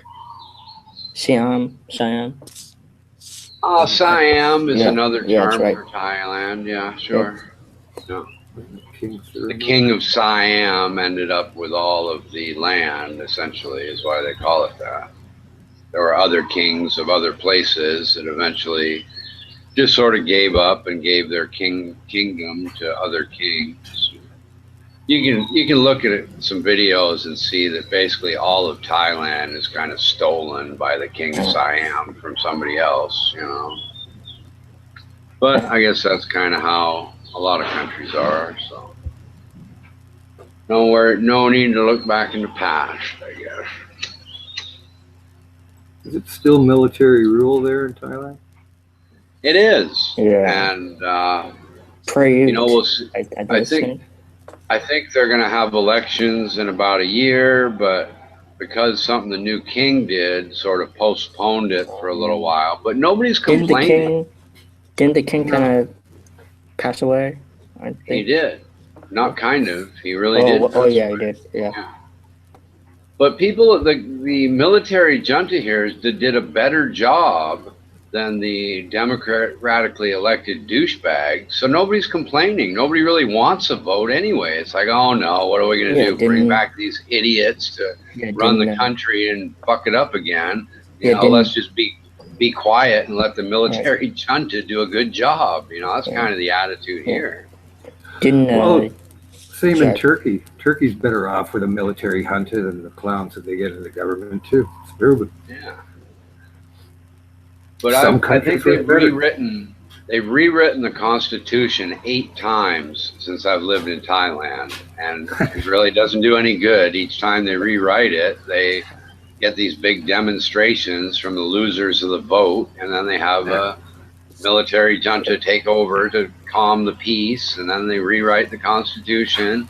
They have a vote, and it lasts like 2 months before the shit hits the fan again. What's this whole thing about? What was that? The yellow movement or something that they were calling? Red shirt, I think. Red shirt movement. Well, yeah, the red shirts are the majority populace of poor people, and the yellow shirts are the reason they were yellow is because the king kind of sides with the rich elite, and the king's favorite color is yellow. That's where the yellow came from. But it's essentially the yellow is the Republicans and the red is the Democrats, is kind of how you could look at it too. But the problem is that the poor people, they really don't know anything. are in such a majority of the populace that they vote in a bunch of dumb stuff that the educated people know is wrong, you know, like free money giveaways and nonsense like that. So the minority yellow shirt people just don't tolerate it. You know, they like shut down the airports and have demonstrations and shut down the city, and eventually the king comes along and says, okay, let's have another coup and kick all these people out and we'll re-vote again, Yeah. you know. Yingluck had that problem, I think. I think she screwed up somehow. But each time they write in the Constitution that there kind of has to be a certain number of, you know, guaranteed seats for the, you know, the yellow shirts or the colleges or this or that, and it just doesn't work very well, and nobody's happy, I guess. I don't know. I don't care. It all runs pretty smoothly either way for me, so I don't give a shit. Well, I mean, you know,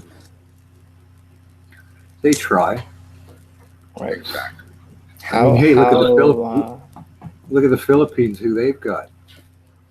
Oh, yeah. Yeah, that guy's a fucking loon, man. I mean, he's not even afraid to admit that he wants to kill the drug dealers. He's like, yeah, go get them and kill them and whatever, you know. Richard, the excuse drug dealers, you know, that only goes so far, and then you kill your neighbor's fucking for his dog shitting on your lawn, or as I say, any opposition to him. Yeah. It's a death squad. They had Right. seen had them in El Salvador in '79. Same deal. Sure. It's But the funny people how want them, so whatever. Yeah, Well, it's he funny did. how we- You know, he did a good job of ridding Cebu of corruption, and that's the reason they're so poor, is because of corruption. So people are kind of willing to look the other way on the death squads as long as he gets rid of the overall government corruption. That's their hope anyway, because once you know, you probably know the backstory of all that. They're just sick of these corrupt, the whole government being corrupt, and he's like the only possible solution to the problem, really. And he did a really good job in Cebu of getting rid of the corruption there, so they're giving him a chance, I guess. Yeah, but is it meet the old new boss same as the old? You know, what side is he backed by? I know what you mean, but he's trying to blame it on drug cartels and whatnot for a majority of the corruption to pay off all his bad men, and that's not the case. There's a lot more to it than just drug payoffs. Sure. Oh, absolutely. A lot of economic payoffs and this and that. You know, so it goes. You know, are funny you how on my we- side? You know, you can get paid off by these guys because they're on my side, but don't get paid off by those guys. But whatever. Let them sort it out. Yeah. It's funny how we worry about Trump, but then, you know, the guy in the Philippines, like you guys said, is like killing everyone, and, you know, he goes out on TV and he says stuff, and like it's funny how, like, you know, like Trump is doing that, but, you know, Trump's just Well, outspoken. Duterte threatened to close down the U.S. base down there. Yeah. When Obama was still in, so I don't know if that still carries, but And it's to the then point where you just tell them, you know, like, yeah, shove it up your fucking ass and see what. and then you Oh, well, said China will the help UN me. Yeah, okay, go for China then. See if they don't stab you right in the back. And then they said the UN is corrupt, and they said the EU is a piece of crap. And he said a lot of Wow. things. Yeah, he's just playing at that, being an Ahmadinejad, you know, like that guy in Iran all the time, just, you know, spewing off from everybody, or Hugo Chavez of Venezuela. But, oh, Yes, here we go with Packy. Packy. How are you? What are you doing?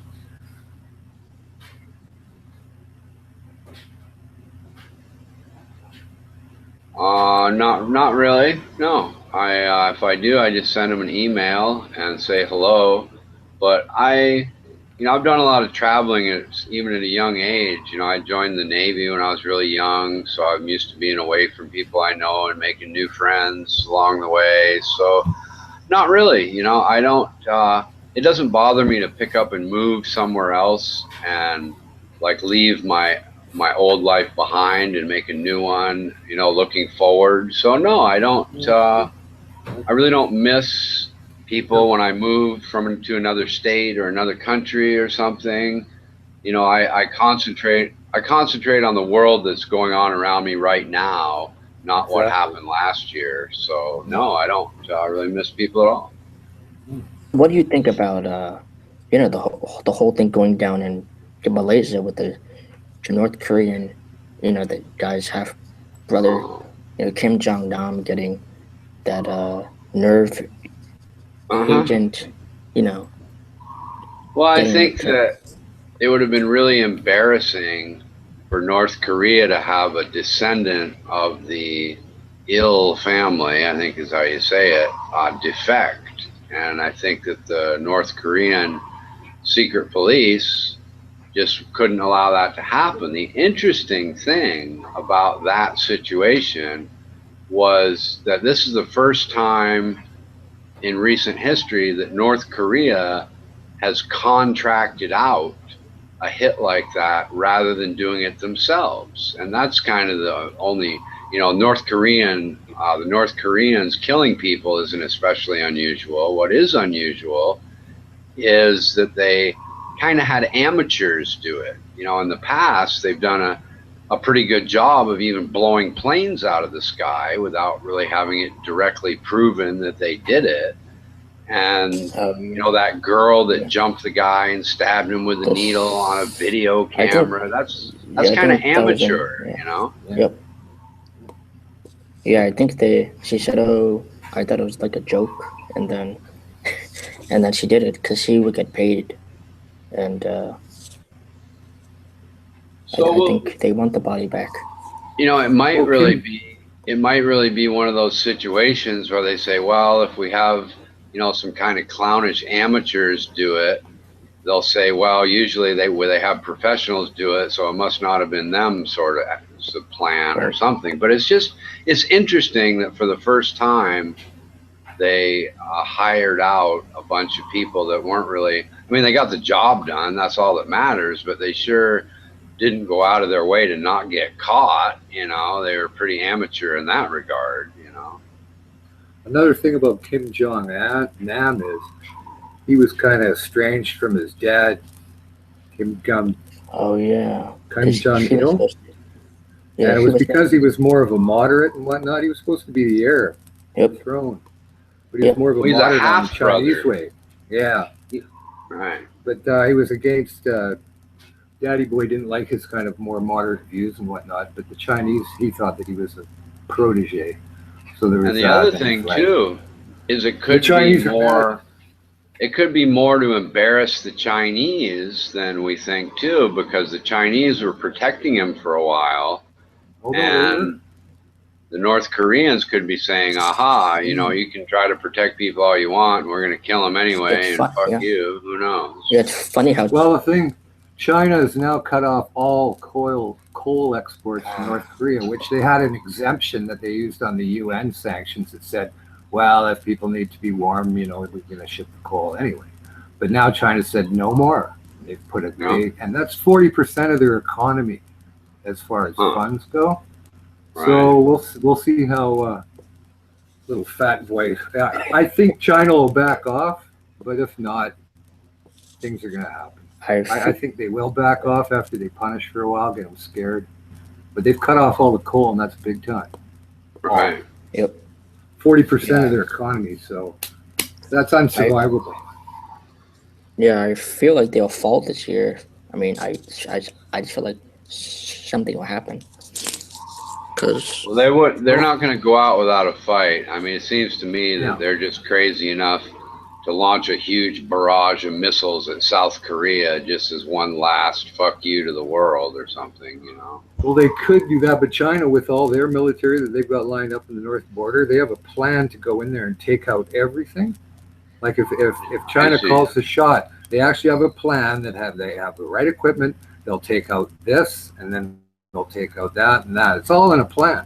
If North Korea goes over, China's all got everything ready. And they've got it all planned out where they're going to take out and how far. Now, whether that happens, but it's all there ready to go. So, I see. Well, good for them, because they, it's like I heard him make a comment once that they're like their poorly behaved, 3-year-old child or something, and it's Well, really they true. need them. They really need them though, because if they allow them to kind of go the way South Korea is, the politics of it. Oh, now the U.S. base is right on our door. It's more of a saber thing. They keep them there because it works politically, but they are a fucking irritant. It's like the thing, but they still need them for that political buffer that they play at. But you can still overstep the, you could I'm overstep. surprised they don't pull kind of a U.S. by just going in there and, making demands and putting in a puppet, kind of Well, that's what they should governor do. or something, It is what they should do. No, but that's what I was kind of going at. Like that's where they're probably looking at putting in, somebody. And like I said, all they have to do is bring in a bunch of consumer items and a whole bunch of food, throw it at the people, and say, "How do you like us so far?" Right. Done deal. I mean, they're not going to sit there and go, "No, we don't want that food. We don't want." Yeah, that and then California." open up the airwaves and show them how the rest of the world really lives, and say, we're Well, going to that's make it. this happen for you guys, But first things first, give them some food and give them a phone, and they'll freak and they'll think they've got God in there, and then you can go with everything else. Make it like China's state. Yeah, there's a guy on YouTube. He I don't know if his channel's still up, but he went to North Korea, I think, last year, and he posted a lot of videos of what life's like there. Like, it's kind of like a documentary without him speaking. So it's kind of interesting. Well, it's robotic, really. You've got a culture there that's always hiding and everything like that. And but depends where, like every place, it depends where you go. I mean, they've got nice malls and nice houses and apartments, and they've got shitty places too. So it kind of just depends on what the guy doing the documentary wants to show you. Well, and what he's allowed to show. I mean, we're only, it's pretty hard to know what really goes on in there, but I'm sure it's nothing pleasant. I'm sure that, the rumors are correct. No one buys anything from the malls, right? And I'll tell you one thing. If you look at an aerial photograph and you look at lights on the whole world, and you look at fucking North Korea, there's none. There's a little bit around Pyongyang, and that's it. So that tells me something too. Absolutely, yeah, it's true. It tells me it's not all hunky dory. There's no lights in North Korea. And it's not that they don't buy anything. I mean, if they didn't buy anything, nobody'd have any clothes or little items. They have to have stuff, the staples. You have to have some food. And you even have to have some wood to heat yourself to keep warm. Sure. I guess I'm trying to say that there are kids going to college, and they're upper class people in the same way that you find it everywhere. It's just kind of less of it, And like I said, there might not be as much electricity as they want, as much cars as you'd see in a normal country. But it's not all shit, is what I'm trying to say. No, I suppose I mean, there's probably a sparkle somewhere, but. You could do a documentary like that basketball player dude could go over there and take a documentary of what he was shown, and you'd come back thinking it was a great and wonderful place, Well, yeah, but he'd be led around by three kind of plainclothes people that would say, "No, you come here, look." So yeah, I don't know, but and then the Kim guy was like, I think he used to watch him when he was growing up, so it was like. His starstruck moment when he visited his country. Right. It's kind of like if I did a documentary about America and I only went to the inner cities, that'd be one documentary. If I did another documentary and went to all the malls and the nice gated communities, that'd be a different documentary. It just depends. That's why I don't like documentaries, because they give you the illusion that the guy's telling you the truth, whether he is or not, based on what you're seeing in the video, which your eyes and brain tell you is real, because it is, but it doesn't necessarily mean that there's as much of what they're showing you as they like to make it sound. Like I see videos on child prostitution in Thailand where people just take pictures and videos of children that have nothing to do with prostitution. Maybe they're on the beach, or they're having fun, or they're walking down the road, and they're like, "Oh, look, there's a child." And then they talk about child prostitution like, I know that they're full of shit, but other people watching the video, they're probably like, "Oh my God, they have children on the beach for sale in Thailand," which is a whole load of shit. So that's why I don't like documentaries. You can pretty much make it seem like whatever you want based on the pictures you take. Of course. I mean, it's the source, and then you have the gullibility of the source, that watch it. So, I mean, you can kind of have the perfect pitch of anything, right? Fuck, you take enough Walmart videos of fat, ugly people, you think all of America is like obese, ugly people with their underwear, their ass crack sticking out. But you know what? But Richard, I get a big laugh out of that because when I used to travel to the States, I mean, it wasn't all over, but when you did see that, it would stick in your mind, and then you see it put on as comedy, and I mean, yeah. Well, America is overweight, Well, if you go to especially California, compared to Thailand, I'll tell you that. You don't see there's some fat people here, that's for sure, but just not very many compared to America. Someone said, but I used to when I was shopping in California, I remember looking at the people that were in the stores, and you looked at the real nice looking people that are older and whatnot, and the slender people and whatnot like that. And they're always buying the same food, and then you look at the big people and they're buying that kind of food, like tons of it, pop and chips and all that. Yeah, I know. But the other people look normal. They, in California, there isn't an obesity problem. I mean, some northern small towns maybe, but not really. Go ahead, Lucky. Yeah, no, I was saying, I think I read that Mexico was the fattest country in the world. Really? They can't No, I control heard somewhere in Eastern Europe. Someone said Mexico was trying to pass a tax on like soda bans and stuff, but I don't know. Maybe that's. Well, you could use that for the pitch. Couldn't you? Yeah, it's like you said. It's all based on it just shocks me when I go to the grocery store. My cart is filled with meat, vegetables, and fruit. The only packaged thing I can really think that I buy is mayonnaise. And I just look at virtually every single other person's cart except mine, and it's just filled with shit that I wouldn't put in my mouth unless that's all there was available. And I just scratch my head saying, do these people, not know how to apply heat to meat and vegetables? Do they really think this stuff is good? What in the fuck is wrong with them? But everybody buys that kind of shit. It's unbelievable to me. Well, it's easy, I guess, and it fills the spot, and they don't look in the mirror and think anything's wrong, and that's maybe what their taste buds like, right? I don't know. Yeah, it's not, you can't see all the crap going on inside your body in the mirror anyway. They might think they're healthy, but, their insides are just getting fucked up every time they open their mouth and stuff that shit in. But like for me, I mean, it's not in my brain or anything like that. But I when I eat that stuff, if I do, it's kind of like it doesn't fucking taste any good. I mean, if I cook a hamburger at home with a crescent bun and mozza and fresh beef, it doesn't taste anything like any of them except the ones that are expensive, like Harvey's or Vera's Burgers or whatnot. Ones that are made similar, but they're just crap. Almost like boiled meat now. And I mean, they used to be better, but. Ugh.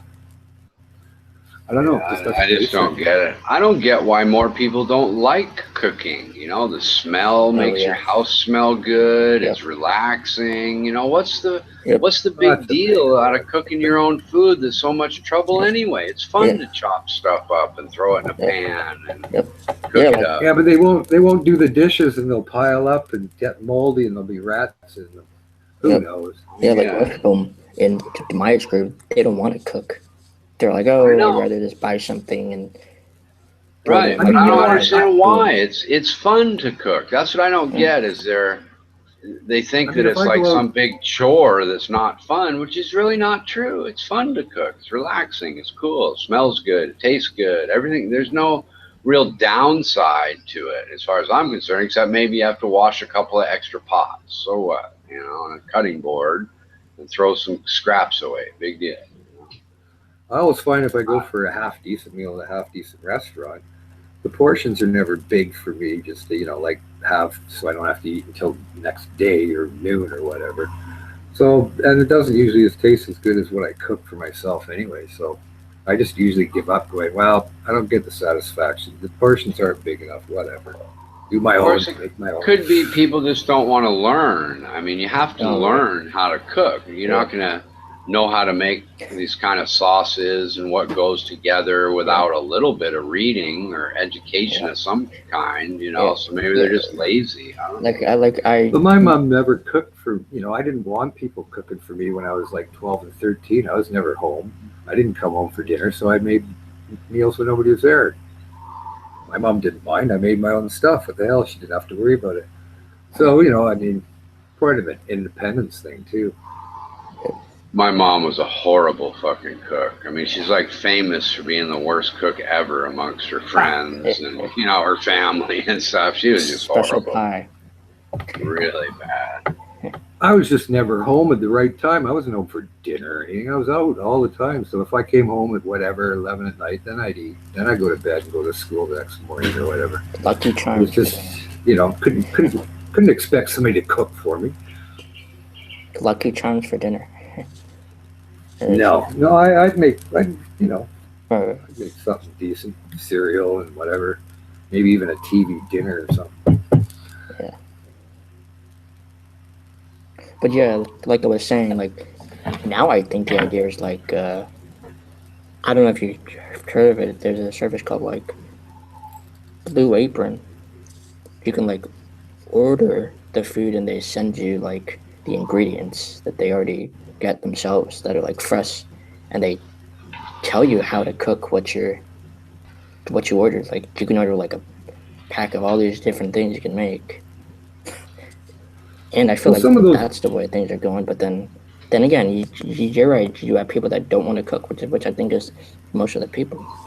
Well, I know that like you get those packages that have like beef stroganoff in them or whatever like that. You boil, you don't boil them in the plastic.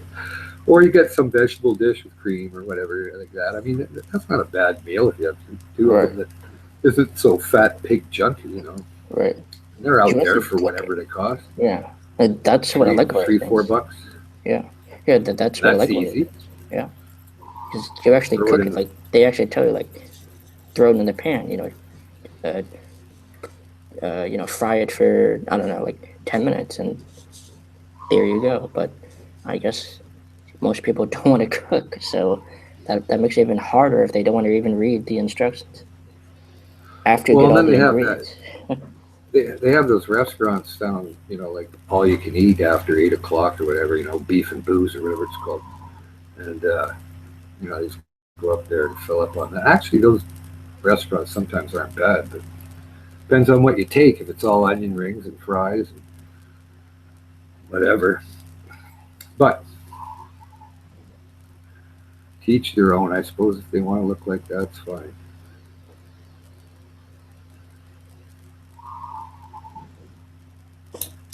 I guess there's not much obesity over in Thailand, Richard? They have a different diet. Yeah. Well, they're kind of poor too, so they don't waste their money and stuff in their face. They're trying to buy, maybe clothing and housing and things like that. Why is the junk food there more expensive? It's not necessarily more expensive. It's that they just don't have the money to waste in the first place. Yeah. And maybe they're just a little bit, they like their fish and their rice, and some of the stuff they eat I think is really horrible. Rice just turns to sugar, so that's not a good thing. But the portions are smaller. They're just used to. It could be genetics. They've been kind of skinny for so many generations. That may play some into it. I don't know. Have you been to like India too in those places? We go to China. We've been to some other countries around the border area here. Vietnam. We've been to Laos. It was a joke, but I haven't been to India. My wife doesn't like the idea of even going there because of the reputation about raping women. So she just hasn't. She wouldn't go there for.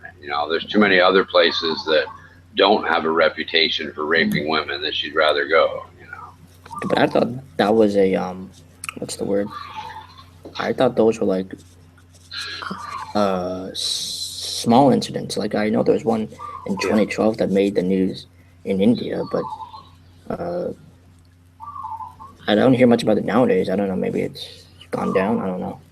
Well, that's just in her mind. Ah. You know, that's so. You know, I don't know. Have you ever heard of the Goa beaches? Oh yeah. They're beautiful. Yeah, I hear a lot of. I haven't been there, but a friend of mine went there, and he stayed there for a lot of months. Well, he was going to go there for 2 weeks, and it ended up being 2 months. He almost got fired, but he just wants to live there because it was just a nice way of life, you know. Yep. There are hippies there, I hear. Oh yeah, yeah. Well, like he said, he told me, he said there's a lot of people that have found a pretty good life here, Russ, just like in Nicaragua. And he said, you know, I think I'm going to go back. He said, but the thing is, I kind of done Medicare and whatnot, so there's a little bit of shuffling to go back and forth. You know, like he has to come back to Canada for keep his Medicare alive and whatnot like that. But he gets direct deposit, so he just draws out of there on his pension checks. Yes, I am. I am in Canada right now, yes.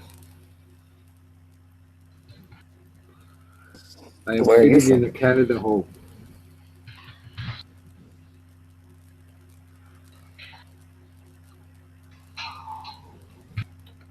Is he still there?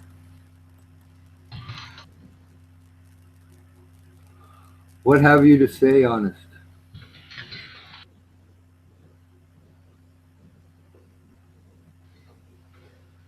Well, you were wrong. No, I'm in Canada. In British Columbia, in the Okanagan, where it gets warm, and we have fruit, apples, cherries, lots of wine, grapes.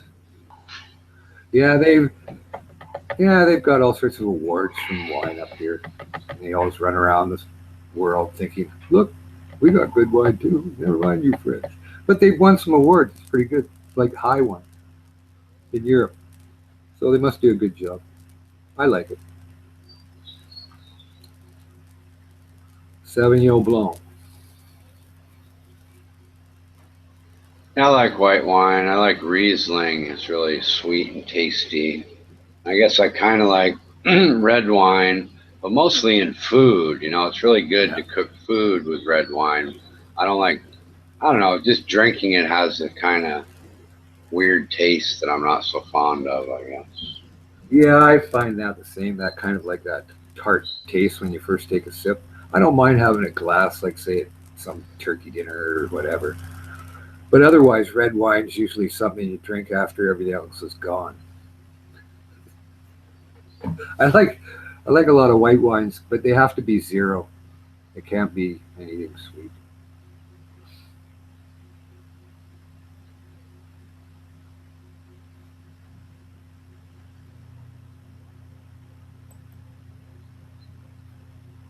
Well, I better go check how my plumbing guy is doing because I don't hear any more noise, so he's probably about done. I'll be back.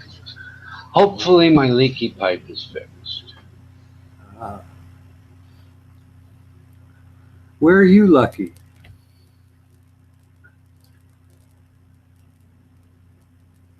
Where are you stationed, Lucky, or are you gone?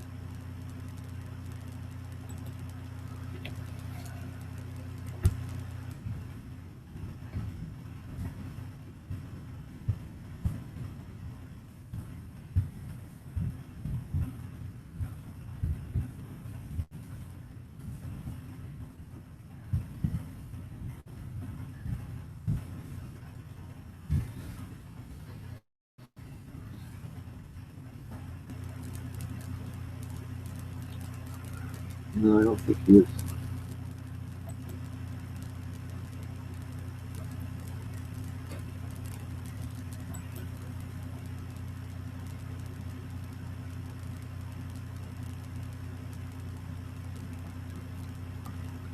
Okay, Will.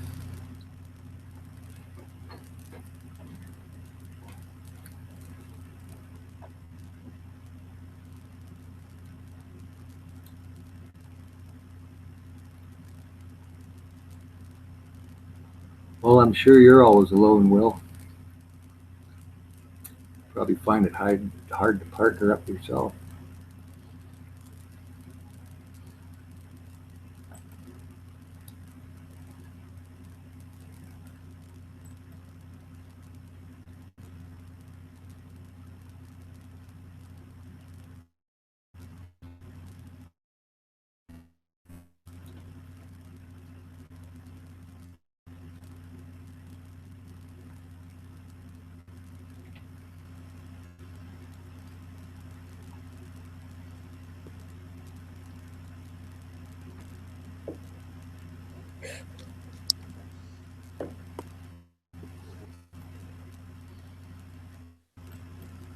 So what's going on?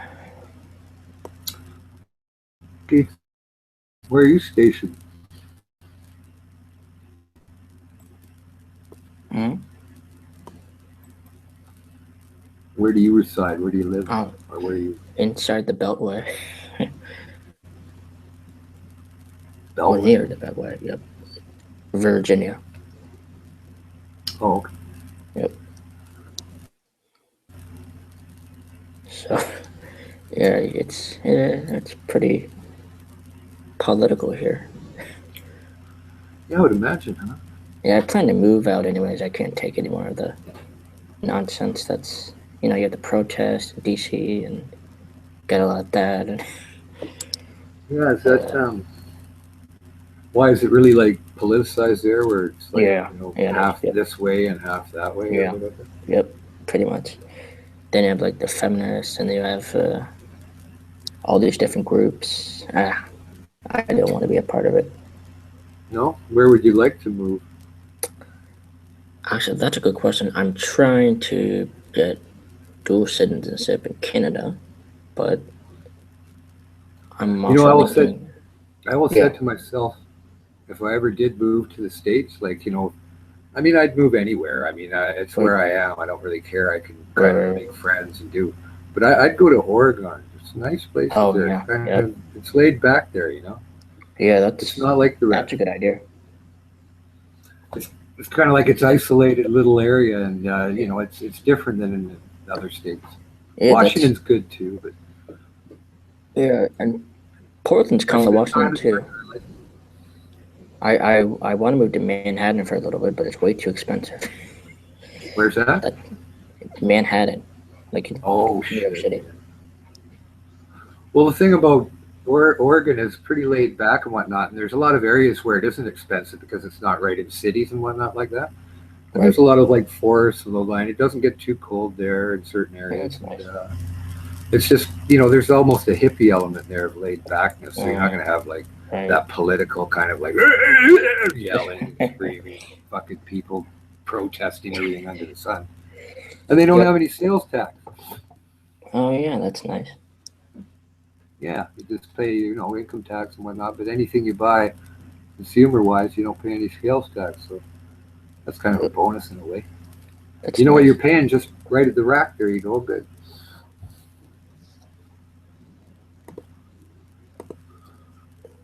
You're making too much background noise too, like Packy. You're being very irritating. You should not come on here and cause all sorts of problems because it makes it very uncomfortable. You cannot talk properly. Where's she from? I don't know. He's kind of like a little bit of a troll type guy. You do not know if he's serious or not. It's very bad. Well, I'm not sure if you.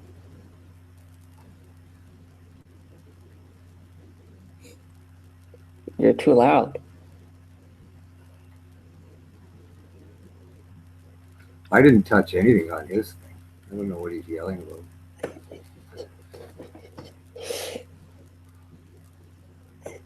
You should not be yelling like a crazy man. It makes you look very bad. People do not take you seriously when you...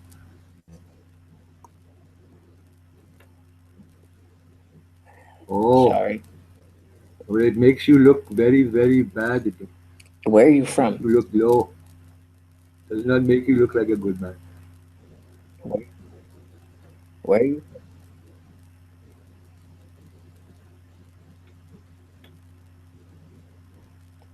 Oh, Vodafone. How do you help people? Oh, that's the telecom company in India. What's that? It's a telecom company in India. Really? Vodafone is a telecom company? Well, you just said you work for them, shouldn't you know? I had no idea. But you work for them. I do not. I do not use to work for them. I'm a person who has no job. Okay. He's supposed to be in California or something lucky, so who knows what. Maybe he's one What of those. story he would bring up today? Maybe it's one of those. He might be one of those the IT guys they hire in Silicon Valley. No. I'm not that smart. I'm not that smart. Hey, Russell, do you know what? What? Early this morning, I had a report. I had a report coming in from ancestors.com, and there I was able to find. Oh, sorry. Just give me a second, okay? And there I came to find out that I'm 34% English. And you said you went to incest.com? No. You must be very strict. Incest. No, my dear. Very bad. I just muted him. Huh? I just muted him. Mute him? Yeah, he comes in with kind of like that irritating trolling shit. You know, like bent out of shape, he'll be yowling. But I don't mind trolls, but I don't like when they're. Well, yeah, when they're screaming and kind of. Dude, stop muting me! Stop muting me! Why are you acting like a baby?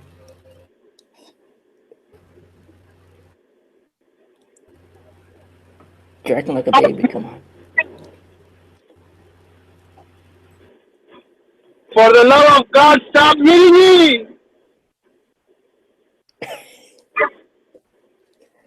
All right. My Lord Armando is gonna. The power of my Lord Armando is gonna. Wait a second. Oh shit. No, I think. I think he's had enough of you at this point.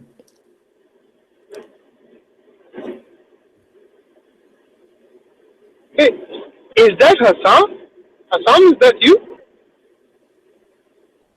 That's me. Is that Irani guy Hassan? Yep. The pervert Irani? That's right. You sound different. Yeah, I'm not feeling well today. Oh. Stop muting me, guys. Anyways, Stop muting me. I can't get a word through. So what's going on, Richard?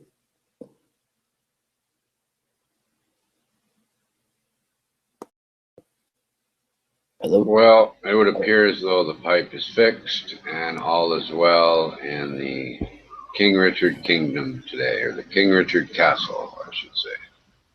Yeah.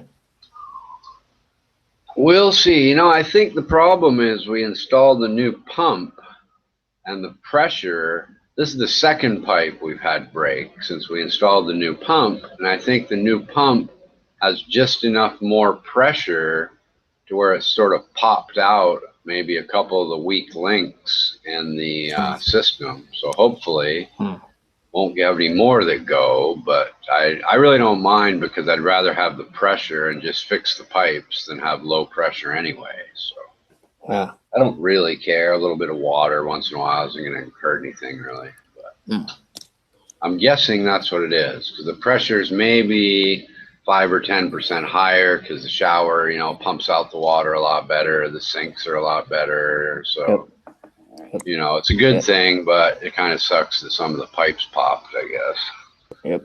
So, regarding the show, like, I'm not sure how long the show has been going on. But like, are you new here, or it just seems like seems most people can pop in if they want to? Yeah. Sure. Like, is that the whole idea of the show, to just get a bunch of different people, or? I think so. I think what Armando says is he just got tired of being kicked from other people's channels, so he made his own. And he really doesn't kick anybody. He lets people do what they want, and you know, that's kind of the point of the show, is for anybody to say whatever they want. Every once in a while, we have little troll battles. Other times, we talk about whatever. Right. You know, Queen Ashley, go fuck yourself. You know, I got nothing to do with trolls like you trying to post people's addresses, trying to get their phone numbers and dox them and all that bullshit. Just go fuck yourself and go talk to somebody else besides me. I don't care about you. I don't care about anybody like you. I don't want anything to do with you or anybody with your type of attitude. So don't even address me. Just pretend I'm not here and don't fucking bother me, or you're going to get the same thing from me every time. You're a fuckwad who tries to find out people's information just to scare them or embarrass them, and you're a complete fuckwad. And I have nothing to do with people like you. Other people shouldn't have anything to do with people like you. And you can go fuck yourself, as far as I'm concerned. You and all the little trolls that are like you, trying to scare people by posting their addresses and trying to trick them into giving you their phone number and all this other ignorant ass shit you do. So go fuck yourself and have a nice day while you do it, you know, but don't bother me. Don't address me. Don't address me and think you're going to get something different tomorrow than you got yesterday. Your Majesty. Yes, sir. She was supposed to send me the money which she was bidding on me. Yeah, good luck with that. But I didn't get any money. Well, of course not. She's a troll. She's not going to do anything. She's an unreliable scumbag troll who tries to trick people at every step of the way for her little personal entertainment, because she's a complete fucking fuckwad loser, you know?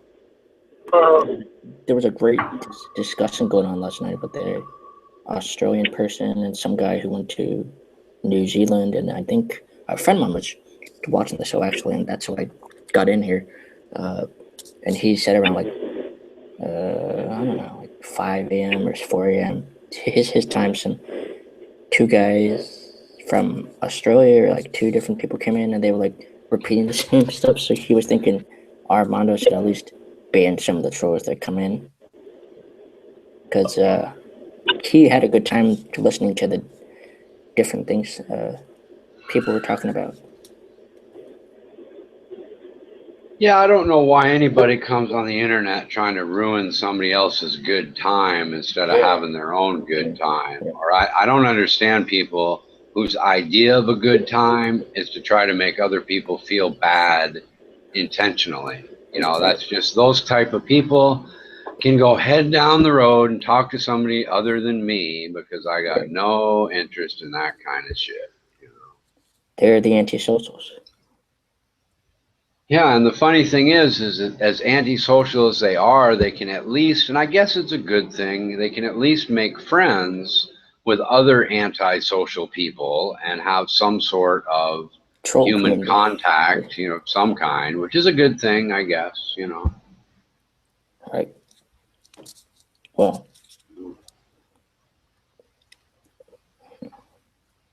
but it's just fucked up. I mean, that broad posted, she thought, I mean, what gets me is my address is really easy to fucking find. And she posted the wrong one, but she still posted what she thought was my address right in the chat room, like, ah, ha, ha, this is Richard's address, you know, maybe go attack him and his family, you know, send him to do this, do that, whatever. It's just low-life nonsense. And the thing that really got me she even ends up posting the wrong fucking address. She posted my uncle's address that's been dead for fucking 5 years. You know, it's ridiculous. She's not even good at fucking finding out information on the internet to begin with. It's ridiculous. Yeah, well, that's what you pay for trolls. It's all just smoke and fire. Yeah, that's what it is. But I guess, you know, if it wasn't that they might have a serious, you know, effect on someone else, you know, someone might take their number or their email address and, you know, do something with it that would cause them a lot of trouble, I wouldn't care. But when you know, intentionally go out of your way hoping that bad things happen to other people, why would I talk to you? Why would I associate with somebody like that? And then somebody comes along that I've never met before, and the first thing they're going to say is, oh, you know, that guy's associating with complete fucktards, so I don't want anything to do with him. It's just guilt by association, you know. And somebody like that even mentions my name, I feel obligated to defend my own reputation by making sure everybody knows that I think they're a fuckwad and they should go talk to somebody else, you know. But yeah, I think who was on here earlier? Some Australian woman, then a Scottish person, I think. I don't know. There were a few people from those places on. I'm not sure if they'll come in later. Dave's a regular here. He's probably the Scottish guy. There was I a think lady. Suzanne, she's kind of new, but she's cool. Yeah, maybe that was it. We got this girl named Yaz, somebody, I forget, Yasina or something like that. She's really funny. She's like this bubbly, laughing all the time girl that comes and goes. But from where? I think she's from America or Canada, one of the two. I'm not How do people get the link again? Like, because Armando said he emails people the link, or he emailed me the link at least. Yeah, if you go to Google Hangouts and you're just part of sort of the circle of people, and you click the conversation in Google Hangouts at the top, it has a little camera, and if the camera is green, you can click it and join the chat. Even if the camera's not green, you can still go in the room, but likely nobody will be there, you know. Yeah, I thought Google Plus died because I think when I first tried it out, they used to have a like a chat roulette kind of thing where you could go in and meet random people. They had like public hangouts, but I don't know if they got rid of those because I used to meet people from other countries on those things sometimes, but I don't know, like I said, if they got rid of those or not. Yeah, there's a lot of different little hangouts. I got invited to a couple new ones or more that I haven't been invited to before yesterday, and the people there were really cool, and they were completely non-tolerant of trolls. They gave people one chance. The second time they opened their mouth with something stupid, they immediately got ejected. And this channel's not like that at all. I mean, you can run off with the mouth for weeks on end being stupid, and Armando's not going to eject you, which is kind of a good break. I told those guys after I was there 4 or 5 hours, I said, I'm going to go back to this other channel where the really crazy people are, because it's kind of fun once in a while. You know? Yeah. So I think if someone's really being a troll, like the person who was here a few hours ago, I think they need to go. And like I said last night, those two people that came in that kept on repeating the same thing, like the same lines over and over again. Something like that should be banned at least. Yeah, I know what you mean. But crypto, the reason that I use my real name, the reason that I'm easy to find is because I refuse to hide. Whether I go to the grocery store and somebody asks me, hey, where do you live? You know, I don't mind telling them. I don't go to the grocery store and somebody says, what's your name? And say, well, you know, my name's, you know, John Smith 125. I tell them my real name. So I'm going to live my life the same way on the internet. I'm going to be my real name, and you know, you could just, you know, use any number of different sites to find my address or my family's address. My father uses his real name. My sister uses her real name, and it's because we're not afraid we're not going to be terrorized by punks into having to hide our identity on the internet because there are assholes in the world. The assholes can be all the asshole they want. They're not going to affect how I live my life. And I live my life by being honest and not afraid of people coming to my house or people knowing where I live or knowing what my name is. You know, why would I want to live that way? I don't. You know, I'm not. I'm not going to be terrorized by internet assholes into hiding in the background to make my points and to be who I am. That's other people. You know, they may have very good reasons to do that. Maybe they have young children that they want to protect or something like that. But I don't. It's just me and my wife, and she uses her real name. She's not afraid to tell people who she is either. You know. Yeah, I think for some people they get really freaked out, like, oh, you found out this city I live in, and now you can find out, right? You know, the demographics and. Well, they try to terrorize them into thinking they're going to steal sell their information on the dark web, and then somebody will hack their credit card organization. But the plumber's here. I got to pay him and all that. I'll be back in just. All right. Hello, honey. Hey, Russell, are you still there? Yep. Okay. All right. Yeah, just listening here for Richard's assessment and conclusion of the trolling that's going on in the chat. Yeah. Yeah, I wasn't too impressed when the two guys came in after that good discussion last night.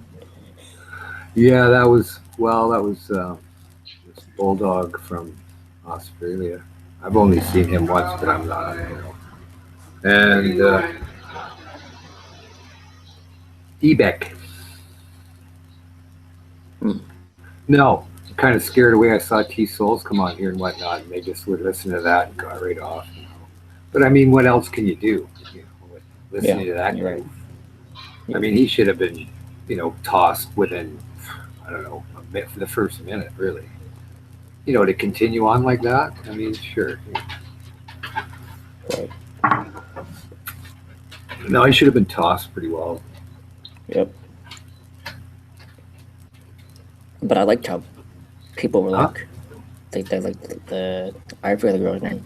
Someone was like a Trump supporter, and then someone else didn't really like him. They were talking about Sanders, and I liked how it was like civilized and like no one really went at people's throats and everything. So that was kind of nice to see. That's what I think we need more of.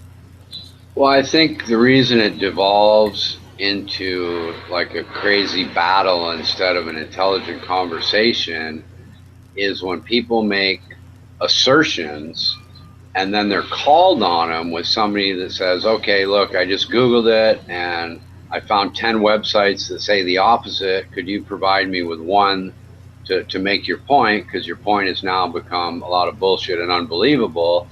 And then they freak out and start yelling and screaming and calling people names. They can't, you know, the people that can't admit they were wrong about something are the ones that start causing that trouble. And then they just continue on in the future forever. They won't back up any of their assertions. They make assertions and people are like, oh, you know, you're just talking out of your ass again. And then they're on to the, oh, you're a condescending, you know, mean person, you know, and it's all about personalities. And it's a deflection from the people who want to spew bullshit and get offended when people ask them to back it up. That's where it all comes from. Because people that are willing to learn things, willing to admit they're wrong, they don't get in those screaming battles at all. They say, well, thank you for teaching me something. I appreciate that, and I learned something. What's his name? But the other people... Ronan was in here. Ronan or whatever his name was. He seems to be pretty well rounded on things. He seems to know a lot. Well, I've called him. I've brought up the whole website. That's actually where the website example came from. I've said, what would you like me to Google? You can pick whatever website you want on the Google page, and we'll just go look and see what it says, because they all say the same things. And of course, he didn't want to do that, you know, because I did it once to him, and then he walked away saying, well, gee, you know, I guess you're right. And of course, the very next day, he comes in and says, "Oh, I didn't say you were right. You know, I said something else," and just back into the bullshit. But he's another one of those people who, when you call him on what he says, the conversation is going to take 16 different directions, and it's going to be a yelling and screaming match, and he's never going to address the fact that he made up some nonsense that somebody's calling him on. And he's a very, difficult chatter in that regard. You ask him if it's raining or not, he's going to go into a 5-minute lecture about snowflakes. And then when somebody interrupts him and says, "No, that wasn't the question. The question was, is it raining or not?" He's going to go off with the, "Oh, you're interrupting me and you're not giving me time to answer the question," when he had no intention of answering the question. He had 5 minutes to answer it. He's off on these tangents, and he just wants to, create trouble and strife, not answer or discuss or learn or anything. He just wants to, spew bullshit and gets offended when somebody asks him to, back it up with facts and explain it. Yeah, I don't know him too well, but whoever else was in he's quite, I don't want to, tell you what you should think about him. That's up to you. Yeah. But he's really difficult to chat with, because you can see how we've been chatting for quite a while with you, me, Russell. We've all interrupted each other probably a dozen times, but nobody's going off on a 10-minute yelling and screaming tirade about being interrupted because we're mature adults. Ronan, on the other hand, that's just an excuse that he uses to get away from the actual conversation, to how he's so perfect and never interrupts people, even though he does it the same as everybody else. So the whole conversation takes these ridiculous turns that nobody's interested in taking except him, and it's very difficult to chat amongst ourselves anytime Ronan enters the room. It just devolves into this. See, that is so not nonsense. true. That's so not true. Ronan knows that. That is so not true.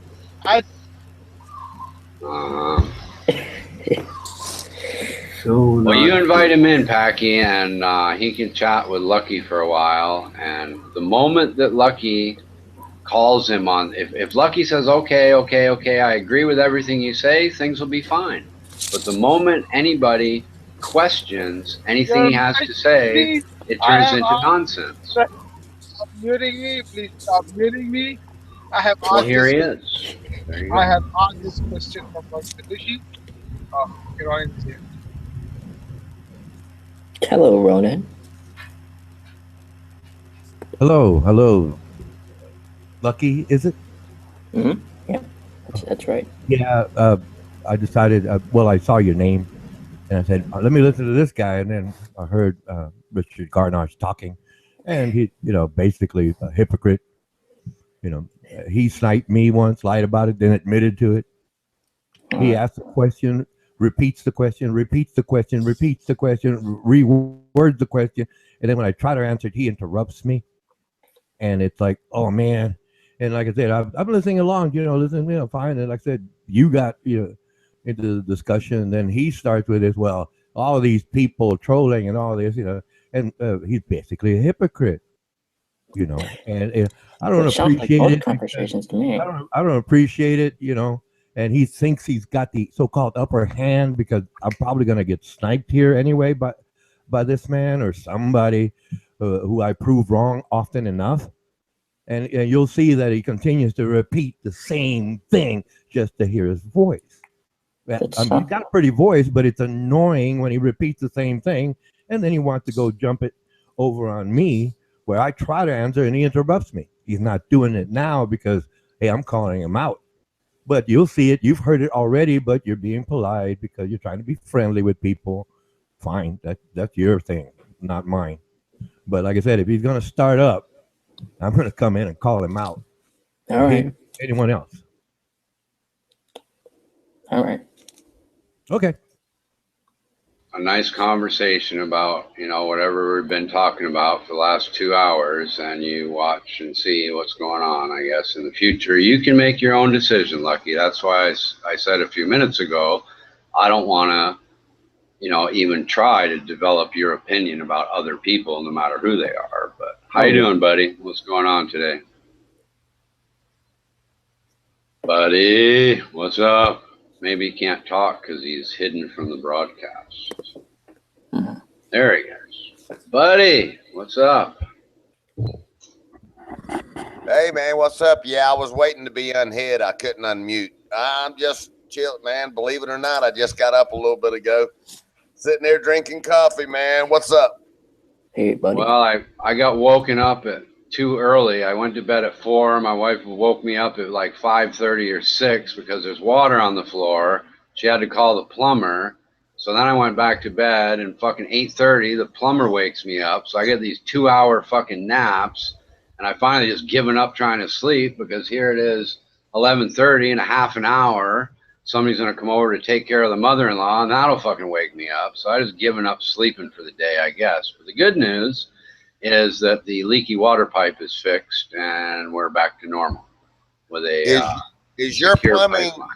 Is your plumbing in the floor? Is it external? Where is your plumbing, and what kind of pipes? Is it galvanized pipe? No, it's PVC pipe, and this is the second one that burst, and I think it's because I bought a higher pressure pump so that the upstairs, showers and things would work a little better. And it's about an 8-year-old house, so it just popped a couple of the connections, which I don't care. I'd rather have high pressure and fix the pipes than low pressure, So I'm pretty sure that's why it happened, but most of it.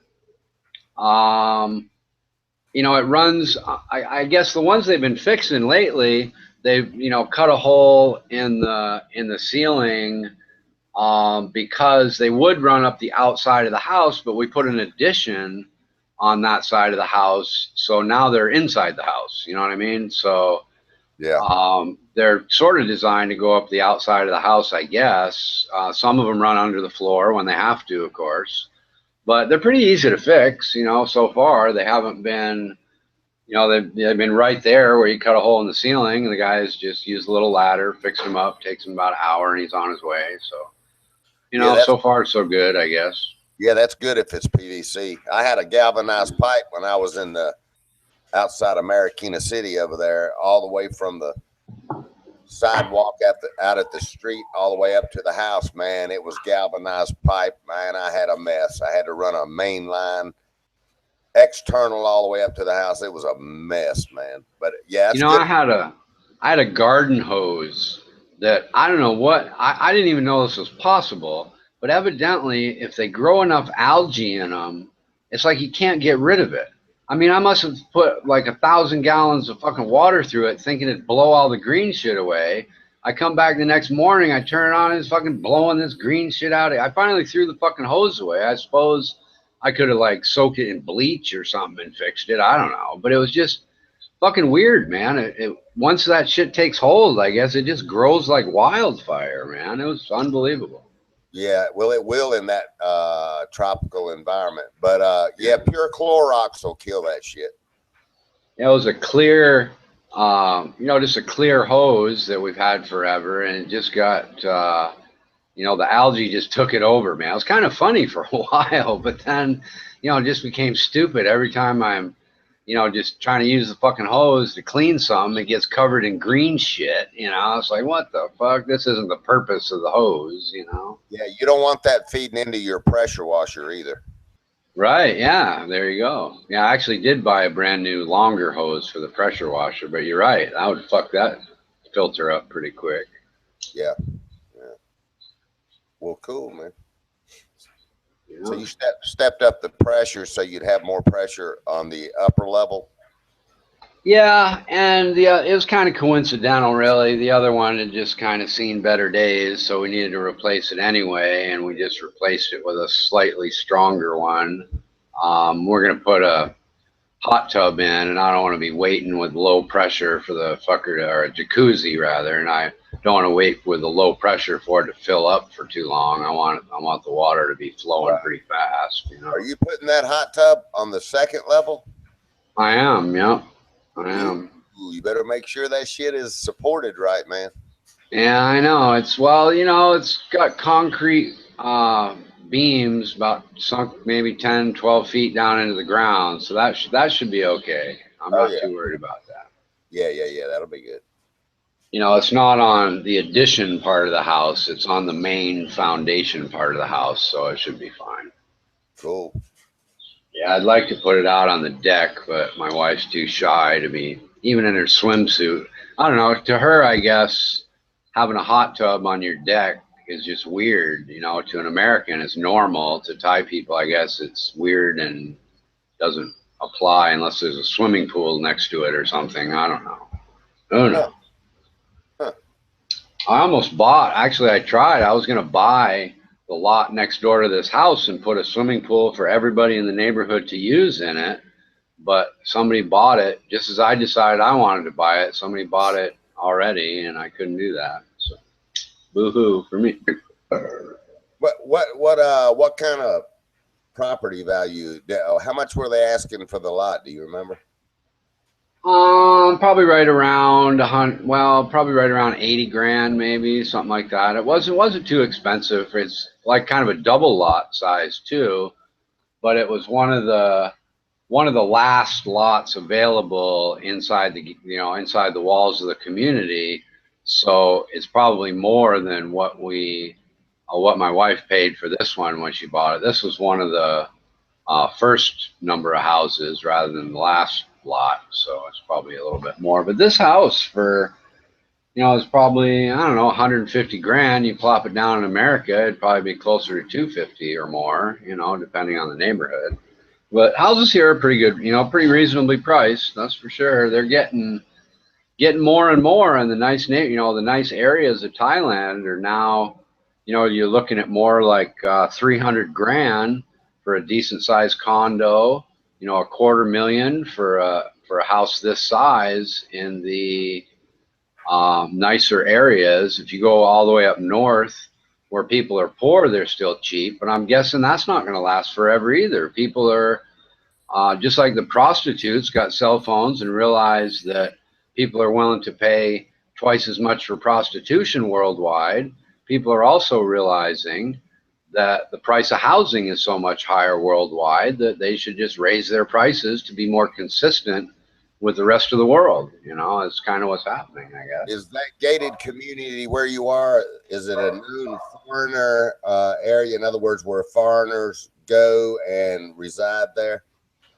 No, there's me and there's one other German guy that's married, but no, all of my neighbors are all, upper middle class Thai people with decent jobs and all that kind of thing. So it's not an expat area at all, Yeah, I'm pretty much the only one and the German guy, that's it, me and him. The reason I ask that, if you go to like, in the immediate Philippine area, for example, like Makati is very expensive. If you go outside of Makati, you can buy the same thing, much cheaper. It's not a foreign-based area, Right. You got a lot more. Well, the expensive area that I like has nothing to do with foreigners. It just has to do with it being wine country and really nice views and stuff like that.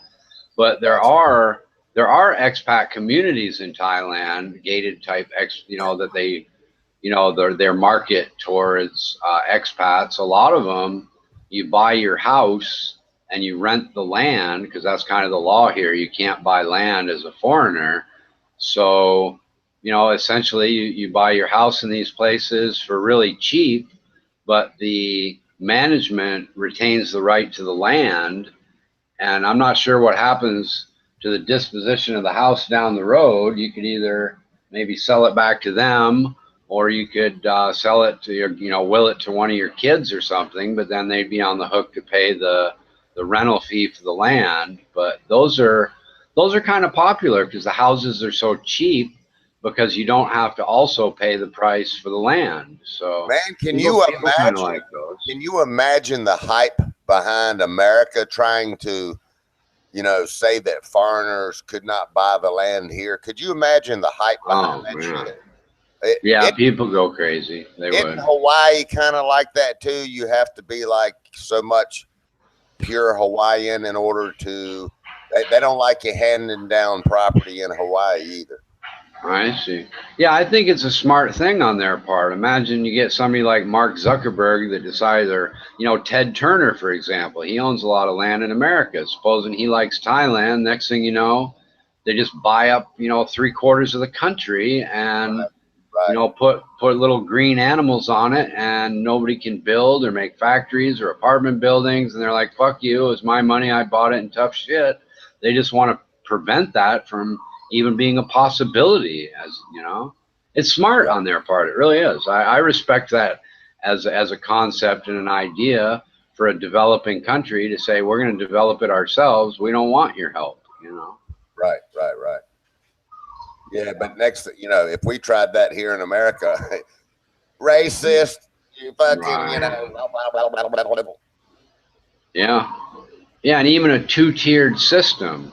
Like here, they have special prices for foreigners versus Thai people. If we tried to do something like that even, we do to some extent. We have in-state and out-of-state tuition, and locals get discounts on, seasons passes at ski areas and stuff. But if we implemented if you're not American, you pay twice as much at the local park or Disneyland, and we'd see the same thing. People would be yelling and screaming racism and xenophobia and all that kind of stuff. Right. Yeah.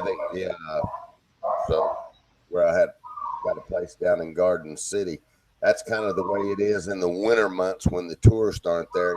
You've got local. I don't know what word. In other words, your prices are cheaper for the locals than the tourists. Yeah. I don't see anything wrong with that at all.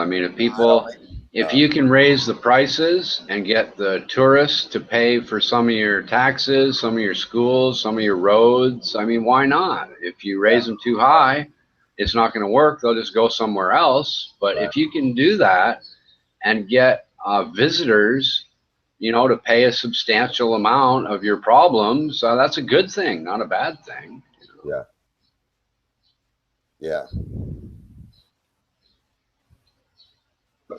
Ronan Kanushi. What are you doing, Ronan? What's the latest Trump? Right. What's the latest news, man?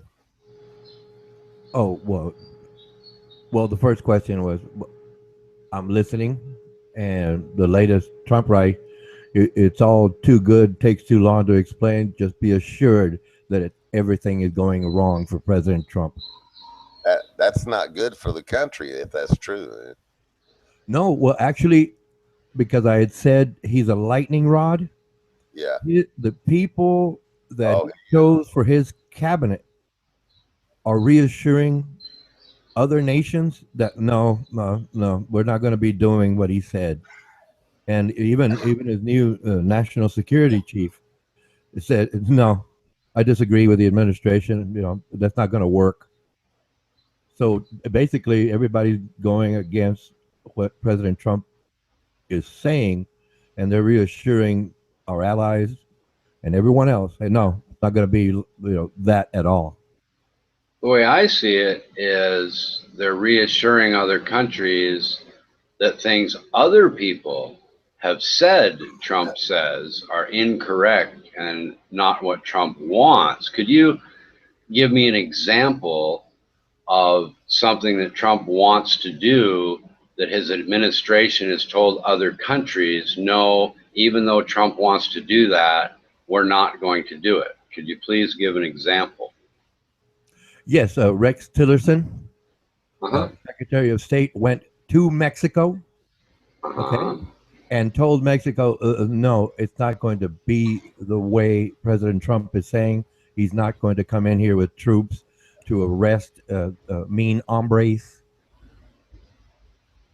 What you mean, come into Mexico? I don't remember Trump saying he was going in with police forces to arrest mean hombres. I think he has sent ICE out to arrest illegal aliens already, so I'm not sure I know what you're talking about. Oh, well, you haven't been keeping up, because that's what the president said, and the Secretary of State, Rex Tillerson, went down, and 2 days ago, yeah, it would be 2 days ago now, and he reassured the Mexican government that no, we're not going to do that. We're not going to be arresting illegal aliens? Well, I was going to give you. I never heard about the troops. I was going to give you another example. And No, let's stick with this first example. Okay. Like Lucky said, what troops did Trump say he was going to send to arrest mean hombres? What troops? But he said in a tweet a week ago that I used mean hombres because I was quoting President Trump. Right. I know the term you're referring to. Well, no, but I know you know the term, but I was quoting President Trump having had used that term. Right, it's the troops we're questioning, not the mean hombres. Was the hombres term used in the quote about the troops, or was that just no. What are you talking about? No. President So Trump. when did Trump say he was going to send troops? That's what we're questioning, not the mean hombre. I had already said a week ago. So a week ago, you're saying that Trump said he was going to send troops to arrest. Yes, troops. And I made point of it in another hangout, and everybody started talking over me like you all are doing now. We're having a normal conversation, Ronan. No. You're interrupting me trying to belabor this point. We can go on to another point. I've already proven this point by quoting the President Trump saying, we got to get rid of those mean hombres, and he said he was going to use U.S. troops. And no, you're making that assertion. You would have to demonstrate that. We don't believe your assertion. I am being interrupted. It's not an assertion. It's a. Do you have a document or a BBC article? And I'm being interrupted. Could you reference that, and please? I already got past the point, but you're trying to belabor the point. A week ago. Because we don't believe you. We want you to demonstrate it's true, not just say it's true. Hey, look, all I use is facts, quotes, and questions. And you said, give me an example. I started giving you an example. I'd like to finish it again. Like I said, President Trump used those terms, mean hombre, and he said he's going to send U.S. troops. 3 days ago, okay, General Mattis, okay, Secretary of Defense, went down to Mexico and reassured Mexico we're not going to do this. I mean, Rex Tillerson, my apologies. Secretary right, like I said, Rex Tillerson went down and said the people claiming Trump said that were not telling the truth. And reassured Mexico that no, we're not going to send in U.S. troops. Because Trump never said that.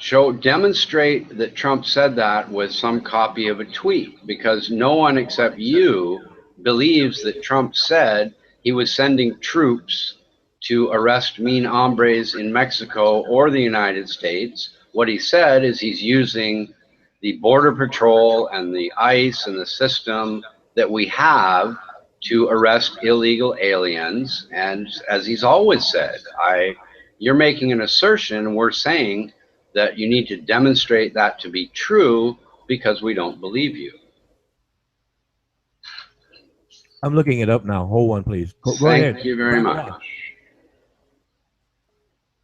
Isn't that what you're saying, Lucky, as well? I haven't heard that he's sending the American troops to arrest mean hombres.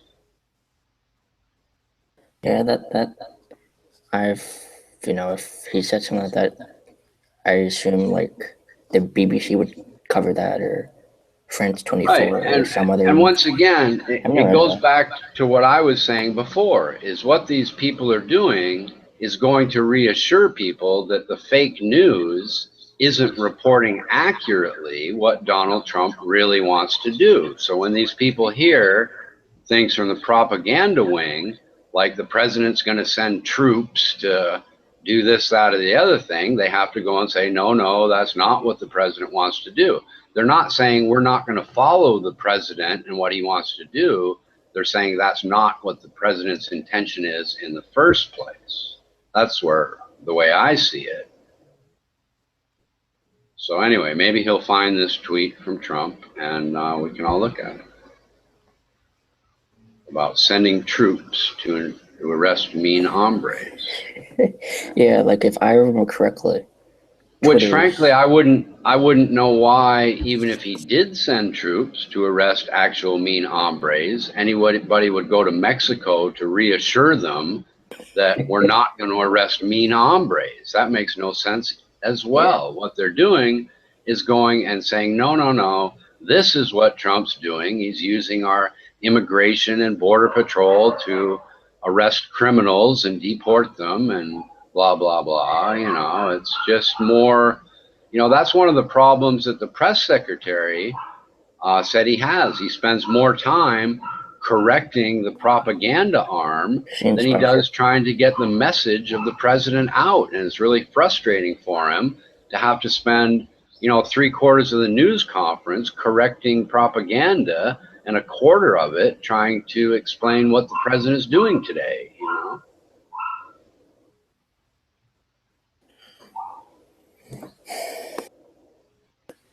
You know, one thing I don't understand is the Brexit thing. Like, of course, I think the. Okay, excuse me.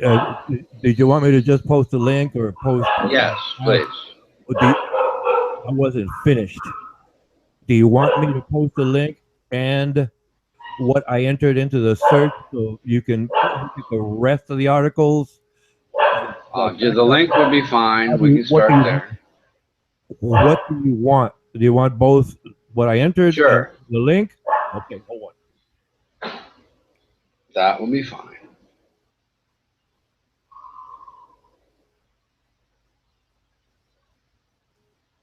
And where are you posting it? In the YouTube thing or in the side chat here?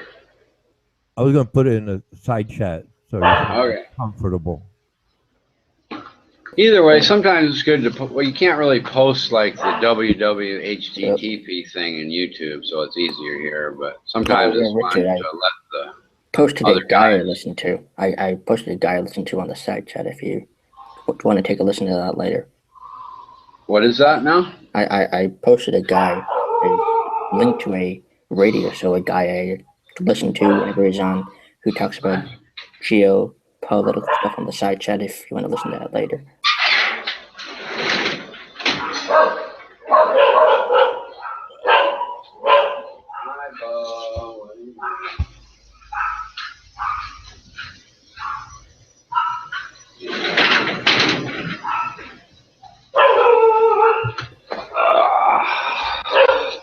So crazy neighbor dog comes over and my neighbor lets him out with this big chain on, man. It's like, who lets their dog run around with a 6-foot chain attached to him, you know?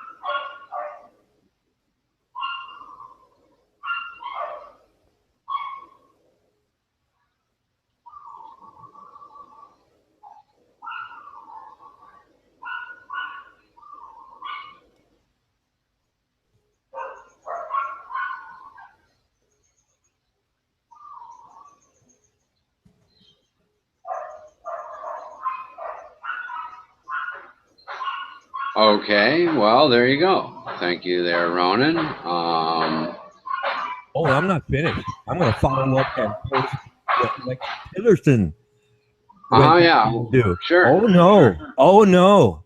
Please allow me. Rex Tillerson went down there to reassure Mexico. That's what I'll be posting next. Please. Okay, you don't need to... I'm not going to put up with your game. I'm not going to put up with it. When I ask you, you reject me. All I asked was you to demonstrate that you were correct. I'm going to follow up too. That's fantastic, but you shouldn't be all angry and upset because people want you to demonstrate that you're correct. When I did it to you, you rejected me. I didn't reject you. I just said thank you for posting it. I'm going to have fun with this. Great. Damn, Ronan, stop the fucking drama, Ronan. Fuck. Really, dude? Well, then, how about you all man up for ejecting me and apologize? What did I just say? I just said thank you for I said posting you it. all. That's what You I all. said. That's plural of one. All. Fuck, move on to tomorrow, Ronan. No, there you go. Well, why don't you try it today? Ronan, you're just demonstrating my point that you can't have a normal conversation. Jeez.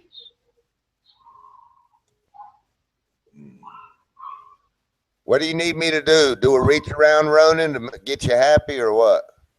Oh, it's too late for that. Move ahead. I don't understand how Trump saying, you know, I might just send our military isn't scared kind of thing, so I might just send them down to take care of it. I guess the odd thing to me is I don't understand how Trump thought that would de-escalate the situation. Maybe in his mind, he's saying, look, you guys are having some problems and we're here to help you by sending the military down to take care of it. But to me, I think I would have phrased it a little differently instead of saying their military is scared and ours is so great and I'm just going to send them down to take care of it. You know what I mean? It's like if he really was trying to get along better with Enrique, I think he could have done a better job of talking to him. You know what I mean? But yeah, if I'm remembering right, I watched an interview or two about this, and I can't remember, several days ago, I think. And there's other things surrounding this topic. I can't remember what they are now, though. yeah, I guess the spat's really over who's going to pay for the wall, and he's trying to smooth things over with this, which to me, you don't insult people's military and then say you're just going to send your military down there. That's not going to help to me. But yeah, there's evidently he changed, according to Ronan, he's going to post something where Trump probably changed his mind. But it goes back to the same thing I was saying before, is that it's not that people are going around saying, we're just not going to do what the president wants. They're going down and saying, oh, the president changed his mind and the president doesn't want to do that. Otherwise Trump would just fire these people. Trump isn't going to tolerate people saying, I just refuse to do what the president wants, Mr. President of Mexico, so don't worry about it. That's the part that I think Ronan's missing. He doesn't, he's thinking that there's this big, mutiny between these people in the administration against Trump, which is not really true the way I see it. And Trump would just fire those people. He's already fired one person that stated he didn't like Trump's agenda. He said, well, if you don't like my agenda, don't work for me. Get the fuck out of here. That's all he would say to those people. There's other videos. I wish I could remember, man. I've watched so many since then. There's other stuff surrounding this, why Rex Tillerson went over there, and I can't remember. Sure. But no, Trump won't tolerate anybody not executing what he promised the American people. That's for sure. Well, of course, and he doesn't have to. It's in a sense, I think Ronan sort of thinks that there's going to be this big backlash against Trump in the administration, and there's nothing Trump can do about it, which is silly. All he has to do is fire him. He can fire any one of these people that he hired for no reason at all. Just say, get the fuck out of here. I don't like it. Right.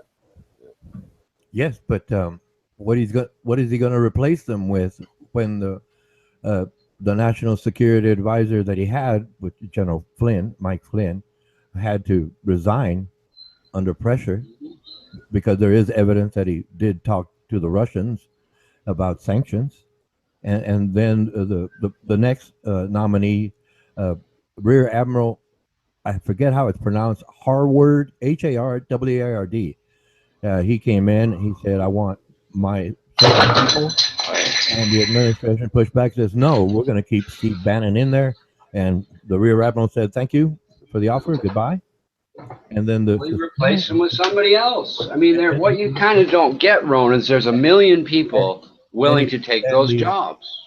And he did get the recent one. I forget his name, and he disagreed with the administration. I'll find that if you'd like. and he I'm sure there are disagreements. General Mattis, what President Trump had said, the media is the enemy, and then General Mattis himself said, no, the media is not the enemy. And I'm ready to post that link if you wish. Like I said, I'm using facts here. I agree with you that there are always going to be differences between what one person thinks and what the boss might think. I mean, it just depends on how severe those differences are and how much they vocalize them as to whether they keep their job or not. That's all. Well, yeah, but it was a 180-degree opposition, a direct opposition, and the president won't do that because he doesn't want to look bad because of his arrogance. He's going to say, well, I'm going to look bad because everybody's going to say I made a bad choice. Well, you're making up you're asserting a lot of ideas as to why Trump is doing things. You could be right, but I don't know if that's necessarily the truth. I know what I'm talking about. That's the point. I know exactly what I'm talking about. You don't know Trump's motivations. Yes, you're assuming them. Very good. I know your motivation. It's like he sees it now. Let's not change the subject to Richard. We're talking about Trump. I'm not changing the subject. I'm saying that President Trump appoints certain people currently. I can find more. That 180 degrees. Nope. The media is not the enemy. General Mattis. Why can't I read this link? It like cuts off on my page. I have to copy and paste it or something. Well, I thought you were going to stay on the subject. Now you're talking about why can't I read this link? What's I'm your sorry. problem? I was talking to myself. I didn't even mean to broadcast that. Well, no. You want to hear your pretty voice. Come on, dude. Once again, you're off the subject on the personality conflicts. Try to have a normal conversation, please. I'm going to keep calling you out when you start playing dumb. Try to have a normal conversation. Don't worry about when other people are being dumb. To the ideas, and we can move on, focused on the particular point that you wanted to address.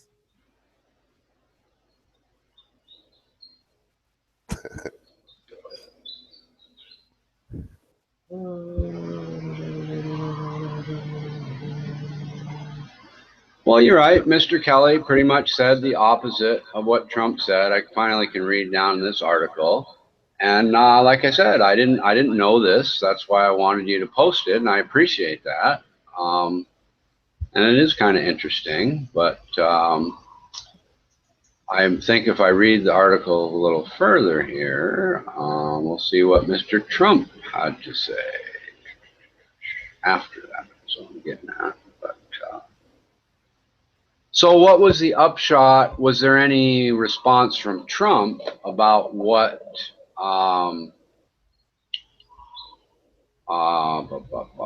this guy said? Now, first of all, this is Mr. Kelly. So isn't this the guy? Hasn't Kelly and Tillerson visit Mexico on February 23rd? So I'm not really up on these guys. Kelly's still around then, I'm guessing. He's the military guy. Okay. So Sean Spicer tried to clarify the difference between Trump and Kelly. He said that Mr. Trump had not meant to characterize the deportation efforts as a military operation, arguing the president had been using the word military as an adjective. So, I don't know. I kind of agree with Ronan here that it certainly made it sound like he was going to send the military down to Mexico. And then the Spicer guy is kind of spinning it, saying, no, he was talking about deporting illegal aliens in the country.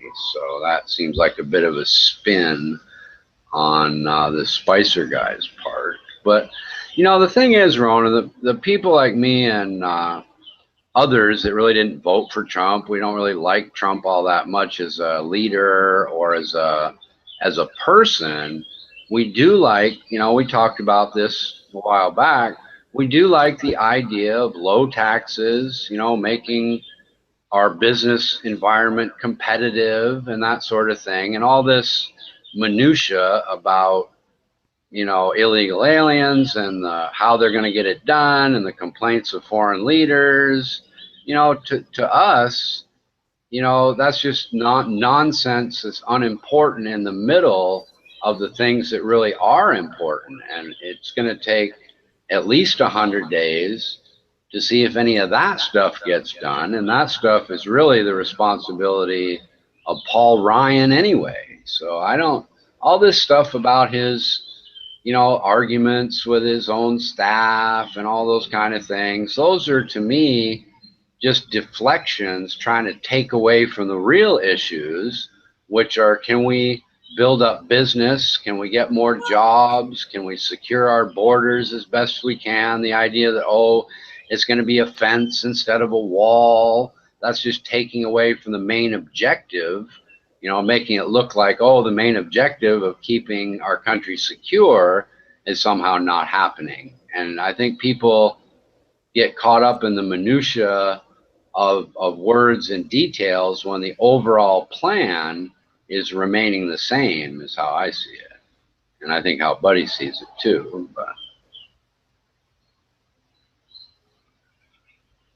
But yeah, the relationship with Mexico is certainly deteriorated, but you know, that's what you do when you want to renegotiate something like NAFTA, is you start with all this nonsense and you end up with a good deal, and in the end everybody's happy, hopefully.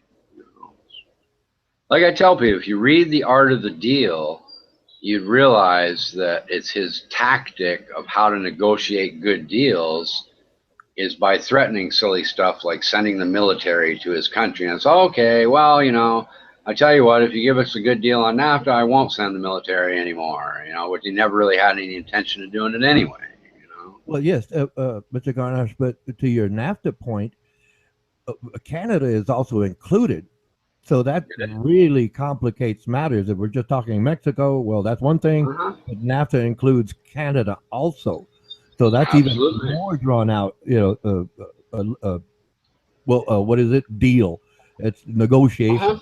Far more drawn out. Canada's come out and said it's an antiquated old deal that should be revised anyway. So Canada's kind of on board the idea of modernizing it. That's that's a better word than repeal and replace. Well, yes, Mr. Garnash, point taken about, you know, should be revised. But as I understand it currently, they're trying to just scrap the whole deal. So like I said, it's Canada and Mexico that have to come into negotiations with America over NAFTA. So I don't know. Like I said, that's later on down the road, and we'll find out what they say when they get to the table. Yeah, we just, you know, the main thing is we need to either have other countries not tax our items when they go in, or we're going to start having to tax their items when they do come in. But you can't have this one-sided tax structure that make American products, you know, less competitive in other countries, and then allow them to have their products be more competitive here. That's just not a good deal. I don't know why anybody made that deal in the first place, frankly. Yeah.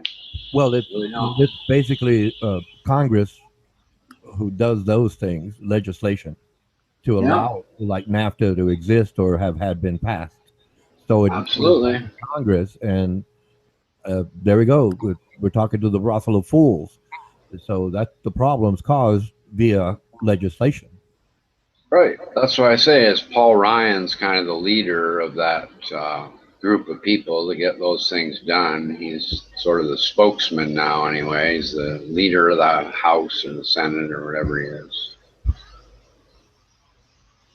But yeah, it's Congress that has to ultimately write the bills and send them to the president. I mean, the president can write his own and hope that they go along with it, but it doesn't really work that way.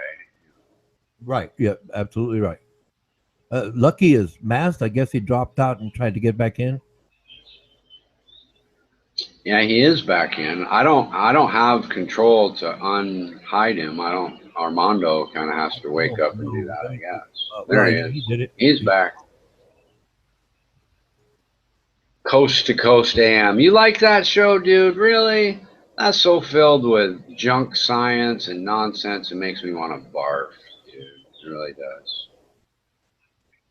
I mean, it's always been that way, from Art Bell onto this new guy.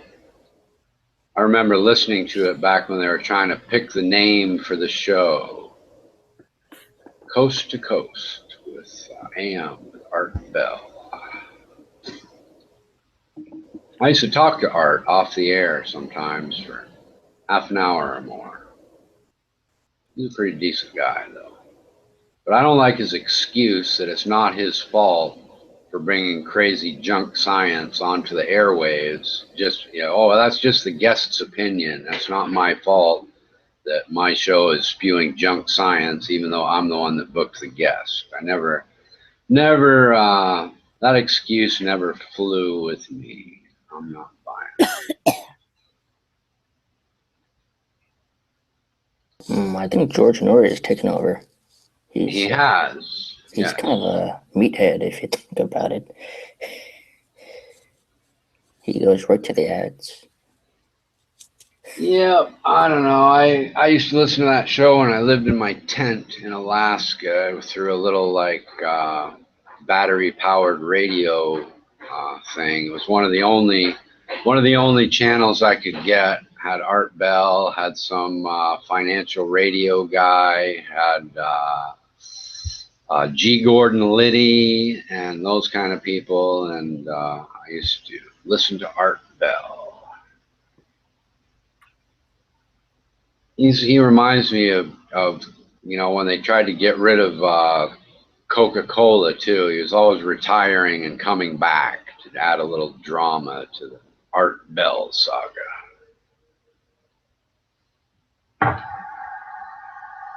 And this thing is funny too, is if you see a picture of him, at least for me, he doesn't look anything like his voice sounds on the air. He looks like a totally different person than he sounded. I was just kind of surprised when I saw a picture of him for the first time.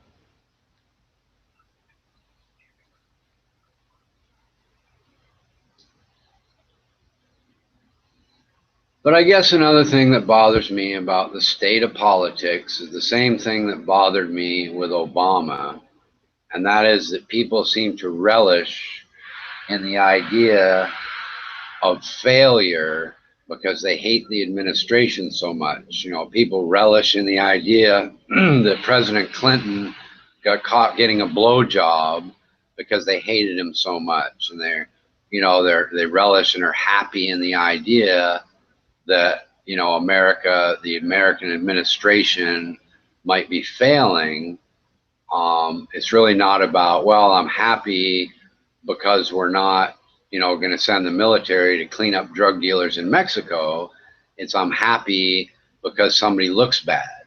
And that's kind of why Buddy brought up that point, are we, just going to stick with this partisan stuff where people are more happy that America's not being made better because they hate the guy doing it so much, whether it's Obama, whether it's Hillary, or whether it's Donald Trump, or some guy in the middle that they don't like. They're happier that they fail than they are sad that the country's not getting better. And that's what I would like to see go away. I'd like to see people say, hey, I'm glad that we're not sending the military to clean up drug dealers in Mexico, if that's what they really think, rather than saying they're glad that there's an argument between people in the administration they don't like, or they're glad that we're not going to kick out illegal aliens, if that's what they're glad about,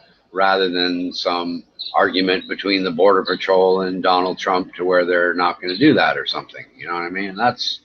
It's just back to this same old divide, and the idea of making America better gets lost in the middle of that argument. And that's all I would like to see go away, because when America is strong, the whole world benefits. And when America has a depression or a recession or is weak, the whole, lots of parts of the world suffer, and that's one of the reasons why America being strong financially and strong militarily is a real benefit to the world. It really is.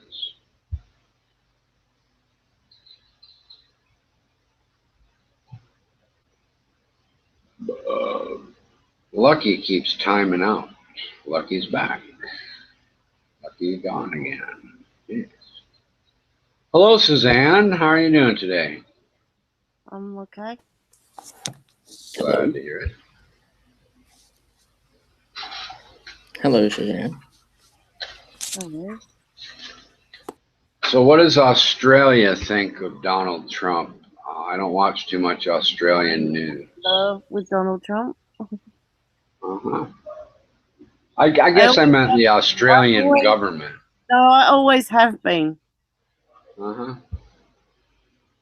Before he became president, but I always knew he wanted to become president for 40 years. Uh-huh. And it was virtually rigged and set up for him to win. You know? Okay. I think most people thought Hillary was going to win. No, they tried. They made it look like that, but it was always meant for Donald Trump to win. Well, it is highly unusual in America to have 12 years of the same party. So Yeah. the odds-on favorite would be whoever wasn't in power for 8 years, pretty much regardless of who's running in that party. It happens once in a while, but it doesn't happen all that often. People just get sick of the same party in power and want to give somebody else a chance. That's kind of how it works, I guess. But I don't know. But like my daughter told me the other day that they're going to try and keep Australians even out of America. And I think, what? We're supposed to be Americans' allies. Well, once again, that's just hyped nonsense. That's no basis in fact that, we're going to single out Australia. Mainstream media, It is. They find something that might say, well, we're going to reduce the total number of immigrants that come into America. So that would mean that, Australia might be reduced by some number. So they spin it to say, aha, the administration is going to try to keep Australians out. And they don't, necessarily tell you the whole story and why that headline is just stupid. No, they said something to do with the fact that they're gonna not let us holiday there for a while and go over there for a while and stuff. Oh, I haven't heard that. I haven't heard that there's a ban on Australian tourists. Said that to me, that Donald Trump was going to do that, and I'm saying no, I don't think that at all. Donald Trump even said he's not going to stop Australians from going to America. Yeah, I'm surprised he hasn't released his new executive order on the countries he wants to vet better, but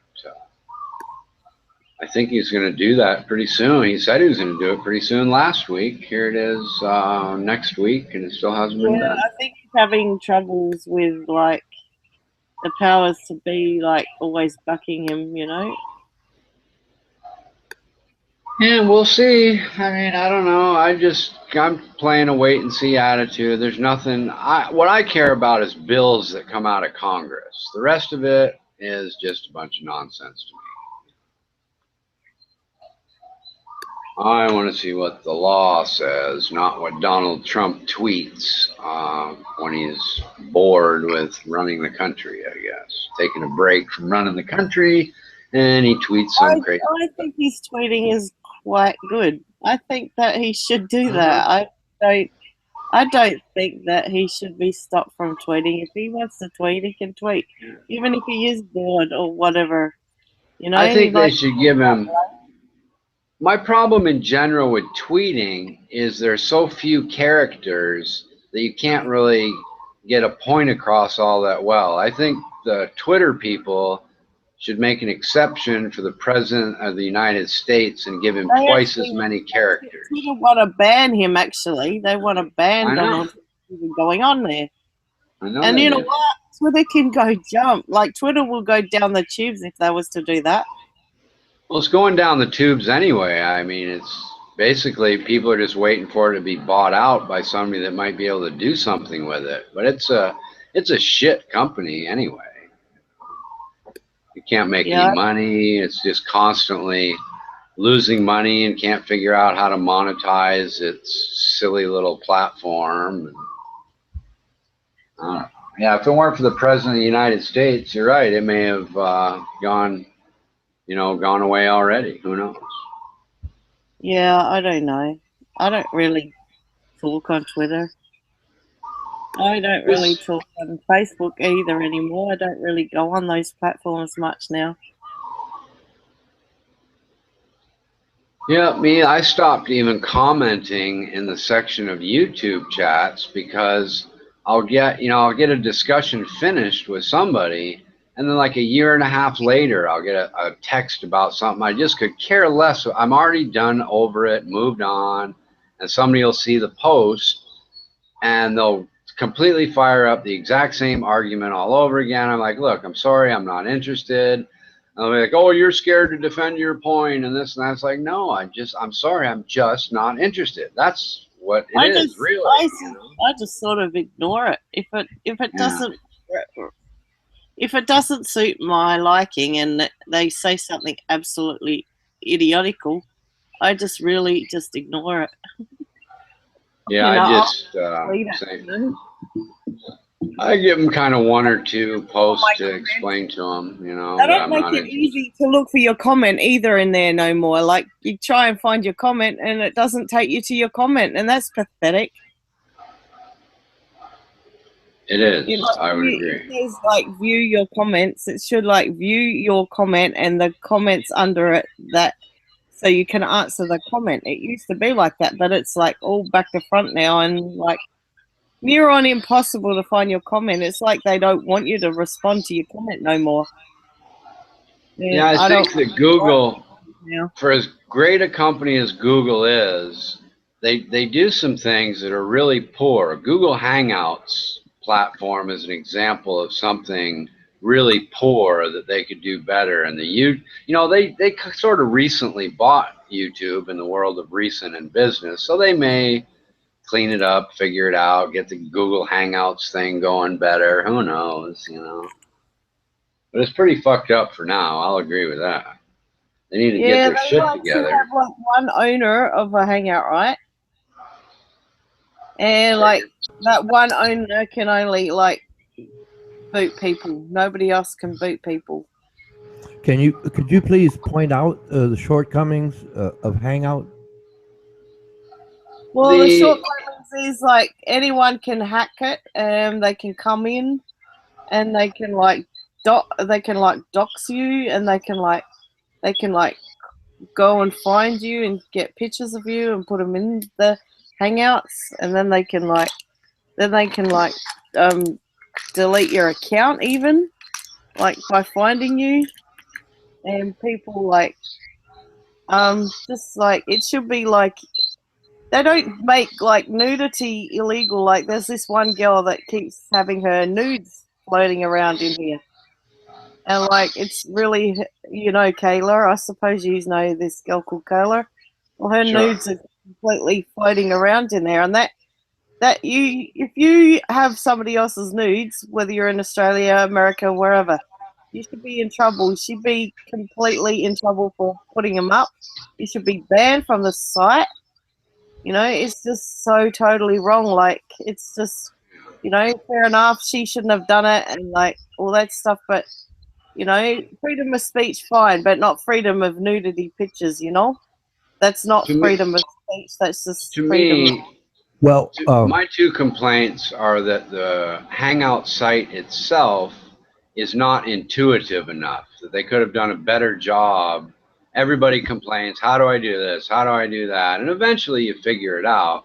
That's my main complaint. My other complaint is that all you have to do is use a simple little sniping tool, and you can kick out people from a room that's not yours, like Beck. He just snipes people here and there. He might snipe them for good reason. That's not the point. The point is they should do a better job of security, and they should make the website easier for people to understand. I guess those are my two complaints. Other than that, the craziness in the rooms, that's up to the owner of the room. They can do what they want.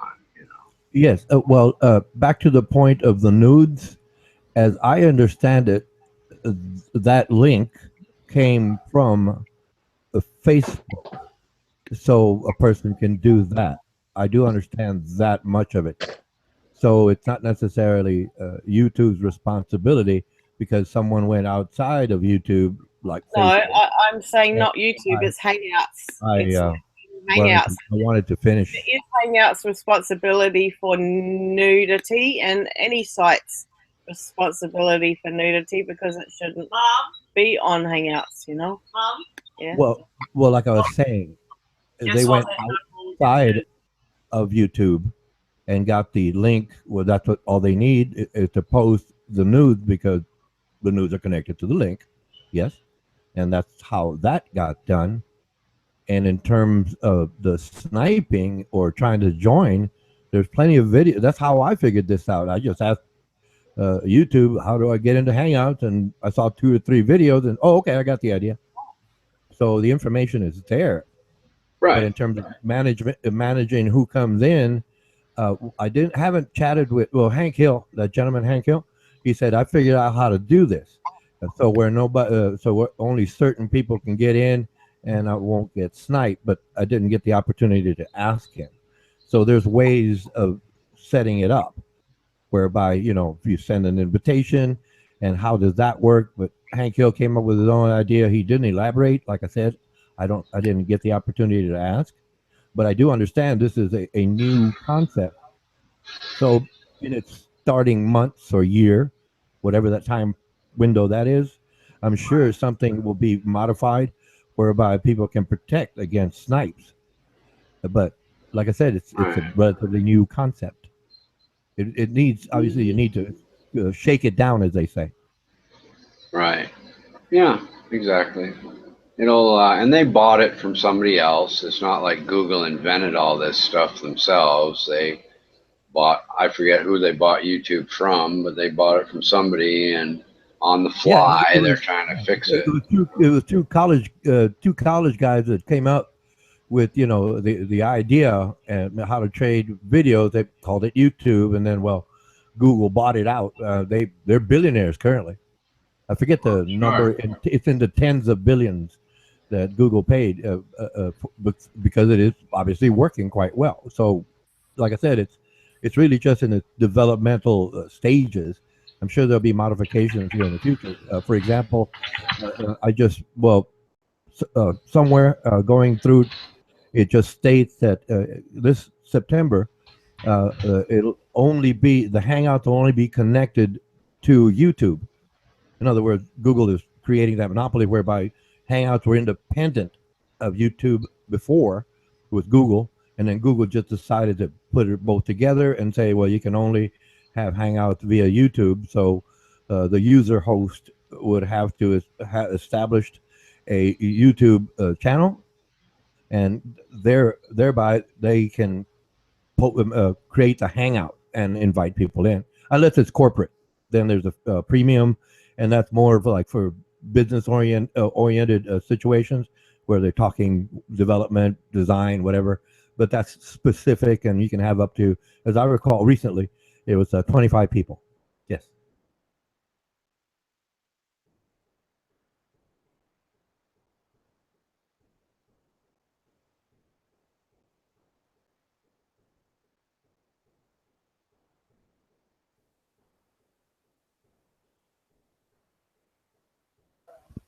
Well, it looks like somebody removed Richard. Was not I? Yeah, it's somebody called Unknown. Oh no, I don't. Okay, if it's unknown, well, if is it a one word unknown, or is it unknown something? Yeah. I think it's one word. Yeah, he's a snipe. He goes around. I don't know. I think he's connected to Adam Dwyer and Bob High. That group there. Yeah. Well, I guess. So well, I guess I don't know. He might be able. I'd rather may be able to send him another invite, or well, it's almost over anyway. So he might have to wait the hour approximate to start it up again. That means the link is floating around with the wrong people, I guess. In other words, yeah, somebody inside Well, they don't necessarily have to be on the panel here. They just have Right. to be in that Google chat. Share the And link. I don't know what the number is. Excuse me a second.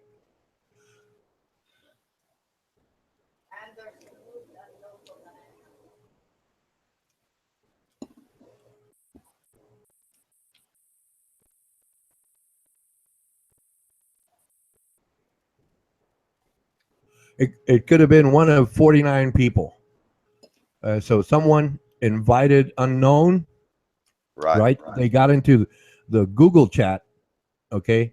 And I don't know. It's one of 49 people who invited unknown. Let me see that. Maybe one.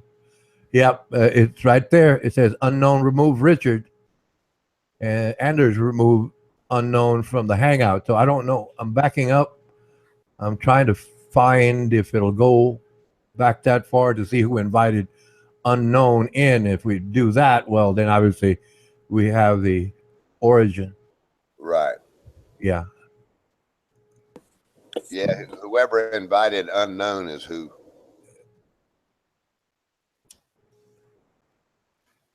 So. Okay.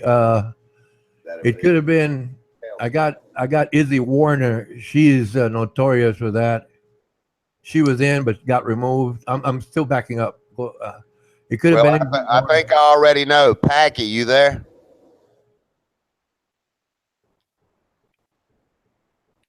It could have been Al Who also just came up. Packy? It wasn't me. Packy, oh Packy. You've been a naughty boy, I guess. Must have been him.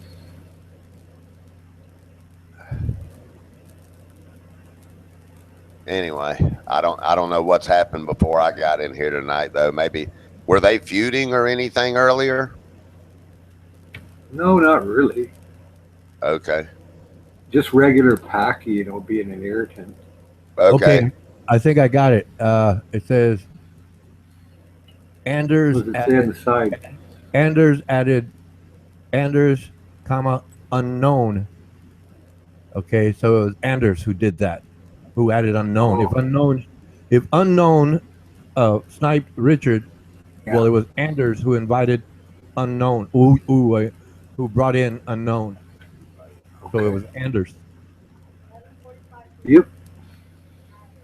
Unknown removed Richard, and then Anders. Oh, okay. Anders removed himself as unknown. I'm showing at 11:45. Packy added unknown. Okay, there you go. Okay, that could be right too. But I also Packy's got alter ego. Yeah, so it's probably I don't know. Like I said, if it is unknown and both Anders and Honest Packy invited unknown in, well, it's between those two. Obviously, both are culpable. If it comes down to it, both are culpable. Okay. Well, I'm eating a plate of food. I'm on mic out for a minute. I don't really know what's going on. I just know I saw Richard leave, so I started checking, and I said, "Damn." But anyway, I'll be back in a minute.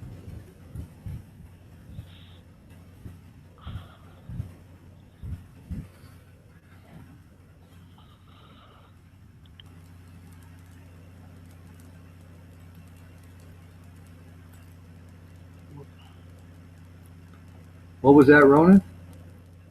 About what, sir? Oh, nothing. I see Packy's mic's off.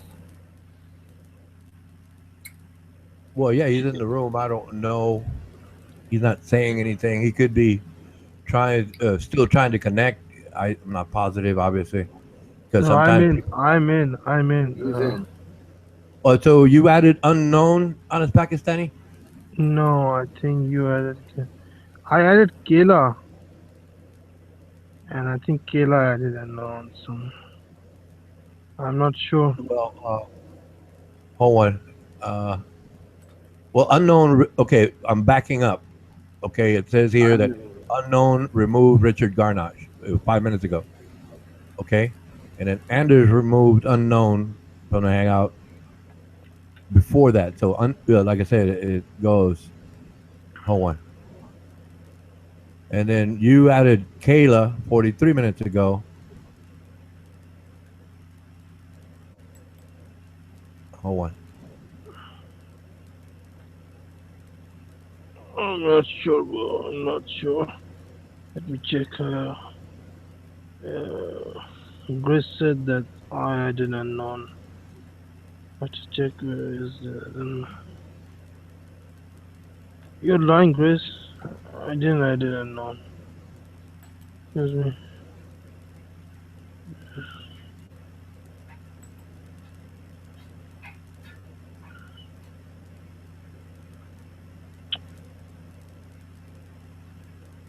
That is fake news, Honest. You can see if you scroll up in chat, but it says Honest added Honest Pakistani and unknown. Unless you're telling me there's another person called Honest. Show me, cause I cannot see anything. If Take I a screen you can see, right? take a screenshot and send it on the. You see the screen share. No, you're doing that. Let me go back. Okay, let me It see says where it is. Honest added Oh, you need it in the YouTube? Honest Pakistani to the Hangout. Oh, I cannot see the screen share. Could you take a screenshot and?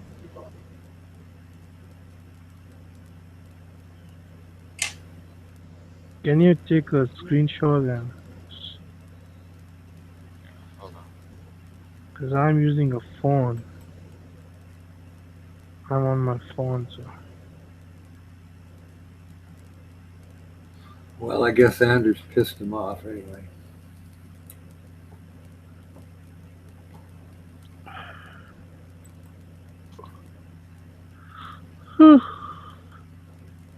Some really creepy stuff going on in Hangout lately.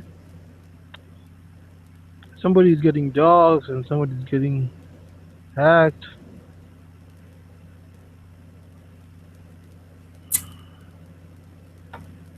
Okay, I got at 7:01. Anders added Anders, so it's Anders Sinclair, and then just Anders, and then he added unknown and two others. Before that, that's where I'm going now.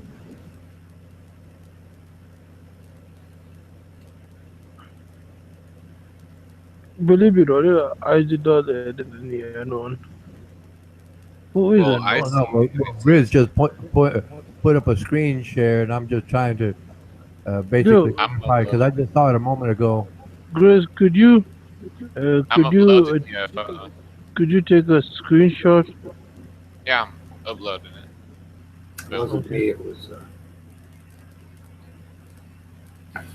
Okay, I got it. Let me see. Honest added unknown and Honest Pakistani to the Hangout 45 minutes ago. Okay, if it was 45 minutes ago, 46 then I added Kayla 45 minutes ago, and Kayla is but it unknown. says you Then Honest unknown. Okay. see, there's a message here, Oli. Kiddo, question mark. Kayla left this conversation. You added Kayla and Malangjin. There's Malangjin is me, which you guys can see it as Honest Packy. Yeah, so you added the unknown person. Mm-hmm.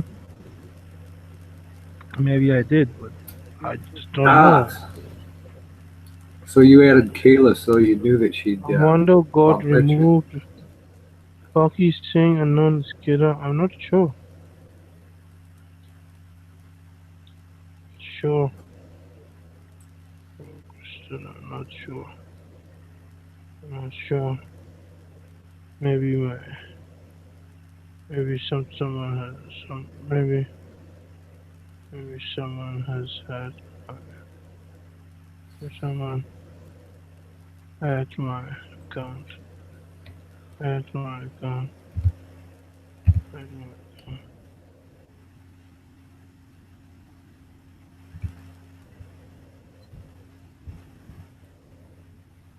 Still, I don't Honest, if you go Yes. to 15 minutes ago, when you say, well, I can see it now, thanks, Crystal, who does it say when it says unknown remove Richard Garnash? Does it say Kayla?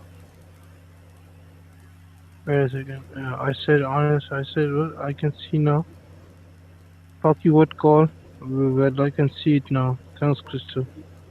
It said unknown remove Richard, Anders remove unknown. Then what's this now? But if you scroll above, the last person was added by me.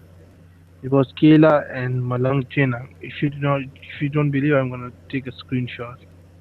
Here it goes. Have a look. That's gonna prove my innocence. Evidence. Irrefutable evidence.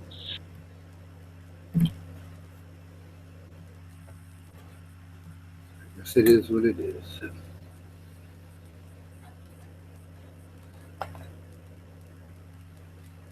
Can you see it now?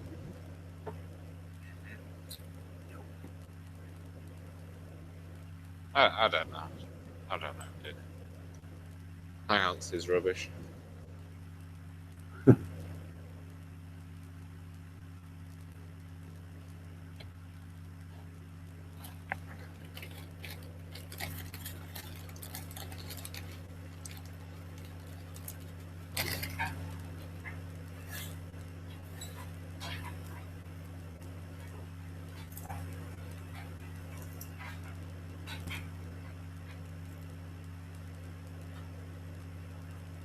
So what's on your mind, Grizz? Nothing really. I just came here because I saw that Honest added unknown. It says unknown on my screen, so I was guessing it was the same person. Unless there's multiple unknown people. Did you saw the screenshot I just posted? Yep. But on my screen it says you added unknown. So that could have been the same unknown. But I don't know.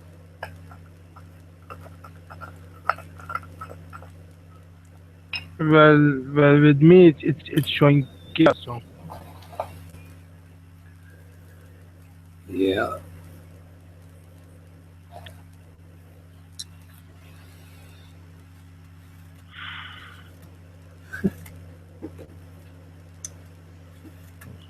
That's strange. I think Kayla deleted her account, so maybe that's why it's showing unknown, or she blocked everyone. Because she was kind of very pissed. I don't see how it would be blocked me because I haven't even seen her. Because I've only came on like twice in like the last 2 weeks. I mean, like even week. Never seen her on here, so why is it showing unknown for me? Yeah, was Kayla pissed at Richard about anything, or does anybody know? I think that's ongoing, isn't it? From days before.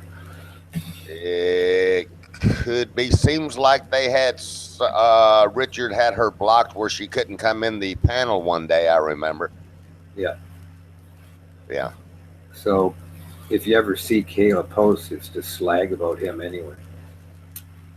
Yeah. So I'd imagine it was. Oh well.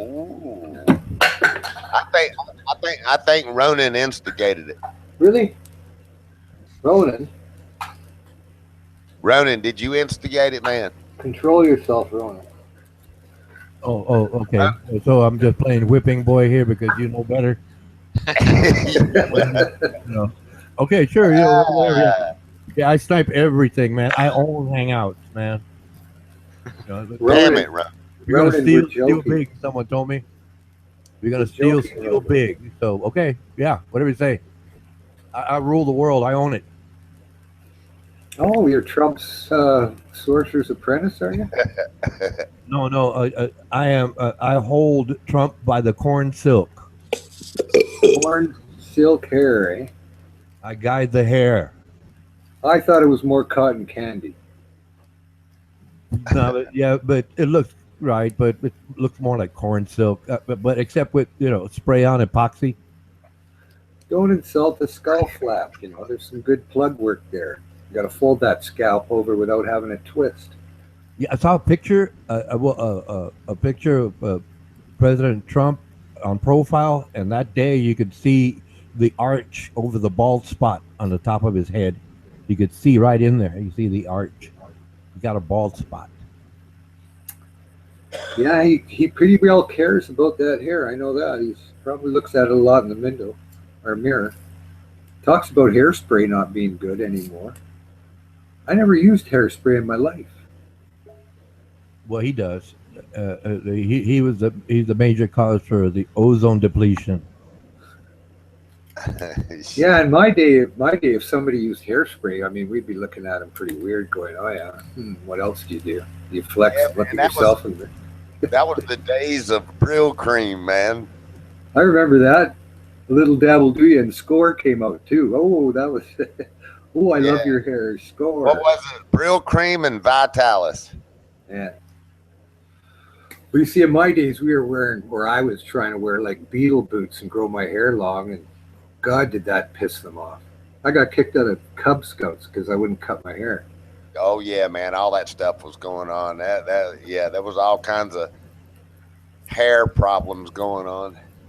Well, I used to wear beetle boots too, and they made lots of noise in the hallway, and I used to get all sorts of shit from the teachers. But my dad always said, "Hey, whatever, you know, the kid wants to wear what's new." Yeah, My mom hated it, you know. I had cops pulling me over because of my long hair. Oh yeah, it really stirred people wrong, you know. All sorts of people, because their kids had crew cuts and whatnot. There was a few of us in school that had long hair rebelling, you know.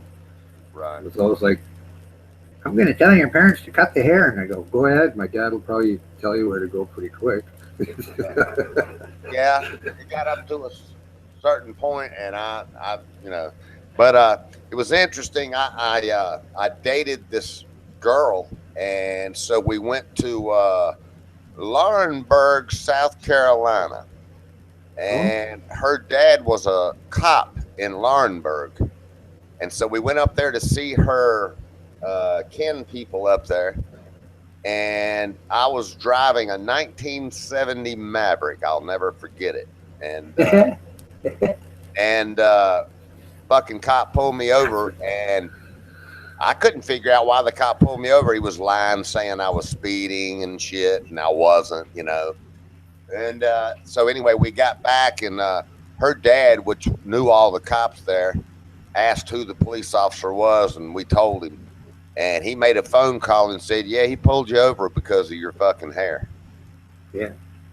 So, I mean, that got verified. So, yeah, they were always pulling, you know, of course they wouldn't say that. They'd say, "Oh, we thought we saw him turning up a beer," or something like that. Or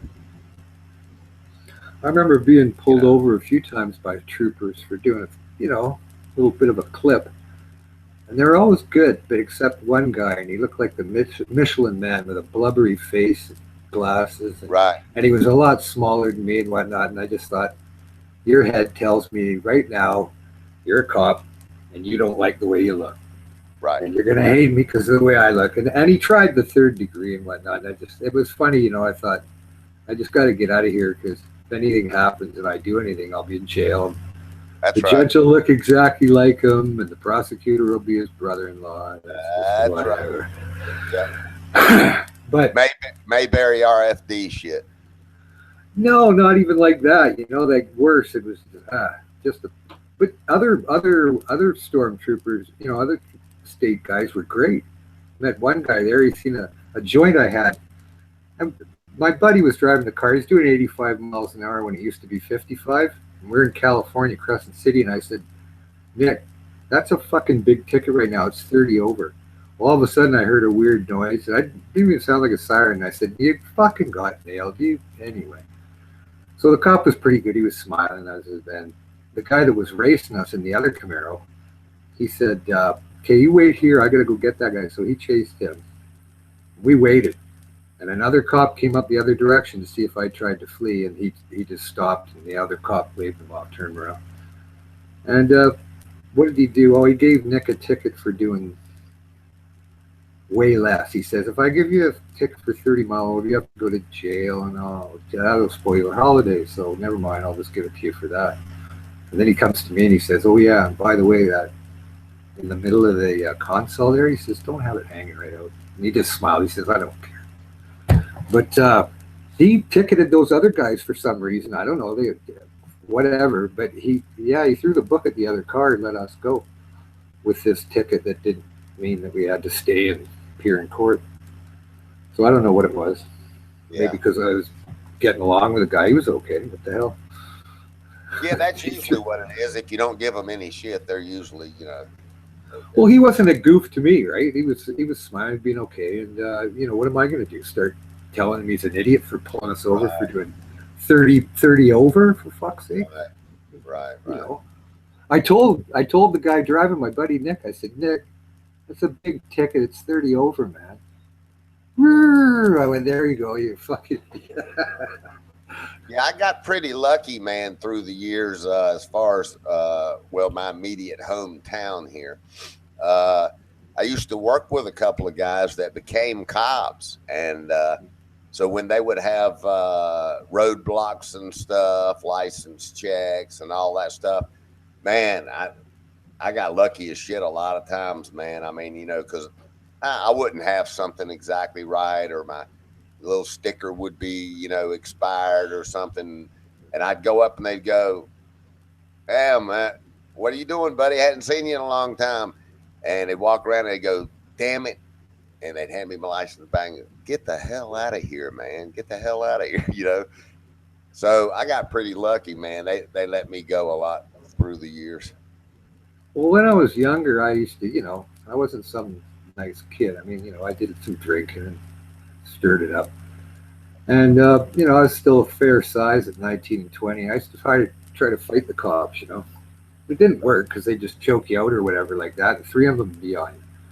But they never did take it. They never did try anything in the cell because I used to challenge, come on, I'll take you one at a time. But it was just, I learned after that, you just don't bother. You're not going to win, because they almost choke you out or twist your, break your arm, twisting you in a full Nelson. And, I might throw around a few of them at the beginning, but I shouldn't end up, yeah, that not bruised up. But I learned pretty quick, by the time I'm 21, 22, I'm not fighting it anymore.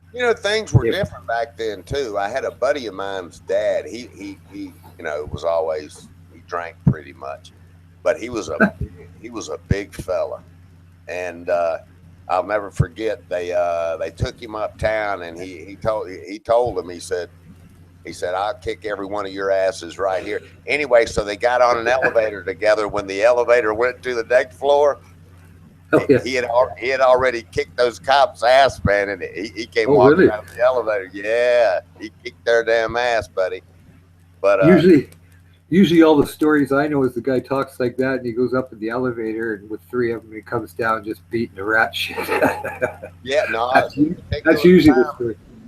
Yeah, this particular time is his daddy was Robert, and man, he was a big fella. But anyway, yeah, he kicked their damn ass, all 3 of them, man. But anyway, back then things were just different. You didn't have, the large force that you got now, and everybody kind of knew everybody. And it's like, I remember when they went to court for that,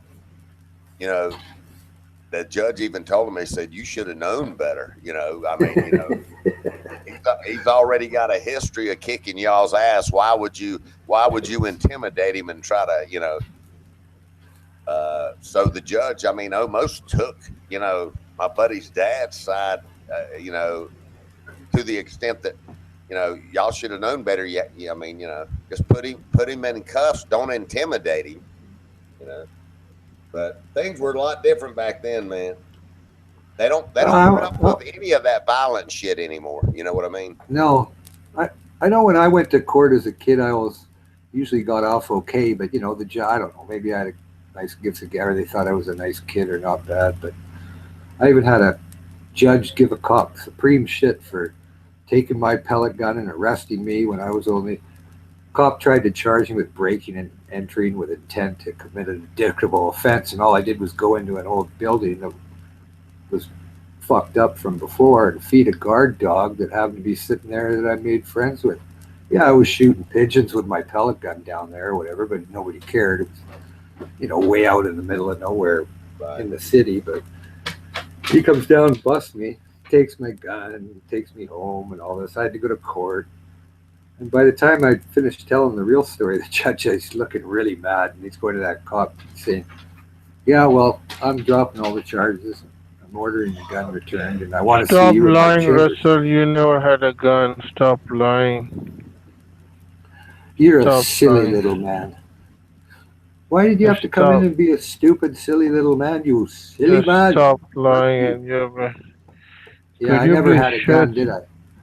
Could you please shut up? You've been talking since earlier this morning.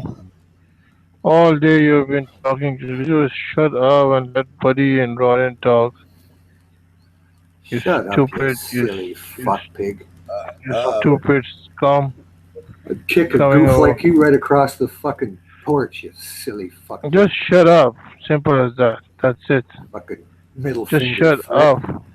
Just You shut up for stupid, like 20 stinky minutes. slime dog. Please shut up for just 20 minutes. Fuck off, you wart. I'm just messing with you. I'm just messing with you. Damn, Packy, fucking trigger the fuck out of somebody.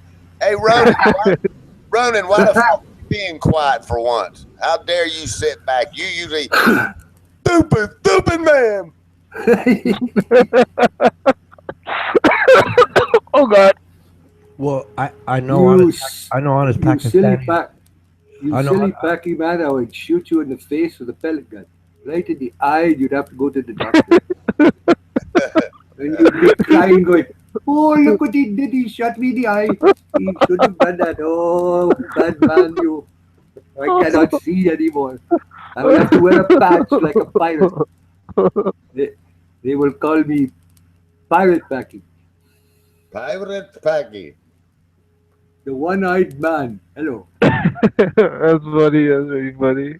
Hey, man, Ronan, don't hold me to this, but I heard, man, this is only through the grapevine. It hadn't been verified, but I heard Trump was going to invite you to the White House, man. Is he? Well, really, I wouldn't. Ronan. I can't accept the invitation. No. Ronan, listen. I want you to go in there and find out how McMaster and Steve Bannon are getting along. I've fucking asked you too many times now. I know that they have despise each other and Bannon's wings are being clipped. I want you to tell me how bad it actually is. Oh, it's just as bad as we can imagine because McMaster has a Is history. he going to quit? We'll put it Is this that- way. If he quits, that's the only, that's the sanity in there. If he quits, that's Well, it'll get to the point of him quitting where Steve Bannon tries to dominate him, but the administration, well, the actual circle that President Trump has is learning their lesson. Oh no, man, we can't be pushing these guys around because these guys. no. If Am they I lose gonna a guy be like allowed that, to- it's Am I going to be allowed to chaos. finish? Am I going to be allowed to finish? You asked me a question, and I was trying to explain something. So go ahead. Go ahead. Ronan, that's the dilemma. They won't let you finish. They ask you a question and they keep on interrupting you. I don't know why. They do it on purpose. Well, I think it's because they know that I'm going to come across with facts, quotes, and questions, and that's they don't like their positions being questioned or challenged, if you will. And because I do the homework, they don't like it. They just want to assume. They want to assume whatever they get in the Reich tweet. Exactly. It's understandable. Exactly, Ron. It's understandable. Reich. Right. Yeah, like I was saying, the inner circle is really hesitant to try to push around anyone that they bring in. Like, General McMaster, right, and old Bulldog Mattis. Those guys, they swore to uphold the Constitution. They don't care about the president. Hey, look, this is what the law says. And McMaster is well-studied, well-respected man. And he's going to say, no, we're not going to do that. And they're not going to fire him because it looks really bad on President Trump and Steve Bannon, which is like the core group right there, and that's why they're not just firing people left and right because it looks bad. And President Trump is all about image, and that's why they're hesitant to try to say you're fired, because McMaster is going to play it straight down the line, and I trust Mattis also. These guys, I trust these guys. They know what it is. That's what I agree with. Those gentlemen swore to uphold the Constitution. So that's where they're not just firing people left and right because it looks bad. And President Trump is all about image. You'll get your Reich tweet tomorrow. And I did prove it earlier to Mr. Garnosh. Right? So if I say something, guess what, gentlemen? I can back it up. I do my homework. He was just tired. He needed to go paint his house. He didn't have time right this time. Yeah. And that's why Unknown sniped him. Right. Yeah, I know, man. You got to admit that's messed up, man. I mean, Major, look, I disagree with Mr. Garnosh. I can prove him wrong at almost every turn, except where he does know. Look, I will say he does know something about a few things. He's very well learned at those things. I can respect him for that. But other things where he just opinionates, well, no, that's not necessarily. But I don't interrupt him all the time. It's because, well, you're going to interrupt me. But the thing is, when I come across with something, I can back it up because I did the homework, right? But I wouldn't snipe him. No, I'm not known for that. Let's see if you're honest. You love me, don't you, Ronnie? Well, no, because what's the opposite of love? I think it's hate. Well, the word is indifference. I am indifferent to you all. Oh. Right. I am indifferent. In other words, you're not going to intimidate me, and you're not going to praise me to the point where I walk away or get too close. Hey, look, I'm going with the information. I'm going with the facts. That's it. We can get along if we're talking about something we agree on, but if you or someone says something, wait a minute, no. If I disagree with it, here's the facts. Okay. Hey, here's a fact for you. Here's a fact for you. The wall will be built. Well, okay, here's a fact for you. The chairman, okay, the actual, like I said, Congress is the one that cuts the checks. Congress is the one that writes legislation. All the president can do is propose legislation to Congress. That's the law, okay? And the chair, right, of the Budget and Finance Committee, the chair, the man himself said, no, we're not going to provide money for that. It'll be a fence, maybe. A fence, but not an actual so-called concrete or steel wall. And like I said, that's up in the air also. But like I said, it's neither here or there because the president, like I said, he can propose it. It's his right as executive officer. It's his right in his position, that office, right, the executive branch. It's his right to do that. But Congress has to approve it. That's why I call them the brothel of fools. That wall's going to be built, running. Hey, look, I can agree with you, but I did propose a law. That would eliminate all of those problems. Just propose a law that says anyone that hires an illegal will be going to federal prison. And when they come out, 80% of their earnings for life will be taken from them and given to the government. You might see that law come into play. How many people are going to hire illegals after that? Well, Yes, they're gonna have to. That fixes it. That's the fix. That's the fix. Blaming the illegals is not the problem. Well, blaming the people that hire them.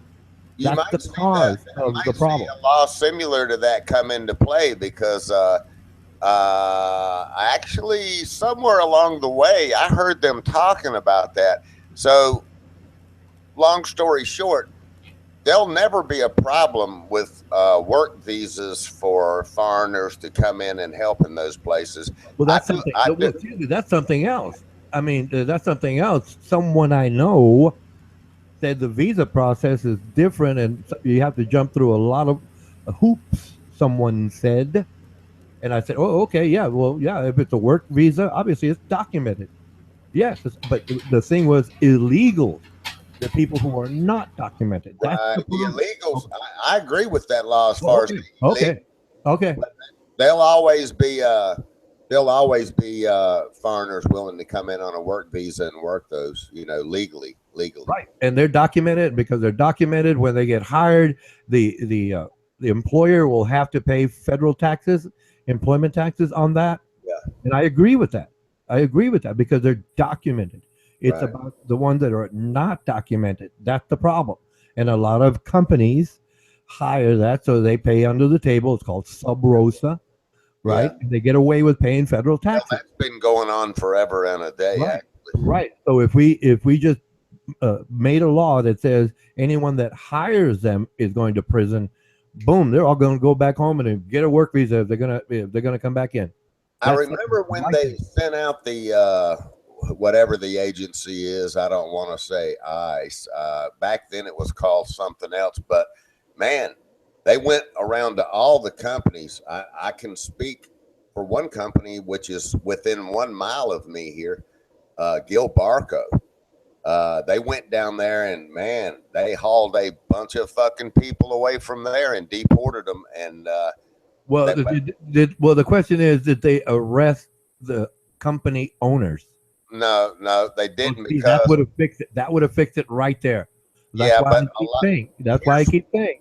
I'd well, like to there's other parts to that story though, Ronan, like fake identifications where the company could not verify back then. But I think they've refined that system now a little bit better. But these people are getting the big story I heard during that era of time is that the companies when they looked into it, not all the time, but a lot of the times, the companies were showing the paperwork and the officials even said everything looked legitimate. So they couldn't blame the companies because they had all the false paperwork.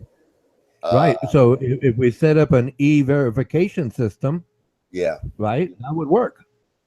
I see that sticker on all the companies around here now, E-Verify. Right. Right. I so see that's that okay. on all I mean, I have no issue because they have a work visa. The company is going to pay federal taxes. That's above board. It's called pro rosa. It's above board. Yeah, I have no problem. How are they verifying the false passports and stuff? Because they say that, like when they steal these government machines and all that stuff that I heard about. Yeah. So how do they verify that stuff when it looks so real? I'm just saying the counterfeiters are very, very good. I mean, a few of them are going to slip through the cracks. Yes, that's already that's a given. It's expected that that's going to happen. But like I said, with these so-called modern systems, e-verification, cross-checking everything over a short period of time, they're going to find out, oh, these are false documents. Let's get this person out of here and warn the employer. Right. After that, like I said, it'll tune up. It'll tune up. When they do the fake, I'll just say passport or visa or what. When they do that fake paperwork, there should be an agency that knows if they, in other words, to double check. So let's just say everything looks legitimate. They should be able to verify with another division if it was ever issued to that person. Right. Well, I'm just imagining through the Immigration and Naturalization Service, it should go, all the e-verifications should go to them as the prime source. Right. Right now, there are too many independent bodies within the umbrella. Right. And there's always a chance for corruption. And that's also a problem, the corruption. So, but if we have one source where everyone that comes in, right, is documented, and the information goes to the one source, and every employer goes to that one source under law, well, we can pretty well eliminate any other problems that might come up. I think they've got all that in place now. I don't know if I told you the story when I was trying to get Crystal here. They lost my what they call it is a receipt number, and they lost mine, man, because for my region, they had shifted everything to a Chicago office. So everybody in this, and when I say region, I mean, I don't know how many states were in the region, but what they did was they put all regions, in other words, the entire United States, feeding through just a Chicago office. during the process of me trying to get Crystal here. In the process of them shifting to the Chicago office, they lost my fucking receipt number and couldn't find it. So, yeah. Okay. Well, I'd like to ask, since we can, if you don't mind, I'd like to use your wife as an example. How many different organizations or divisions did you have to go through? Was it just one or multiple areas in terms of trying to get all the documentation together? Okay, so that's a real wide question. Okay, let me back up a minute on the subject I was on. Okay. The way it was before, I think Vermont was handling my region, and there were certain states that were handling each region in the United States for whatever visa. You know, there's many different visas, but for whatever visa you were applying for, they would handle. For whatever the reasons were during the process of when I was trying to get her, they shifted every single state in the United States to only feed through one office in Chicago. And then Chicago was responsible for shifting that visa to the individual region. So instead of everything going directly to Vermont or another state that may be handling another region, they fed everything through a central office in Chicago, and then they would distribute the visas to your region or whoever was handling your state. And as far as my region, my understanding was it was Vermont at the time, and I guess they still are, but they made all visas feed through one central office in Chicago. That was new. And they were just getting the office set up when Crystal was supposed to be coming here. Now, your question was, how many divisions did we have to go through for documentation? Well, you kind of gave me the answer, because you said when she came in, that system was being set up and it was new. So obviously everything was pretty well scattered before, and in the process of centralizing it, things get messed up, obviously confused, because they have to update everything, you know, reprogram everything. So so it might be different now. Why don't you ask me? Why don't you ask me? I'm the most recent case over here. Well, no. Yes, I don't mind that, but I was wanting to, you know, like to get from Buddy W the information he had, and then compare it to what you had. Ronald, believe. Okay, fine. Let's go over to you. Go ahead. Give it. Now, Packy's visa is going to be totally different. Okay. Give us your idea, Pakistani. How, buddy? How my case is different? Well, you got all your different visas and different time links and different things that have to be accumulated depending upon whether you got a K3, a K4, a K5, or whatever it is. In my case, I was getting my spouse here. In your case, you came over on a different visa. But go ahead now. Which visa did you come in on? On entrepreneur visa. A what visa?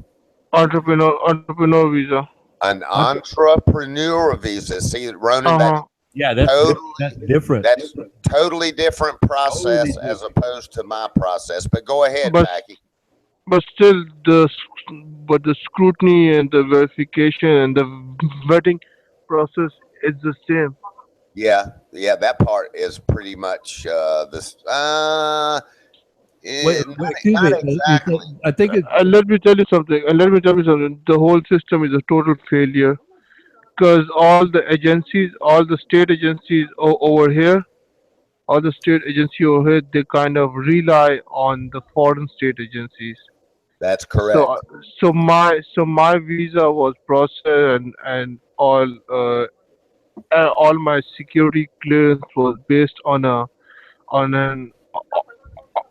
superintendent of police from the security division, from just a clearance letter on that.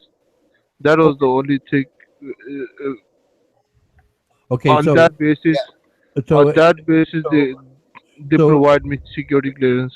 Okay, so there is, like, for example, a student visa and a work visa, and you have an entrepreneurial visa, where Buddy's wife has a different type visa, but it's all, as I understand what you're saying, the same vetting process, but for different determinations of student. The vetting process, the security clearance is the main, is the same for every alien.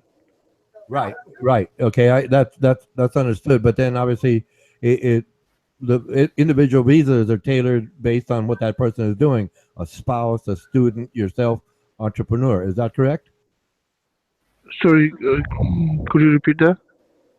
Okay, I understand what you're saying. The overall is security, right? I get that. The vetting, yes, but then the individual, right, it falls into a category. For example, a spouse, entrepreneurship, or student. Would that be correct? Well, I'm sure there's more, but I'm just using current examples. Would that be correct? I'm not sure. Okay, no, like I said, but I do understand the security aspect of it. Yeah. Yeah, and I would also like to add that countries like where Packy is from, and I'll take the Philippines. Okay, they want their people to go. Okay, so they're gonna try to offer. I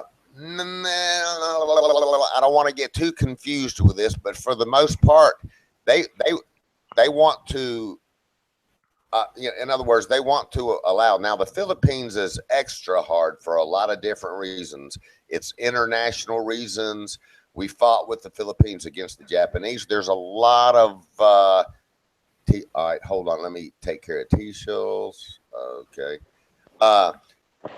But I wanted to say something. Okay, so let me drop that subject. So anyway, their countries a lot of times, Ronan, will do whatever it takes to feed them through the system just because kind of thing. Now, Buddy, I was trying to say that the system is a failed system because I wasn't living in Pakistan. I was in Dubai, but my visa was processed in Pakistan. So just imagine during these years I was out of the country, but still they weren't able to track me down, and they still process my visa in Islamabad. So see, the system is a failure. So how come that is correct, Packy? It is. I was out of Pakistan for more than 3 years? I was going back and forth, but that's right. I understand. But during my I know many cases like that. And just so you know, Ronan, what he's telling you is it is a failed system, man. They have not been vetting people properly. I can promise you that with everything I am. Another thing I wanted to add to this while we're on the subject. Hold it right there. Hello, T-Souls. I just want to say hi to T-Souls. Hi, how are you? Hey, girlfriend. Okay, go ahead, buddy. Hey. All right, hey T-Sauce. But yeah, what I wanted to tell you, you hear all these people talking about mail order brides. Yeah. They meet them on the internet, and then well, let me just tell you something. You can hang that statement up, okay? They have created all brand new methods in that category. You can't do that shit no more. In other words, you have to prove to the embassy that you have met all their family members, and I ain't talking about just hearsay shit. You have to prove it with pictures, dates. You have to prove what time frames you have visited the family. They want a track record history of your involvement with that family. All this mail order bride shit, that may have been happening in the early stages back when everybody, the internet came about and people were meeting each other online. But I can promise you this, it's not easy to do that anymore. You can't just meet somebody online, go apply for a visa and jump them and get them on a plane and get them over here. Hell no. So anybody who tells you that, they're full of shit and they don't know what they're talking about. So but buddy, see, we have a recent case of that San Bernardino's wife. She was here on a K1 visa. Right. Okay. A K1. And the funny thing is that that woman was engaged in all sorts of radical stuff, but That's right. they still gave her a clearance, and I understand. and that clearance was processed in Saudi Arabia instead of Pakistan. Yeah, So, and what Packy's trying to say there in a nutshell, Ronan, is I said it was a lot tougher in the Philippines than the other countries, and take my word for it, it is. And I can't remember all the reasons why, but these other countries, like where Packy came from and everything, fuck, man, they were just letting them through here like butter. I mean, you know, so I know firsthand that these people are not being vetted properly. So, you know, when I hear people say this and say that, they fucking don't have a clue. They don't have a clue about what they're talking about. So, Where does Packy live? Packy came from shit. That damn man came from all kinds of places. There ain't no damn telling where. Packy, where the hell are you really from? Hell, I don't even know. It's in his name. I'm from Pakistan. Hey, you know what? As far as That's people all like good, Packy. Packy, You travel, that's good. yeah, I wish they were all like Packy. You know what I'm saying? Unfortunately, Right. there's some really bad stuff going on, and the other thing was the human sex trafficking stuff. You know, on an international level, country to country, you know, there's big organizations working together with the U.S. Embassy and well, all the embassies to try to stop the sex trafficking. So that's tightened up the reins a lot too. And, you know, because what was happening before, these people were just filling visas, work visas. So, for example, in the Philippines, a lot of these girls, they go to work in Saudi Arabia a lot of times, and then they get over there and they're, you know, they're pimping them out and everything else. And you hear, I have direct family member friends that it's happened to, so on a very personal level. So a lot of them never even return. They fucking just get lost in action, and you know they kill them. So you know they've tried to crack down on the sex trafficking and human trafficking stuff. Oh my God, buddy! I have seen Filipino maids, the domestic maids, and the way they used to treat them, and they were I'm sure you have. I'm sure you have, Packy, because there's a lot of Filipino women from the Philippines that go to these countries. In Middle East countries, they actually they pull the same fraud with them. They offer them good salaries and good. That's correct. Career. Once they're there, they take their passport and they start exploiting them. That's right. So it's well, it makes me know that you know what you're talking about, because Crystal's family, her mother knows a shit pot full of people in the Philippines because of her life, so she knows everybody. And I can tell you now, it's a never-ending topic. I mean, there's families members direct. I'm talking about that Crystal's family knows on a personal level that never returned. They never know what happened to them. But yeah, the stories were they take their passports, and so they can't leave if they want to once they get them there. They take their passports and their personal identifications, and they can't. And they exploit them, and especially the women. They rape them, and they do lots of, and they used to beat them. It's like a complete proper slavery. And here's the real sad part. Here's the real sad part. The sad part is that it's a known gamble with your life.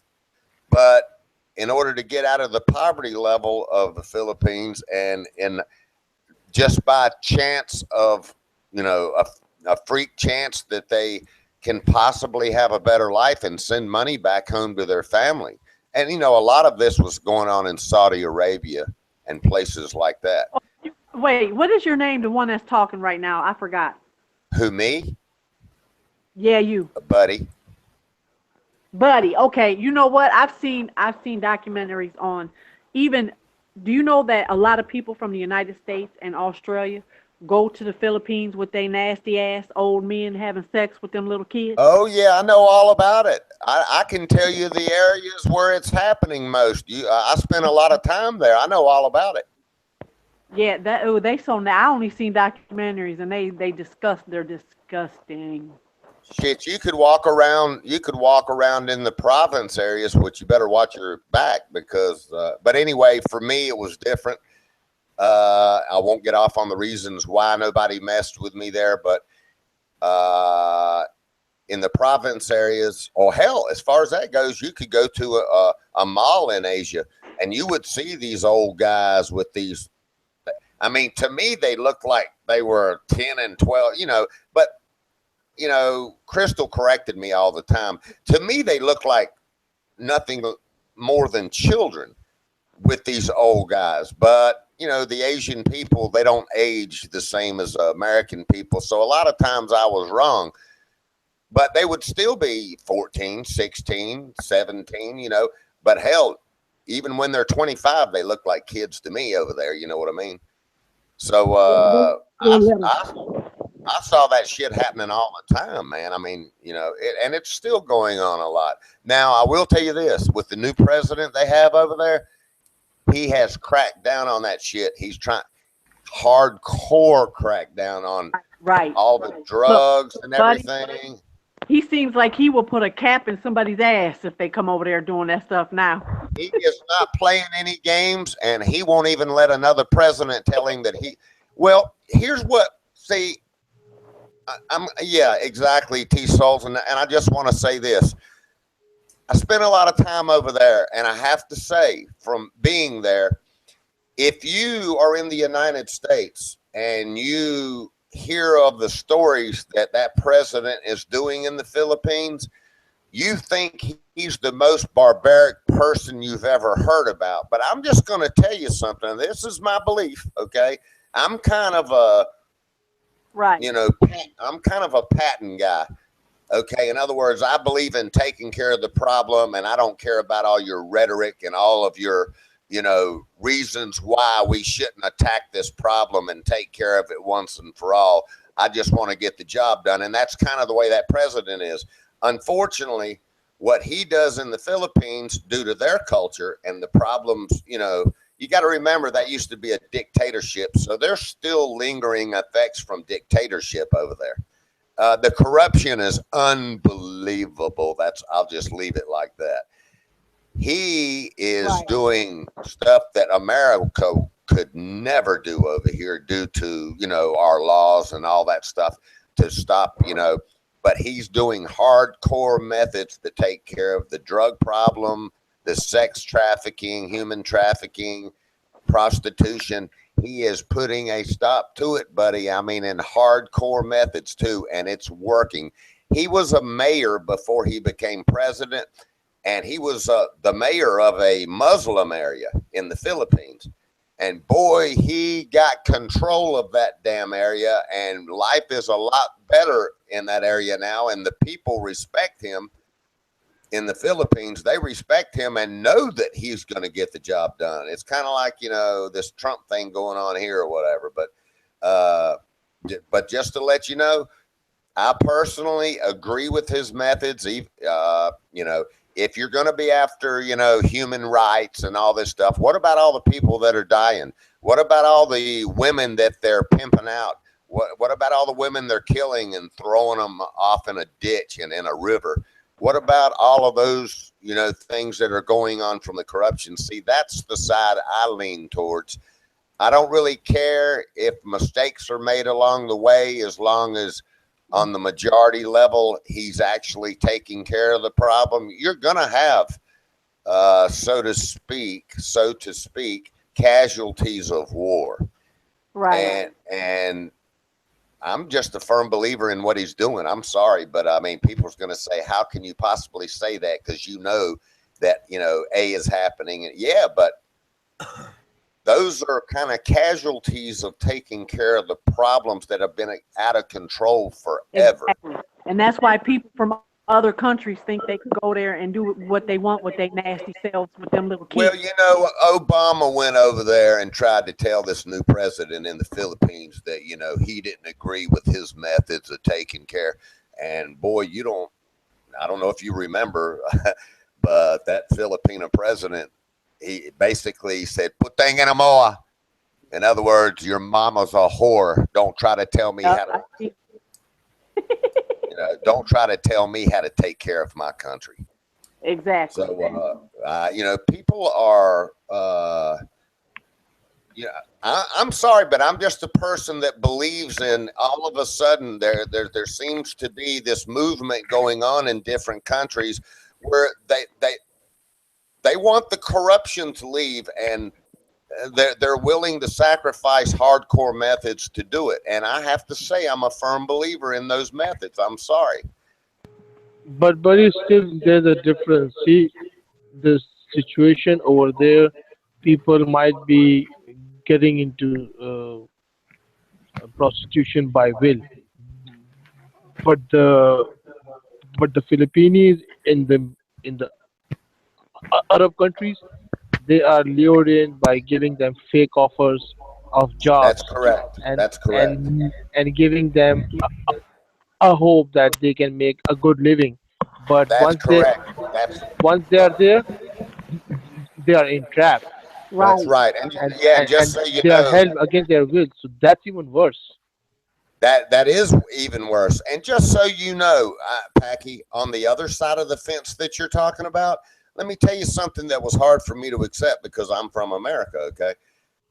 When I got over there, I'll just tell you one quick story. So I went to a bar that Crystal's mother knew the bar owner. She knows all the bar owners over there and all the school district people and everybody at the U.S. Embassy and everybody in the police departments. And I won't get off into why, but her grandfather was filthy freaking rich in the Philippines. But anyway, so we go to a bar and I walk in and I see these, I'll try to make this quick because the moral of the story is, believe it or not, man, there's prostitutes that they just want to supply for their family. That's the only reason they're doing it. They're not addicted to sex. They're not addicted to prostitution, and they're not on drugs. They're really just great, but they're just trying to supply for their family. That's why they're doing it. And I walked into this bar, and there's all these girls dressed in these little short black dresses and the little. And so we went on around, and it was a dirt floor bar in a province. Okay, I can't even tell you what province I was in, but it was way off in the boondocks. I can tell you that. It was a scary environment. But anyway, since we knew the bar owner, we were safe because people were protecting us. But you know, if a foreigner goes in the area that I'm talking about, you probably won't come out of there. Okay, but I got lucky. So. But anyway, so we went and sat down, and I started saying, "Hey."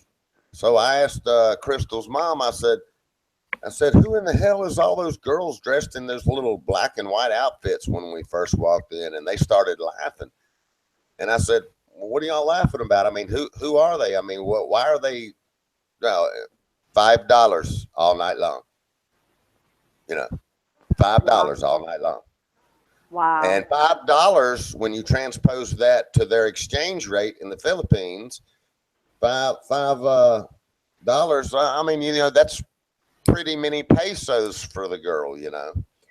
So yeah, I mean, you know, so you've got all different types of reasons why the prostitution exists. But I do agree with Packy.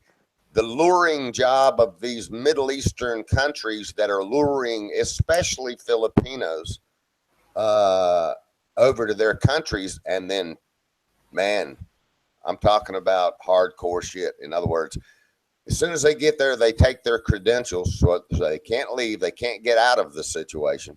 And they beat them, you know, they invite their friends over to fuck them and all of that stuff. And so I heard never-ending stories, and I'm talking about direct family members that, you know, don't know where their daughter is. But but they risk it and they chance it to go to try to send money back to their families to help with the poverty. You know, it's why they're willing to gamble their life to go try to help their families out. That's why the that's average why I call them the Right. Arab animals. That's why they call I the call them average daily wage in the Philippines is approximately $9. That if that much. Well, yeah, it's around $9. I just googled it. It's $279 a month, and if we call it 300, it's about 10. So I figure about $8. We can say $8 for sure. Yeah, I don't know where you're getting that from, Ronan, but I can tell you that from being there, I don't know, man. I saw a lot of people that would think that was even fantastic money. if it was eight, let's say just say $8. If a girl is prostituting for $5 and a guy is not going to go all night, you know, rarely, obviously, so she's able to do it maybe 2 or 3 times and make up more than a day's wages, for example. Absolutely. Okay. No, but you mentioned that number, and I just wondered, and I looked it up just now.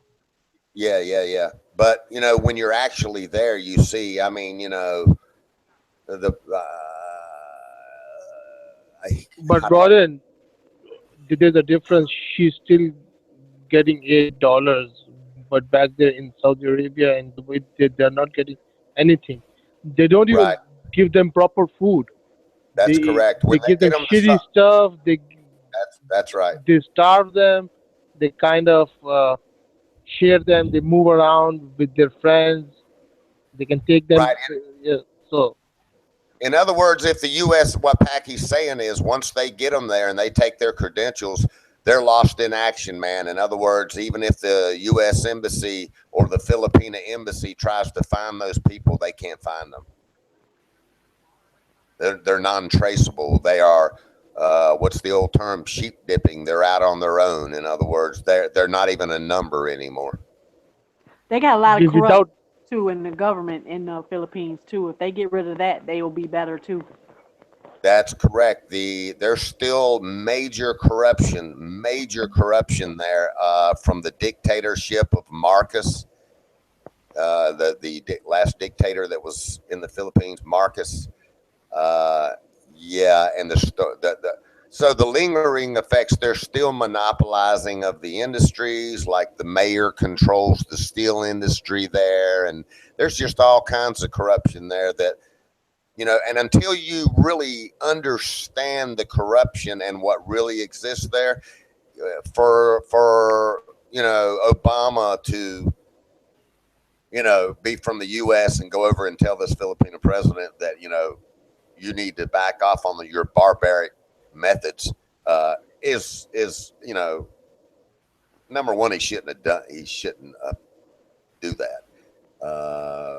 But when you actually go there and you actually get involved enough in different areas, and I'll tell you another story on how I tapped into a lot of the corruption. Well, the fact that Crystal's family is so connected to the Philippines, that's how I learned about most of the corruption. But then I stayed too long when I was there and I got blacklisted.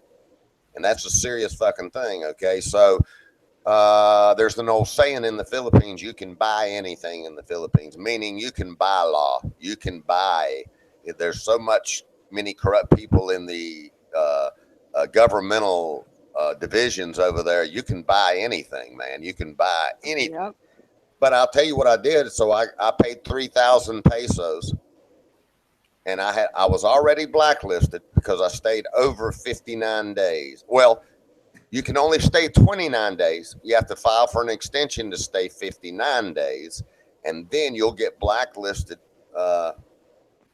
So in my case, I stayed over the 29 days without filing for an extension when I was there. So I got blacklisted, and I paid 3,000 pesos to the right person and got it overridden and got my extension. So there you go. So, but the corruption is deep. Yeah, it is bad. Yeah. So I agree with everything that president's doing. I hate to say that for, people who, may be a casualty of taking care of those issues in that way. But if you think for a minute you're going to go to a country like that and do things in a civilized fashion, you got another thing coming. You're not going to take care of shit. Yeah, that's true too. One Philippine peso equals 0.020 US dollars. In other words, 20 cents. Well, the way I have to look at it, No, 2 cents. 2 cents. Wait yeah, a minute. No, that's 2 well, cents. Yeah. but it changes daily, Ronan. So if the exchange, Well, yeah, it's I got the numbers here, and it's dropped from well, the high would be approximately 0.025 down to 2 in 2017. Well, 2013 it was 0.025. Okay. And now it's yeah, the way that I keep up with that is if the exchange rate is 4.2 right now, and that's what it was last time that I kept up with it, which wasn't that long ago. So if the exchange rate over there is 4.2, that's 4,200 pesos for every 100 US dollars. Okay, yeah, you're working it the other way. Yeah, that's about right. But when I was in the Philippines last, the exchange rate was like way up there. It was like 5.4 or whatever. So it was 5,400 pesos for every 100 US dollars. So think about that. If I take $500 to the Philippines, let's just say $1,000, that's a lot of money in the Philippines that you can live like a king. You know what I mean? Yep. I mean, you can live like a king out of one side of your mouth, but you're still exposed to all the elements, for the most part. I mean, you still have to deal with the elements of the Philippines, whether you are living like a king or not. I mean, if you get off in a gated community somewhere where only foreigners buy places, I mean, like Makati or places like that, then you can kind of keep yourself from the elements, so to speak. But well, isn't that rent? As I understood it, according to Crystal Cute, no foreigner can buy land, so it's basically they're leasing or renting. well, that was Richard talking about Thailand. Oh, okay. Wait a minute. No, it's Crystal Cute. I think I'm pretty sure because it was a lady. Yeah, that was. And I don't like. Oh, really? Really don't like it. Yeah, it's a pretty voice. I take it back. I would need to ask her that. I mean, I was going to buy property there, so. No, I think when she was on, we were chatting, and you remember, Right. hey, can I ask about your wife? And you said something crazy like, "What? You want to see her naked?" No. Right. We were talking about religion and stuff, and I think she pointed out no foreigner, right, non-Philippine citizen can buy property. They can lease it or rent it. Yeah, But that's what I heard her say. Well, okay, but there are exceptions to that. For example, if I go over there and open up a business which would fall under a corporate thing. Right. Yeah, that's different, though. Yeah, you're right. I imagine that. Yeah. That's what I was going to do, and that way I could actually buy and obtain and own. But I think if I wanted to just buy a house next to her mother's house or something like that, there are different rules for that, and I cannot remember what they are. She may be. If she told you that, then I mean, she knows. So I can't remember if I was going to have to put it in one of a family member's name or not. Yeah, I think that's the way it worked for the land. But if you want to start a corporation, well, you get the permits and stuff. You can have the corporation, but you cannot own the land. I think that's where what she said and what you said is correct. Yeah, and I'd have to re-verify that myself, Ronan. I was going to buy an apartment complex, and I can't remember. I cannot remember now what I need to ask her myself. I'm not sure. Well, yeah, go ahead and ask her because I'm pretty sure I heard her say that. So, but like I understand where you're coming from in terms of starting a business, well, making a building, right? But no foreigner can own the land, and that has to be put in an actual citizen's name. Well, like your wife, for example.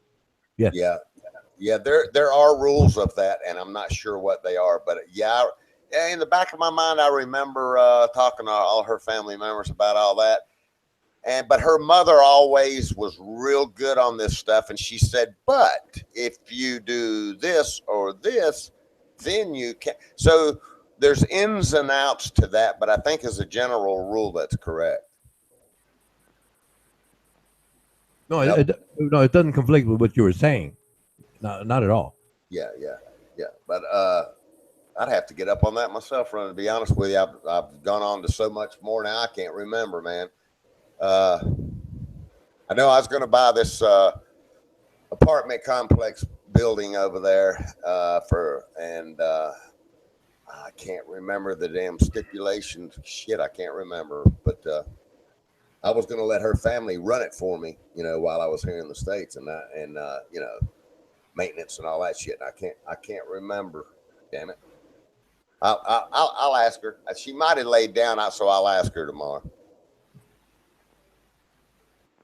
Well, like in America, any so-called foreigner can come in and buy property. Yeah, I know.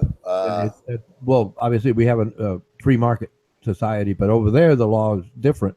Yeah, and Hawaii's real strict about it. I mean, you've got to have, what is it, 90% or Hawaiian blood before you can actually buy. It's some crazy shit.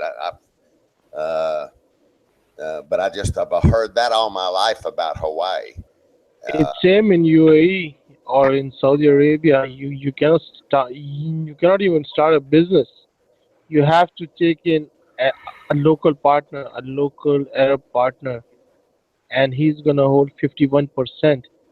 And actually, the whole investment will be yours, but he will be the owner of 51%. And by that 51%, he's gonna extort you. He's gonna exploit you, blackmail you for the rest of your life. That's right. That goes on in the Philippines a lot too. That exploitation thing, man, that is never ending in the Philippines. You hear the stories of people losing every fucking thing they got all the time. So, Roland, when you are demonizing America and complaining about the system over here, you should be consider yourself lucky that you're in a country. Hey, I'll be right back. I'll be right back. You're born in a country where everything is.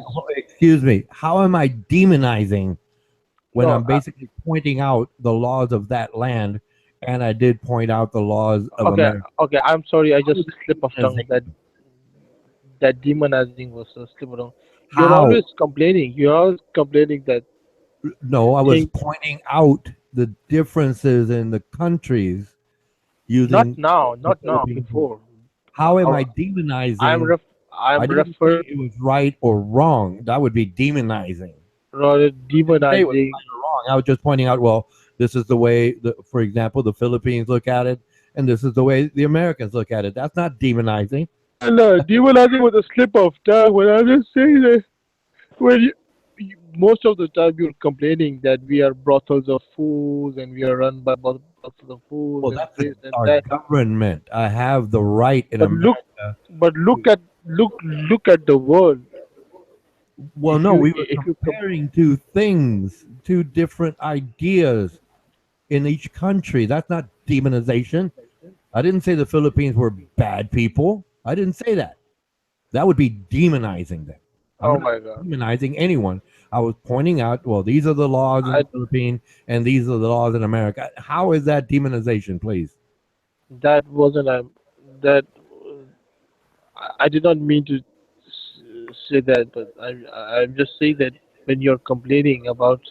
I was not complaining. I was drawing a comparison. Not now. I'm in the past. What am I complaining about? Holding my government accountable. Okay, let me come to you like this. Okay, Ronan, I am your creation, so I know what you're trying to do now. Not my creation. I gave you a gift that you can. I'm gonna come to you now. Okay, Ronan, what are your thoughts about the band? The current band. Drama on purpose. That's okay. All the current band. What are your thoughts on the current all band? All you're doing is starting the drama. That's all you're really doing. Could we That's listen to right. Grizz London or Russell or T Souls? What? Could we listen? Yeah. Grizz London, Russell, or T Souls, please? Sure. Okay, thank you. Go ahead, lady or gentleman, please. Well, I was Oh, hi, actually all. during. Oh, sorry, Cornerstone. I said hi, all. Hi. How you doing, T Souls? Good. How are you? I'm doing okay. Now, who is this? This is Russ, the one with the bear there. Oh, hey, Russell. How you doing? Good. How are you? Doing all right. Just coming in listening on- to Ronan go on. What was that? I said you coming in on the debate, or you said you was listening to Ronan? Well, I was listening to Ronan. There wasn't much room to get in, so when he offered, I got in.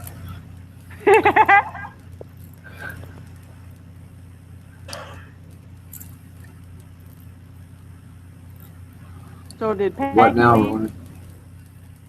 No, he's still there. He just cut his mic off. Oh. No, please go ahead. I mean, I knew what was going on, so I called it out. But so let's change subject, and I'd rather listen to you all. Whatever you'd like to discuss, please. I just muted myself out of respect because you're my creator. That's all. I was about to go on you, but it's okay, Rory. I have a lot of respect for you. Well, no, you just contradicted yourself because in the chat, and I quote, "My creator Ronan is so full of shit." That's a contradiction. You don't. You do not understand the word. Is that too many syllables? Okay. Anyway, please, lady, gentlemen, go ahead.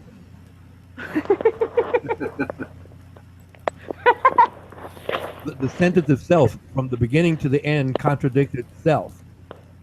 Not above and beyond that, obviously, is him saying, this and that, and then all of a sudden, well, you're demonizing it. I don't believe in demons. It's funny.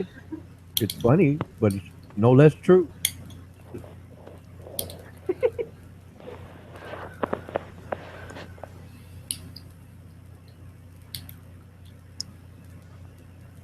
So is Packy in Pakistan right now? He's in California. Oh, okay. Did he cut his mic off again? Yeah, he's probably going to post some other text there about my creator is hating me. I don't know. I'm making it up.